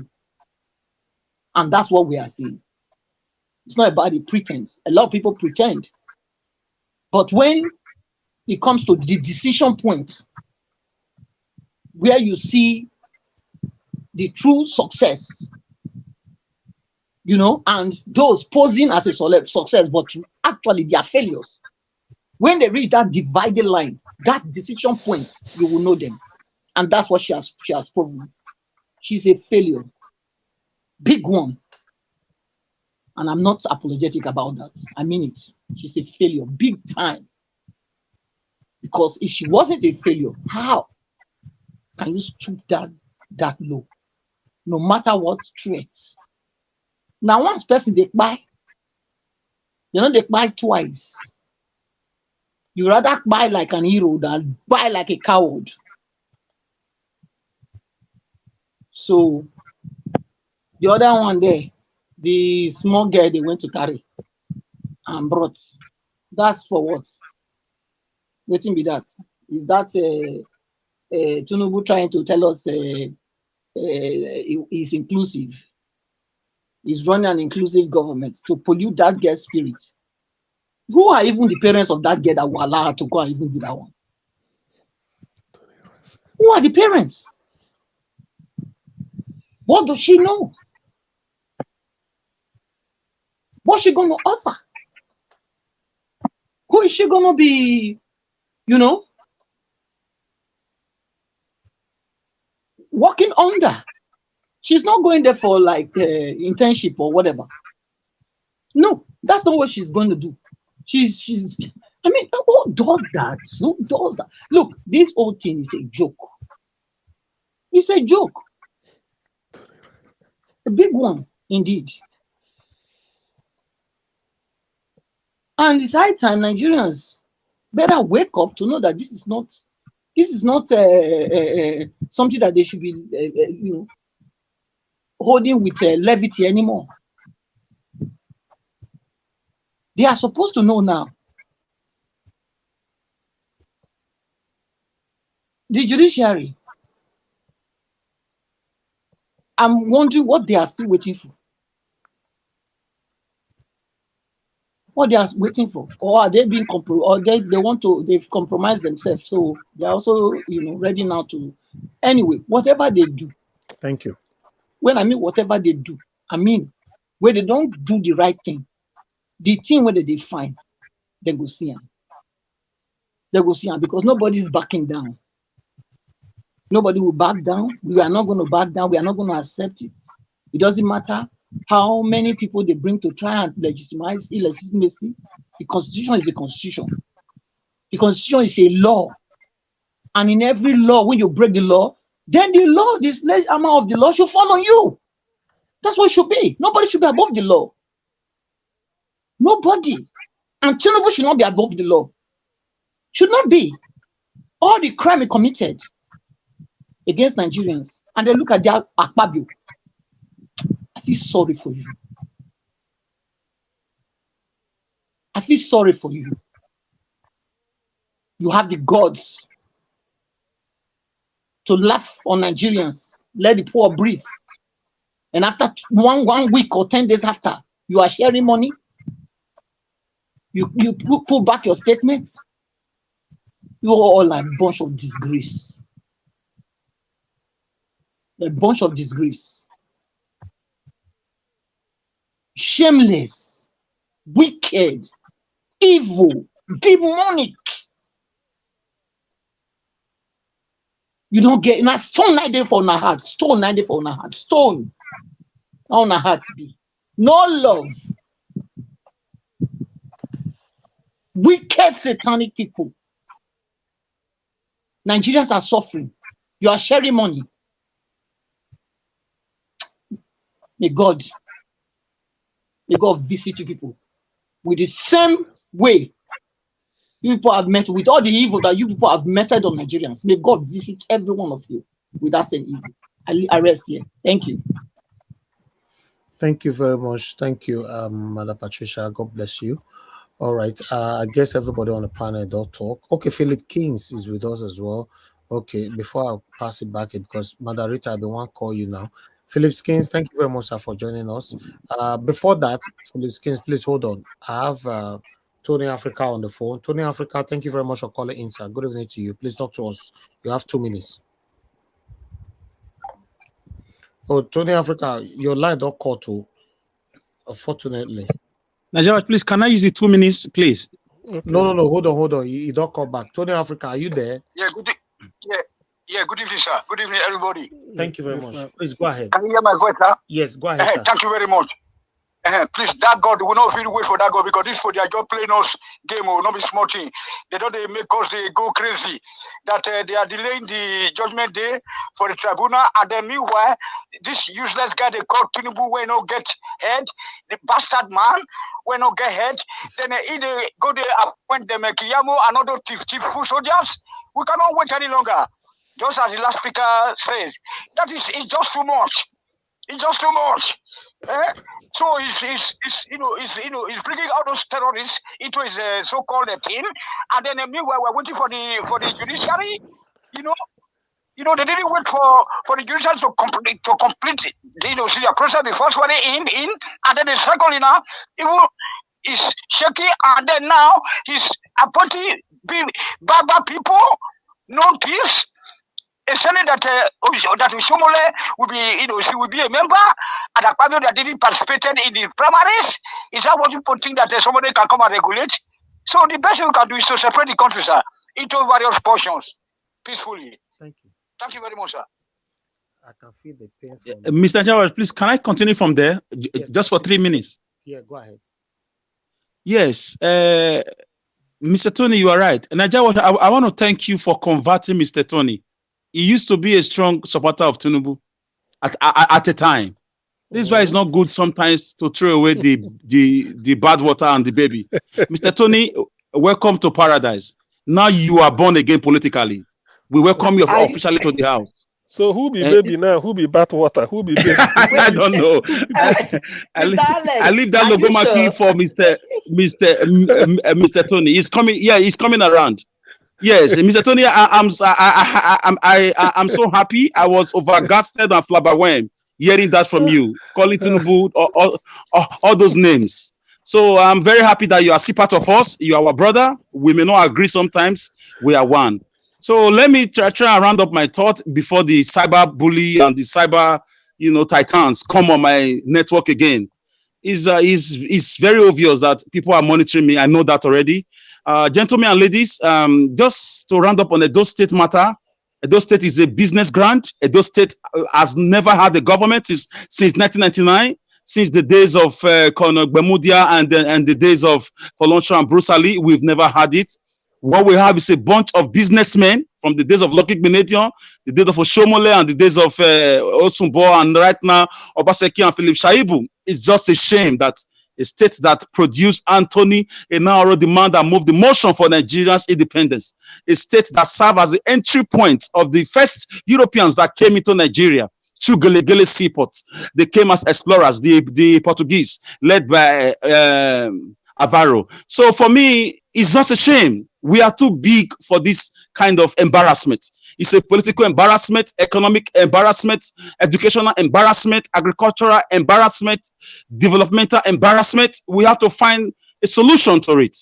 Yes, I feel flattered when people say I should run for office. Yes, if called upon, I will. But I'm very happy to contribute my own quota here at this level. And people like Gavo Sharp and William Wilberforce were not governors, and Martin Luther King Jr. was not a governor, and he did well, to change the course of history. So I'm not shying away, but when the time comes, I will definitely do the needful. But for now, Edo State is just being run by a cartel, And I hope we can break that circle this time around. As for Akpabio, for me, when you look at them, you just know these are overblown. Looking at their own, their body, their body physiology, you will just know that these guys don't read. They don't care about the economy. They just came to make money. What is happening in Edo State is what is happening in Abuja at the Senate level. It's just to make money. Spend $200,000, get $1.5 million in 4 years. That's all they do. Spend $1 million, get $8 million in 4 years. It's all they do. There is nothing more. None of them go there to look about how we can restructure Nigeria. Where is the word now? Restructuring. It has vanished from the mouth of APC. During election, you see them talking about different things. Look at, none of them declare emergency on, let's say, electricity or youth restiveness, unemployment, or educational, development. They don't care. They don't care about our youth or our young people who are languishing in different parts of the world. Those of them who are really innocent. People are in Libya, people are in Morocco, people are in Europe, people are even in America unjustly. Our leaders lack ideas. They lack, the natural way. And they think they're going to leave this world with money. They don't know the secret behind money. Money is not really, money do not make you happy. Money is just a means to an end while you remain in this material world. So these are the secrets of the likes of Kwame Nkrumah of Ghana, the likes of Patrick's Emery Lumumba, and so on and so forth, who had convictions, who knew what they came to this planet to do. Our leaders have not gotten that knowledge, that vision of why God sent them here. And guess what? Unfortunately, the citizens are the ones suffering from it. You see the massive brain drain, migration almost on a daily basis, hourly basis. It's just a shame.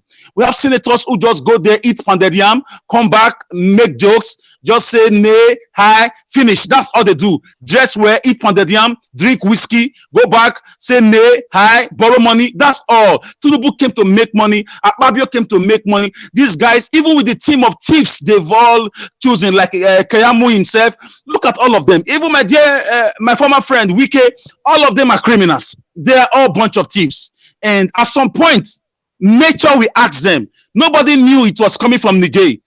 Few days ago, they were all crying, don't fight Niger. You will see God will make them fight themselves, and justice will be served one way or the other. So I'm not looking forward to any of them for anything. The country is a fraud. I want to round up with what Tony just said.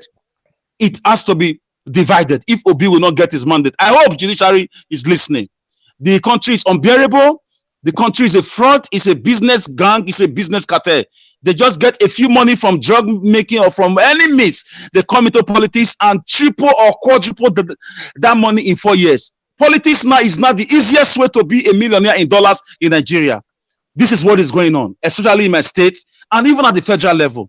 Thank you, Nigeria Watcher. I will leave it here. I'm even happy they didn't attack me anymore this time. Maybe they slept off.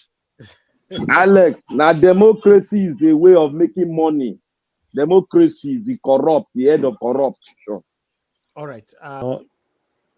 I'm not taking anybody that is supporting me here financially, joining my panel, calling to the show, joining the comment section, and otherwise, you are genuinely supporting us, fighting for a better Nigeria. I want to say thank you. I'm not taking anybody for granted. We are not perfect. I might offend you in the next 1 minute, but I want you to understand that I'm not that kind of person that keep people at heart. If I offend you, especially when my attention is drawn to it, I apologize so that we can move on. Thank you very much for every one of you that's always there. My panelists, all of you guys have been so wonderful. I appreciate every one of you. Many of you are here almost every day. You see, I remember there was a time, because of what Mr. Alex just said just now. Let me quickly say this. Mr. Alex just said, Mr. Tony, and Najawas, thank you very much for you convert Tony and all that. Yes, a lot of people said that time we should send Tony away and block him, right? But look today, because I'm a patient person. Including me. In fact, I wanted it to take him out. I was the one that said it. Me and some other people. Okay. I was so against him that So who can be the baby now? Who can be bath water? Now I asked before. Mr. CM, drop that question, please. Let the Senate, create a committee for that question. Okay. Let me finish this quickly. The area I'm going is that, are you guys aware that some of the people that have pressured me in the past that I should block one or two persons from my platform and send them away, they are not even here anymore? Okay, let's assume I listened to you that time. I can't pursue person, I block them. You now will me rely on, you not call they come. No, see, Let me say, you don't throw the baby away and the bath water. Exactly. So now the do I mean by that now bad water. So please, my people, don't move by what people say. Scrutinize people by yourself. See how you can manage them. If you can change them, try. If you cannot, take time with people. Be patient with human beings. I notice some people do normally make mouth here, block this one, do that one, in the name of, okay, you've been with me for so many years on my platform. Because of that, whoever that started joining us today, you must be better than that person. No. If you have the mentality that you are better than anybody, you can't work with me. We must manage each other's. But people are with me. I have a full platform every day, but you are not here. You come whenever you like, maybe once in a month or once in 3 months, but you shout and shout and shout and shout, block this one, do this. Life shouldn't be like that. You must learn to manage each other. If not, you don't have anybody around you. Thank you very much, my people. I appreciate every one of you for your continuous support. Thank you. All right, let me call Phillips Kings. I guess you can speak to us now, sir. Yeah, thank you very much, Niger Watch. Good evening, everyone. Good evening to you, sir. Thanks for your patience. Panelists, everyone here, you are all spoken well. I really appreciate every one of your opinion. And you see, the cost of Nigeria is a cost of no retreat, no surrender. We are not going to give up because we don't have any home of our own. It's only Nigeria we have as our country. And nobody choose to come from Nigeria.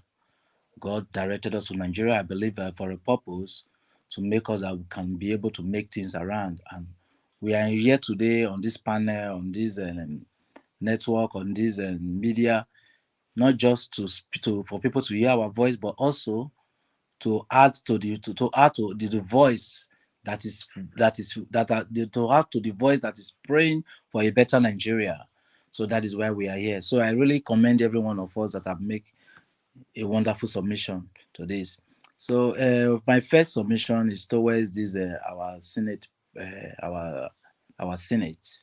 You see, those them in the Alo chamber.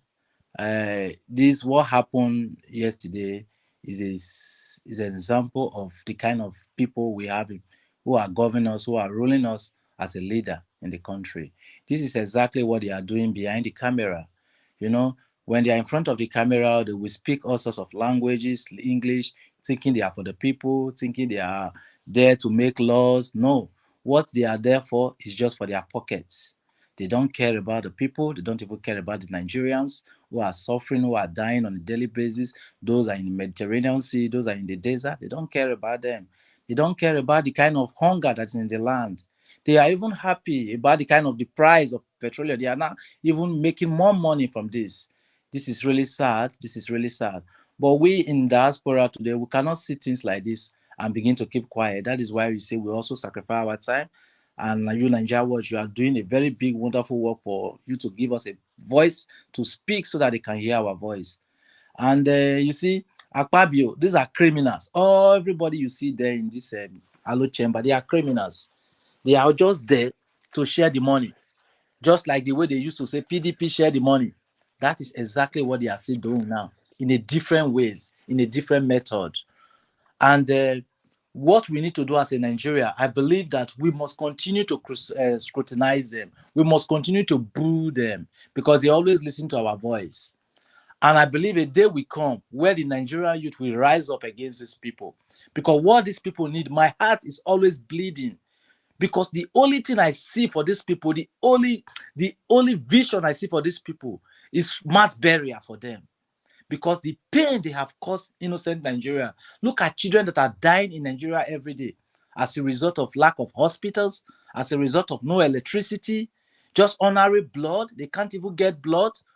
You see, So this thing is sad. It's very, very sad. And people will still sit down there and be supporting them. You will still be in Europe, in diaspora, when you see the way the institution things are working, and you are still supporting these people. It's really sad. It's really, really sad. So I don't really expect that. Okay, look, how can you now go and employ a 400 level student? A 400 level student, you want to appoint him for what? That is, look, these are jokes. These are men that are just, they are joking with Nigeria, where we have youth, we have graduates, we have doctors with first class, we have PhD holders, young children, young, 30 years, 20-something years, where they are there. But we went to bring someone. What did she have to contribute? What did she have to contribute? Rather, to corrupt her, to connive with her, to deceive the gullible Nigerians. That look, we are here for the youths. The answer is no. We are not going to take that. We are not. If they think they will discourage us, they will think they will use all sorts of forms, all sorts of medium, all sorts of ways in order for us to weaken our spirit, our zeal, our urge for good governance. It's not going to work. Never. We are not going to back down. And for Obaseki is not there for the people. Obaseki, when he was fighting Oshomole, because we supported Obaseki because of Oshomole's interests. Now Obaseki have shown to the world that it's not even there for the Edo people. They are there, like what Alex said, they are all businessmen fighting for how to promote their business empire, to enlarge their coasts. That is what they are there for. Now Shaibu is coming and crying that they want to impeach him. Yes, they should impeach you. You guys should impeach yourself. It's not our business. We don't care to know. We don't want to be part of you people's system, because what people have caused. Look at the whole of Edo State. There is no job. You can't find job in Edo State. There are no companies. People are suffering. People are claiming people's land on a daily basis, oppressing people. Is that the kind of state we wish for Edo State? The answer is no. It's really sad. It's very, very sad. We must not allow this. Like I said before, there was a book I read. It said, I don't advise people because the wise don't need it, and the foolish will not take it. So that is why you see sometimes when you want to advise people, when it sees people coming, trying to attack you, trying to say all sorts of words, look, why are you supporting this one? Do you know the intention? Because it's not there. All are the same. Everybody are not the same. Because here can Ngozi Okonjo-Iweala, we now bring yourself so low when you know this government is not a legitimate government. This president that is here is not legitimate. It has violated the constitution and the law of the land. Still, you came to validate his mandate. This is a shame. These are the kind of people we look onto. These are the kind of people we look onto. It is time for us as a diaspora to begin to rise up against these people. It is time for us to have our own commission to set the affair of the country. What is happening in Niger today, you will think it's just the Nigerians. No. There are also diaspora forces who sees beyond what is happening, how their country is being used, being extracted, while the people are poor. That is why we are here. Every one of us that is here today, we fought very hard to stand in the position we are today. Even the citizens cannot even be in the kind of position we are. They are even jealous. They were surprised. You were not born here, but how come? Because we work hard, because we are strong people, because we can survive in any place. We have the spirit of adapt to any condition, no matter cold, hot, or warm. We are always there to strive. We are strong people, and that is what is keeping the country. Who is driving the Nigeria economy today is the diaspora. Because despite the pain they are inflicting on our people, and we are still doing our own quota to survive our people back home. This is sad.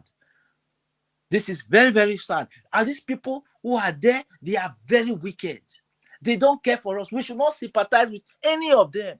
No matter, look, they will only come because they have been affected. Then they will be speaking for the masses side, that they are speaking for the masses. They want democracy. They want this one. They want this one. All those ones are lies because they see themselves that they have been cheated. But when they are cheating the Nigerian masses, they don't care. Look at the way they were smiling in the Hollow Chamber. They were smiling. Now, how can the people who we called our leader, who we are looking onto, our legislators, people who make law in the land, not lying in front of camera before the Nigerian, before the world? How do we expect the Western world to look at us, to see us? They are lying. They change it, that they have sent emails, prayers to various emails. Imagine. Is this not a shame? But God is allowing all these things to happen because He has a purpose for Nigeria. It has a purpose. All these things that are happening today is happening for a reasons. Thank you very much. They want us to give up, but we will never give up. We will never give up. Thank you very much, Nigeria Watch. Thank you, my brother right there, Philip Kings. I can see your vibration. Thank you. Thank you for saying it how it is. Yes, I want everybody to be speaking like this. You know, if you leave it for one person, it's not nice. I can see how I believe now Black Panther and FS shake this table today. You know, so yes, let all of us be doing this every day. It's very, very important because we cannot be shying away from it anymore. We cannot be smiling at the same time we are suffering, or rather suffering and smiling. Thank you very much, my people, everybody right there. We need to have our second segment second roundup now. Sorry, you know, and Mr. Final submission. Mr. Jawash. Yes, sir. If you give me, you with me. If you give me a second, please. I'm very. Yeah, can you hear me?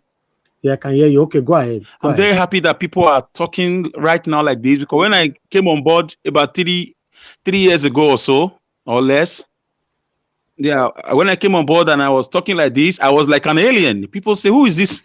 Who is this talking like this? Can't you talk slowly?" I'm very happy that everybody is not like me. When I hear Black Panther talk, I'm very happy. When I hear people vibrate like that, even when CM is talking, sometimes you see him also vibrating. Sometimes I'm very happy. CM used to be very cool too. Today now, let's see a verse. You see a verse. You get CM they vibrate now. It will be like say you want to enter inside camera. You see the verse. You go to point your hand. You go to point inside camera. God. All right. If I hear Black Matter they talk, I'm very, very happy. I'm very happy. Kudos to him. That's how it's supposed to be. Let these people know your plight, what we are facing. You know, we don't need to insult them, but pour out your plight, your frustration, your dissatisfaction. Let them know. Let them know. You can't be pretending anymore. Anyway, let's have our final submission. Everybody, please, I'm going to monitor you. Exactly your time, I stop you. It's only for 4 minutes. I'm giving it to everybody. Only for 4 minutes. I'm already tired. We must round up in 4 minutes. So I'm starting with Madam Rita. Madam Rita, thank you very much for your patience. Please give me your final submission, 4 minutes. Yeah, thank you very much. Mr. Black Panther, I would say when you were speaking about Edo State, in fact, it's as if my belly was cooking 200 soup and I was just smiling. You know, that is the passion that we need to have. I mean, in fact, everybody, you know, because when we're speaking like that, it's not that we hate anyone, or it's not that, you know, we just want to just hang someone. No, it's because you are desperately craving for a better Nigeria, a better Edo State, desperately. I'm choosing my words carefully. When you are desperate, your whole body is shaking. Your tone will change. We're desperately looking for good leadership. And in all of these things that's going on in Nigeria, I would say somehow I kind of blame us in diaspora, you know, on one side. And on the other side, you can't really blame us. The part that I would blame us is the fact that many of us who should have been steering Nigeria to the right direction, we stayed in the diaspora. We stayed. So what is left? The mad people, with due respect to those with mental illness, they've taken over the asylum. This is what we are facing today in Nigeria, unfortunately. But wherever you want to stay, it's your personal choice, freedom of movement, and wherever you choose to make your home. But in this dispensation now, to what we're facing, I think a lot of us in diaspora, we have a major role to play, even if it means sacrificing what we have worked for in Nigeria to what we have worked for in the diaspora to save Nigeria. I think at this point we have to do it. Japanese did it. Singaporeans did, Chinese, they did it. So we're not any different. And, please, everybody keep monitoring what is going on in Niger, because don't feel as if we're just neighbors. No, we cannot ignore all these things going on, as well as, of course, following up the tribunal and the judges. By the way, the judges, please do the right thing. I'm just using the word please, but it's supposed to be, I mean, they're supposed to do the right thing anyway, but I'm just trying to be polite now by just using, please do the right thing. Save Nigeria from the disgrace and the mess that we are going through now. At this point in time, we don't need any incompetent person. Nigeria is in a mess right now. We cannot afford to have a drug baron. We cannot afford to have his stooges coming out and making a mockery of a great nation like Nigeria. It's just too much. It's too much. It's just too much. So, and also, if anybody who is an influencer and you have a social media outlet, please come out every day and start speaking like Dr. Haruna, like Mr. Sir Elvis. Try and collaborate if you can. We need more people out there. And please share this program because it's very educative and very enlightening and inspiring too. If you know you can speak out, no matter if you're a woman or a man, don't feel as if your voice is not important. There's no voice that's not important. Everyone can come out and speak. You don't have to shout or let me use the word, overly passionate like me or Alex or but just come out and just speak because your idea is needed. Your idea is needed. Please come out and speak, join this program and share the program. Share it. It's very important. Share it. Thank you very much, Mr. Elvis, and God bless everyone.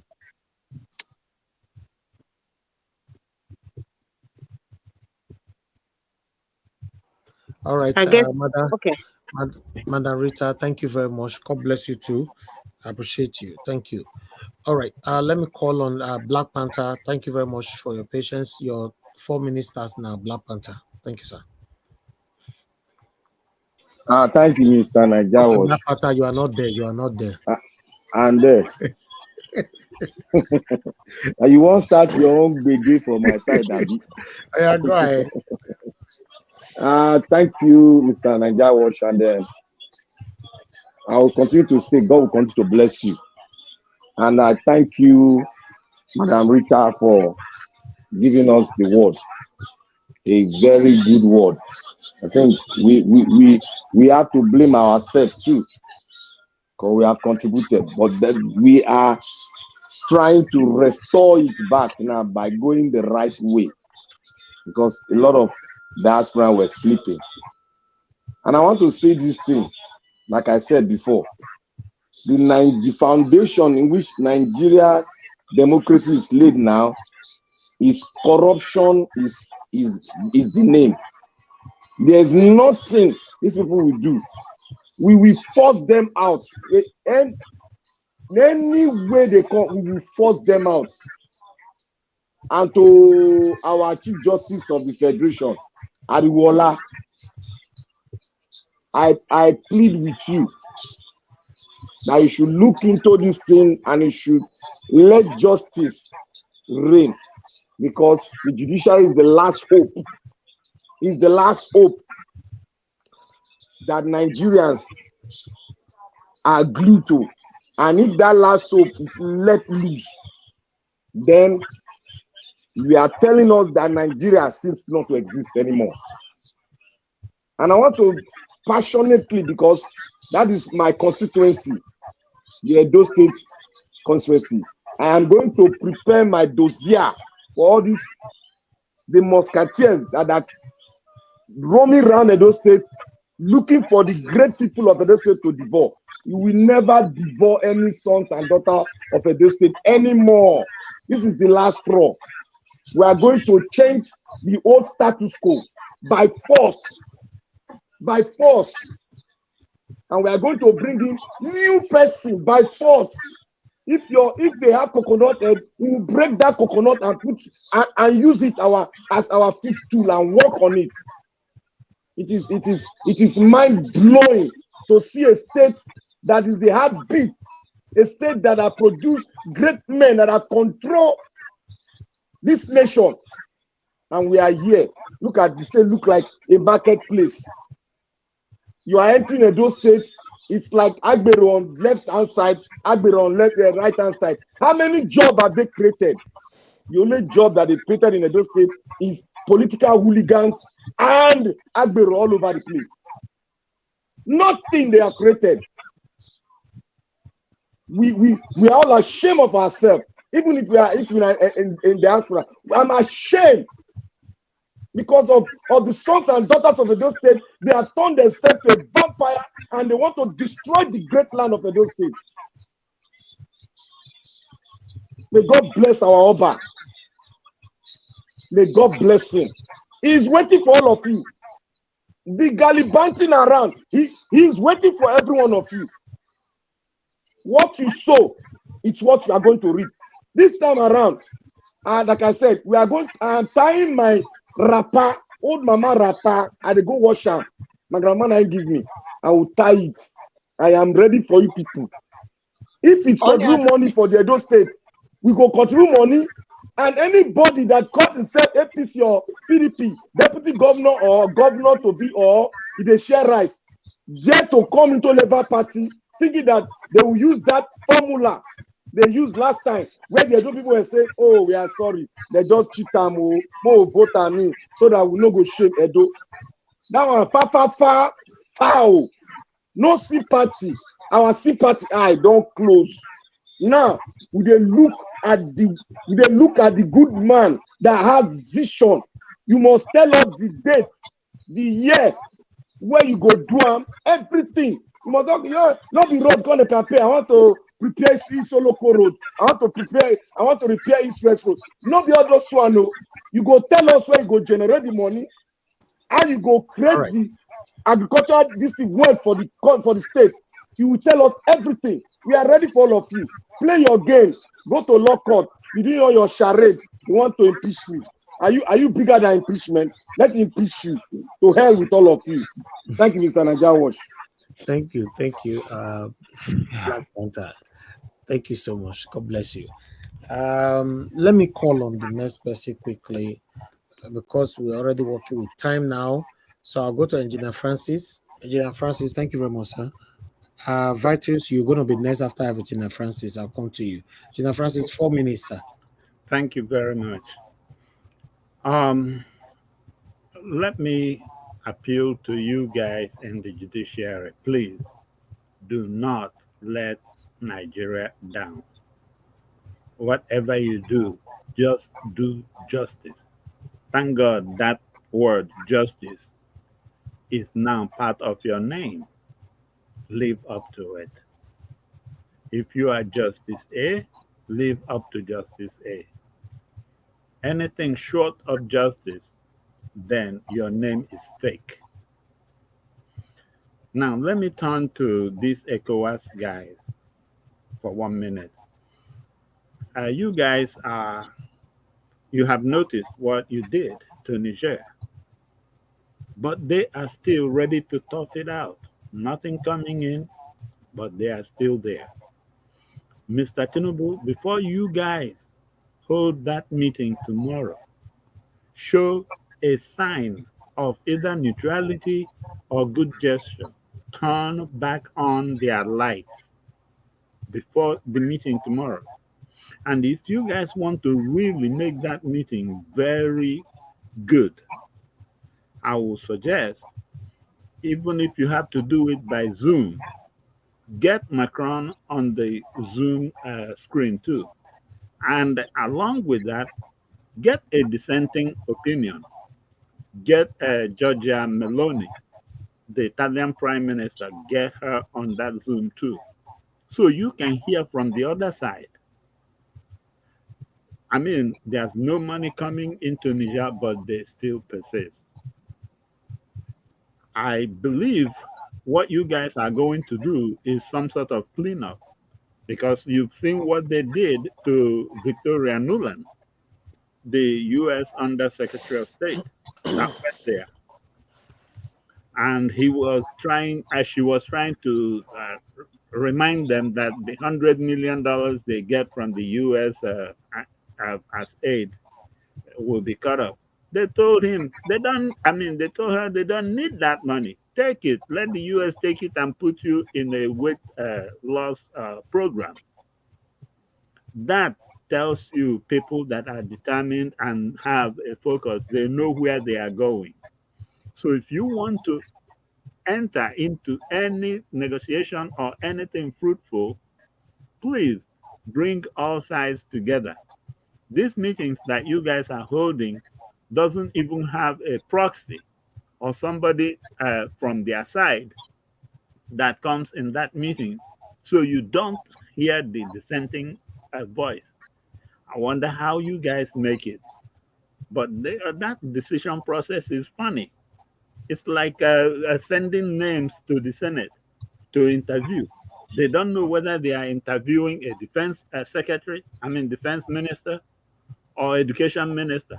You just bundle them up and they just go through screening to see about maybe whether they passed or didn't pass, but they don't even know where their area of specialization is. So they don't even know what position they are being in. I don't even know how Nigerians will overlook that part. That is the most important part. You cannot get a pilot to become a surgeon. But whatever it is, judiciary, don't disappoint 250 million Nigerians. We are much more than those few in Asaro. Thank you very much. Thank you, Engineer Francis. Thank you very much, sir, for your submission. God bless you. Okay, Vitus, sir, are you there? Okay. Yeah, I'm there. I'm here. Thank you very much, sir. Give us your final submission, 4 minutes. Okay, it is well, Mr. Nanjawa. I'm very pleased for the opportunity given to us to air our views and our ideas. Well, I want to start with Dr. Kunje, Dr. CM. I know he was very, very disappointed on Ukonjo's Uala's step of meeting Tinubu. Likewise, I too. But I believe that maybe because she is working, but I don't think she was forced. However, as I said earlier, maybe it was just a slip of tongue. She wasn't forced. I believe she might have been begged. You know, this government, they have run out of ideas. Every of their economic plan they have put in place is not working. So they need somebody like Konjawala that will help them. They're begging, if you have ideas, please come and help us. I think that is what it's all about. And she has to go to say whatever she wants to say. And that was that. This is what I feel. Perhaps with the Niger team, with the Western world, with everything that is happening all around, she is working with the Western people. And they may want her to give an idea. Like, okay, you and do this. And she does it. Maybe pleading to her. And that's why I believe she was there. She may say she went there on her own. I don't think she would want to go there on her own. I don't believe that she would just come up with the idea, let me go and see this man, this man in Nigeria. No. It's not possible. I don't think she would do that. You understand me? I believe there are certain issues, there are certain people, there are certain that have lured her, not even lured, that have begged her, let me use that language, begged, that might have pleaded to her to go and see Tinubu. That is why she went. She went. They are out of ideas. They have no idea. They have no clue. Every idea they have put on ground is not working. Even the palliative that they are putting is not working. Then that is for that. Also about Obaseki, that I didn't even touch the last time, and his deputy. For me, I feel that the deputy should be able to step down. And if there are other positions that they need to give him to the federal, they will give him, but not since he has played a very major role with Obaseki. I don't think he should fight for that. Even if he's going to fight for that, he should discuss with the people what he's going to do, according to what one of you said here, that is it Panther or so, that what are you going to do from this time to this time, in black and white, before he could be allowed to manage Edo life as a governor. That is if they want. Then I want to also go back on the Niger issue. There's not going to be war. There's not going to be war. We have seen that there's not going to be war because of the closeness, because of the border, because of the people from the north that have cousins, that have brothers, that have sisters over there. They can't allow him to go to war. So the only thing left for them is diplomacy. They have to discuss it round table, and that is the only thing they can do. I think that is my idea. Bless you, and have a good night, everybody. Thank you, sir. Thank you very much. God bless you too. We are looking forward to having you back again on the panel. Thank you. Thank you. Sir. Yes, sir. All right. Okay, my people, thank you very much. Let me quickly move on to others here, which is the next person is Philip Kings. We are back again to you. That's quick. I beg, give us your final 4 minutes. Thank you, Nanjawash. I beg, permit me to use our local language. You understand? Yes, and the one where we sabi, we express our feeling. You see, I won't give one small story. You see, the ego now the only bird when they live up to 70 years. What did the ego do? When time don't reach, when it don't reach like 30-something years, go fly, go mountain, go up. You go mountain, go where everything are only far away. When he reach there, he go stay there till he go change all the feathers when they body. New feather, he go bear with pain, with struggle, with everything, with perseverance. Then new feather go come. When the new feather come after many months, he go come fly down again, start his fresh life. Now the ego till they live up to 70 years. You see, what will they face for Nigeria today?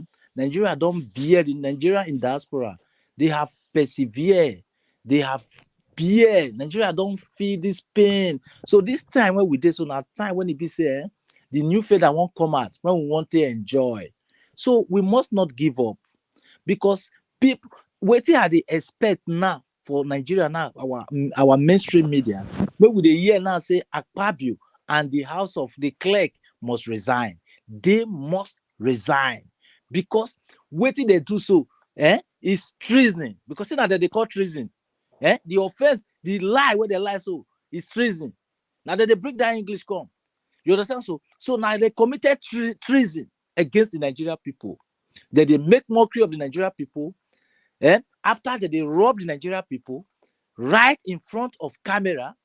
In fact, we go stone these people. We go stone them. We go begin to boo them. If they expect say they go frustrate us, where the diaspora say, look, we not go get our mandate. We not go get what we want. Better Nigeria for our people. We go tell them say that they make mistake, because all of them will go sweep them out. A fresh Nigeria, the fresh ideas. We need people. Make we not they support all those criminals when we see them. All them how do they call them? Obaseki. How do they call them? Philip Shaibu. That one another demon. Now another demon. So if I thought say that say we need somebody from diaspora, we need somebody from Edo, from Esa land. You understand? Because why? We not feel allow these people alone, that they rule our destiny now. We not feel just come quiet, they relax, they celebrate them. They allow some percentage of the people, like Mother Rita just said. He said because the academicians, they keep quiet, they allow the Agboros, the touts, to take over the affair of the country. He said, not concern me, not concern me in politics, or not they go into politics, so politics is a dirty game. Who said it's a dirty game? Who says the politics is meant for the intellectuals? You understand? So it's meant for the intellectual. That's why you see countries like Germany, countries like London, countries like America, they are progressing, like China, because they take the scholars, they take the intellectuals, they train them, they build them. Those are the people they need. Look at the kind of method they take to select senators for our place. Look at the way they select senators. They pick them. They just pick them. Look at Tinubu. How can Tinubu rule Nigerians? And somebody who have profiles, who have cases, then the court, they will go ahead to swell him in. There is that a country that is working? No, Nigeria, we are joking. We must fight back. Thank you very much, Nigeria Watch. Thank you, my brother. Thank you. Now God will bless you. Thank you for saying it. This is not till we don't get you for platform, you know. Maybe they try, maybe they make time, maybe they come because your voice will go far. Thank you. I will do so. I will do so, sir. Thank you so much. Thank you. All right. Everybody don't give their submission except Oga. So Oga, thank you very much. It's your time. And me. No. And me. I've not done my 4 minutes. So you don't first do one just now. No, I've not. No, Okay. Nigeria was then now for the network issues then. Okay, then give me your 4 minutes now. Before CM go take the stage, Okay. we'll go finish. Okay, yes, thank you. You have to fight for your right. All right, thank you. Nigeria was, let me just start my 4 minutes. Thank you. Okay, leadership for me, it does not hide. When leaders are always inspired by other leaders. When you see leaders that don't quote other leaders, that don't quote books, that don't quote scholars, that don't quote achievements, positive achievement of other leaders, they are not leaders. These are dealers. They just come to deal with the people, collect money, go to America or France or England. So we are lacking real leaders with inspiration. You can hardly hear a real leader talk for 1 hour without quoting the book or without referring to another leader. It may not necessarily be from his or her country. This is a mark of leadership. And you see them doing the job.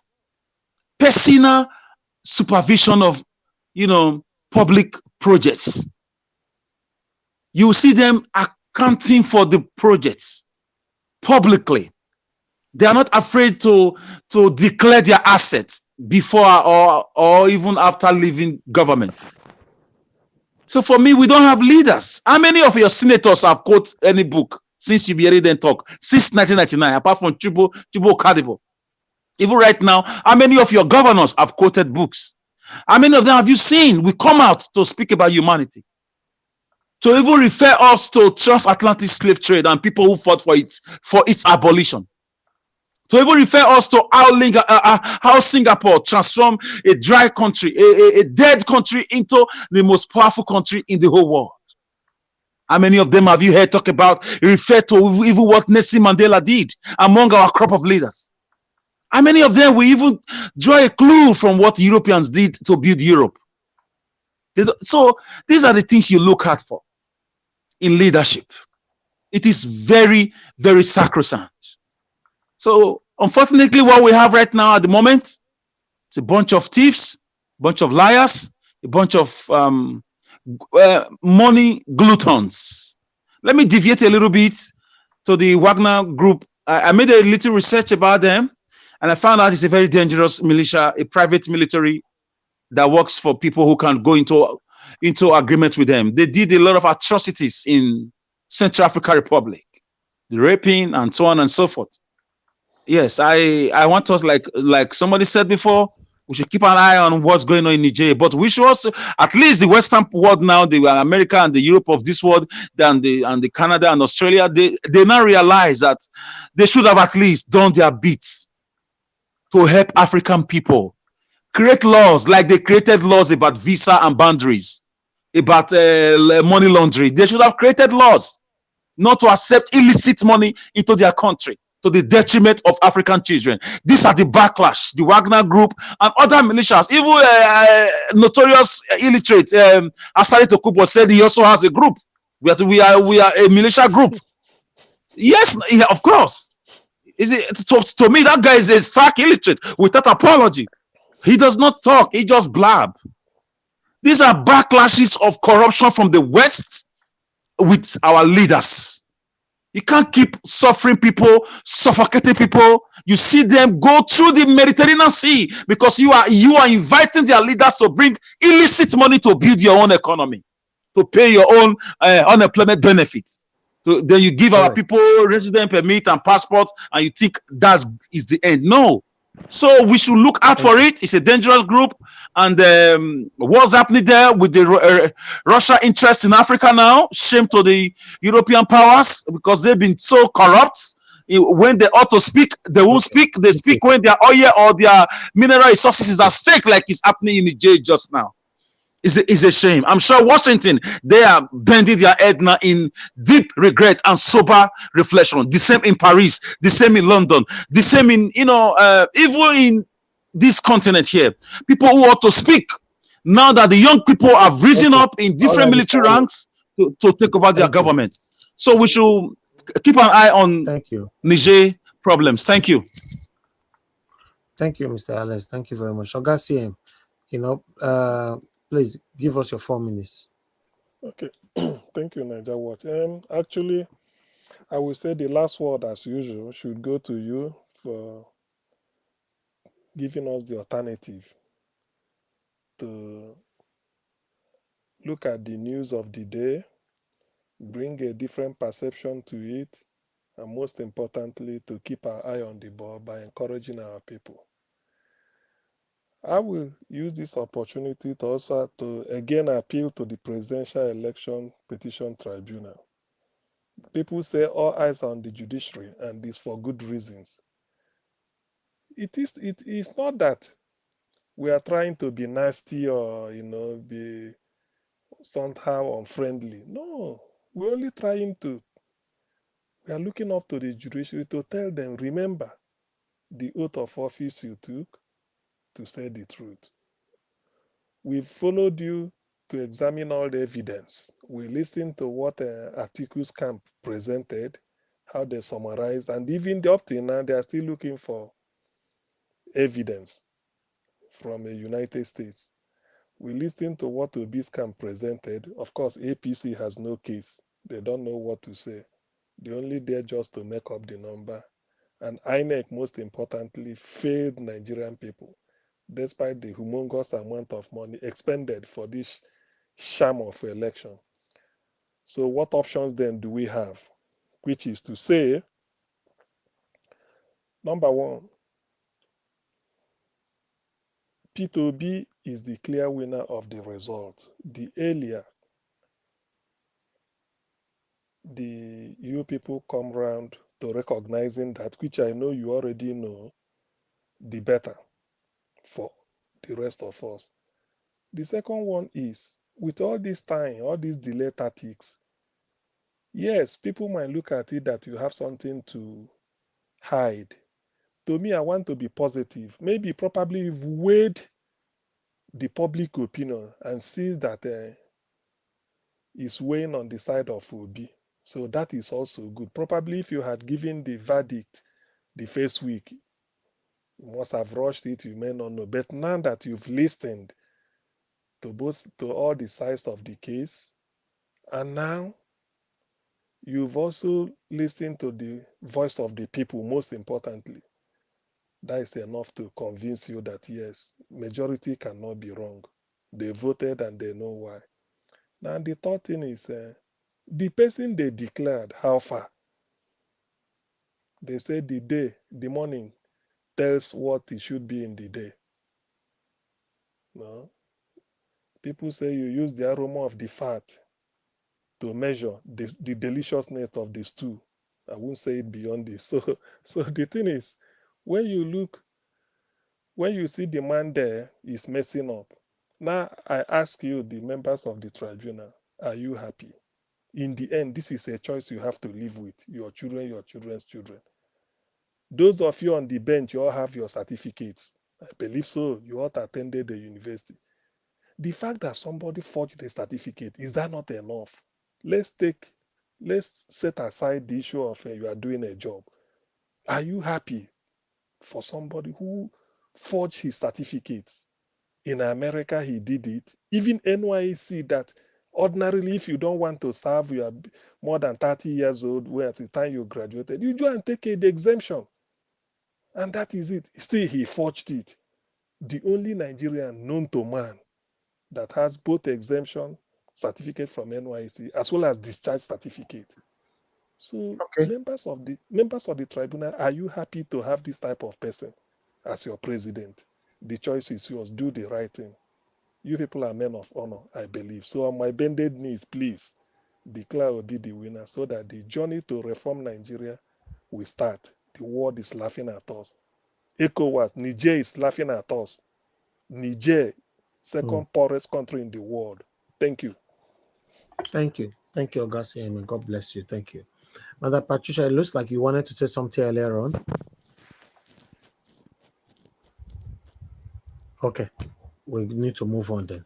You're not right there. I appreciate you all for your time with us today. We have come to the end of this broadcast. Thank you, my wonderful people, for always being there for me. I appreciate you all genuinely. Yes, together we'll have a new Nigeria. Judgment is pending right now. It could be anytime soon. Tomorrow is we're already today, Thursday now. So they're going to be meeting with the Niger and all that, blah, blah, blah. They're having a meeting today, Thursday, right? To know what is going to happen.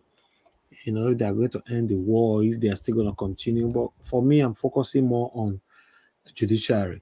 So judiciary, hopefully, fingers crossed, next week, as we said before, we might get a feedback, final judgment on what happened.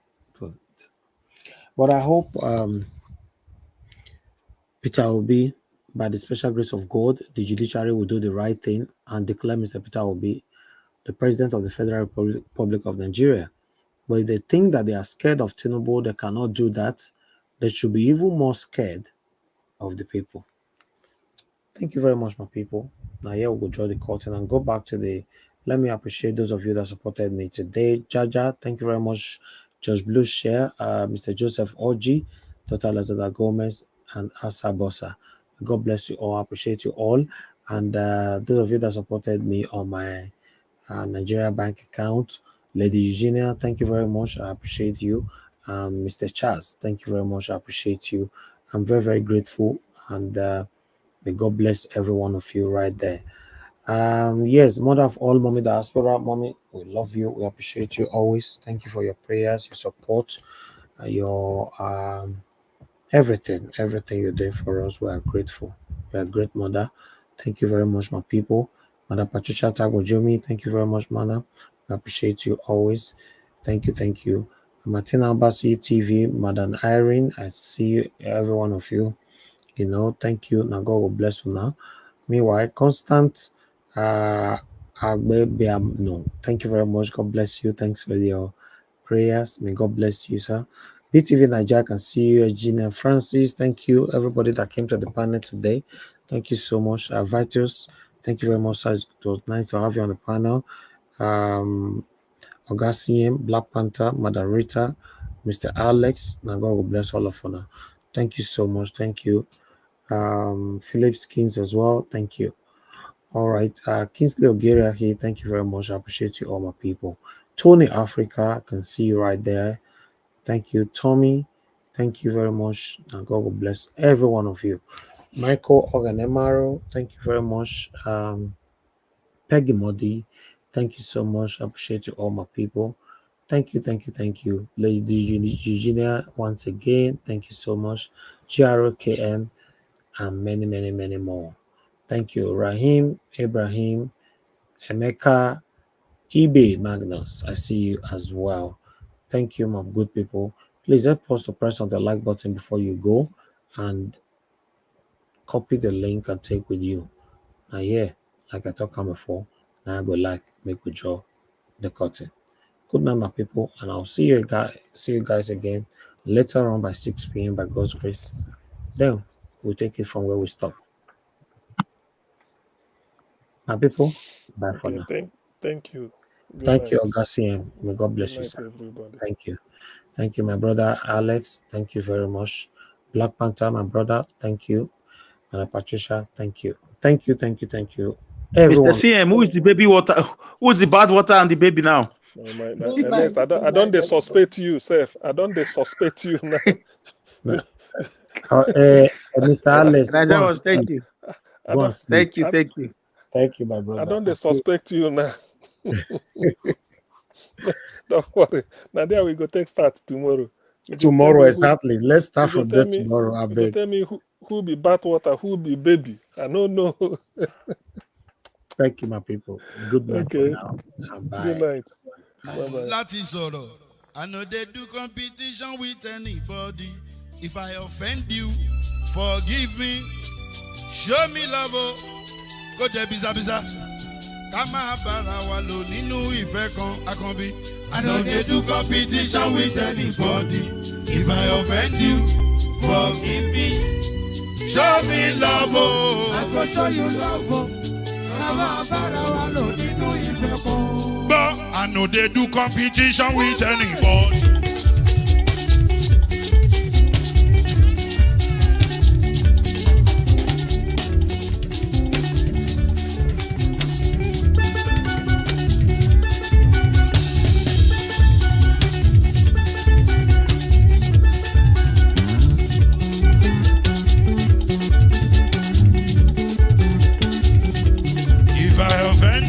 Forgive me, show me love, I go show you love. Ká má bára wa lò nínú ìfẹ́ kan. I don't dey do competition with anybody. If I offend you, forgive me. Show me love, I go show you love. Ká má bára wa lò nínú ìfẹ́ kan.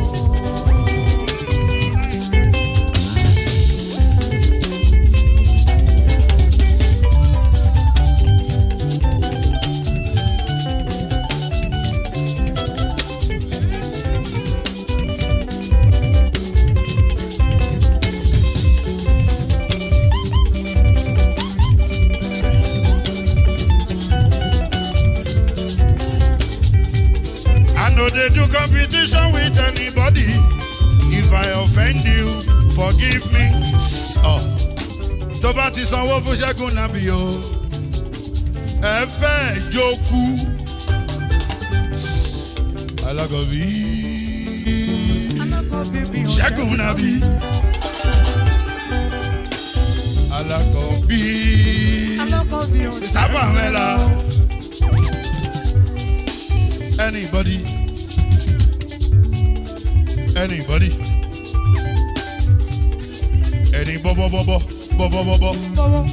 Anybody? Mo ló ń fọlú, ó gbà mí bó ṣe rí mi láti kíníṣí. Délé mo ló ń fọlú, ẹ jẹ́ ń sọ̀rọ̀. Délé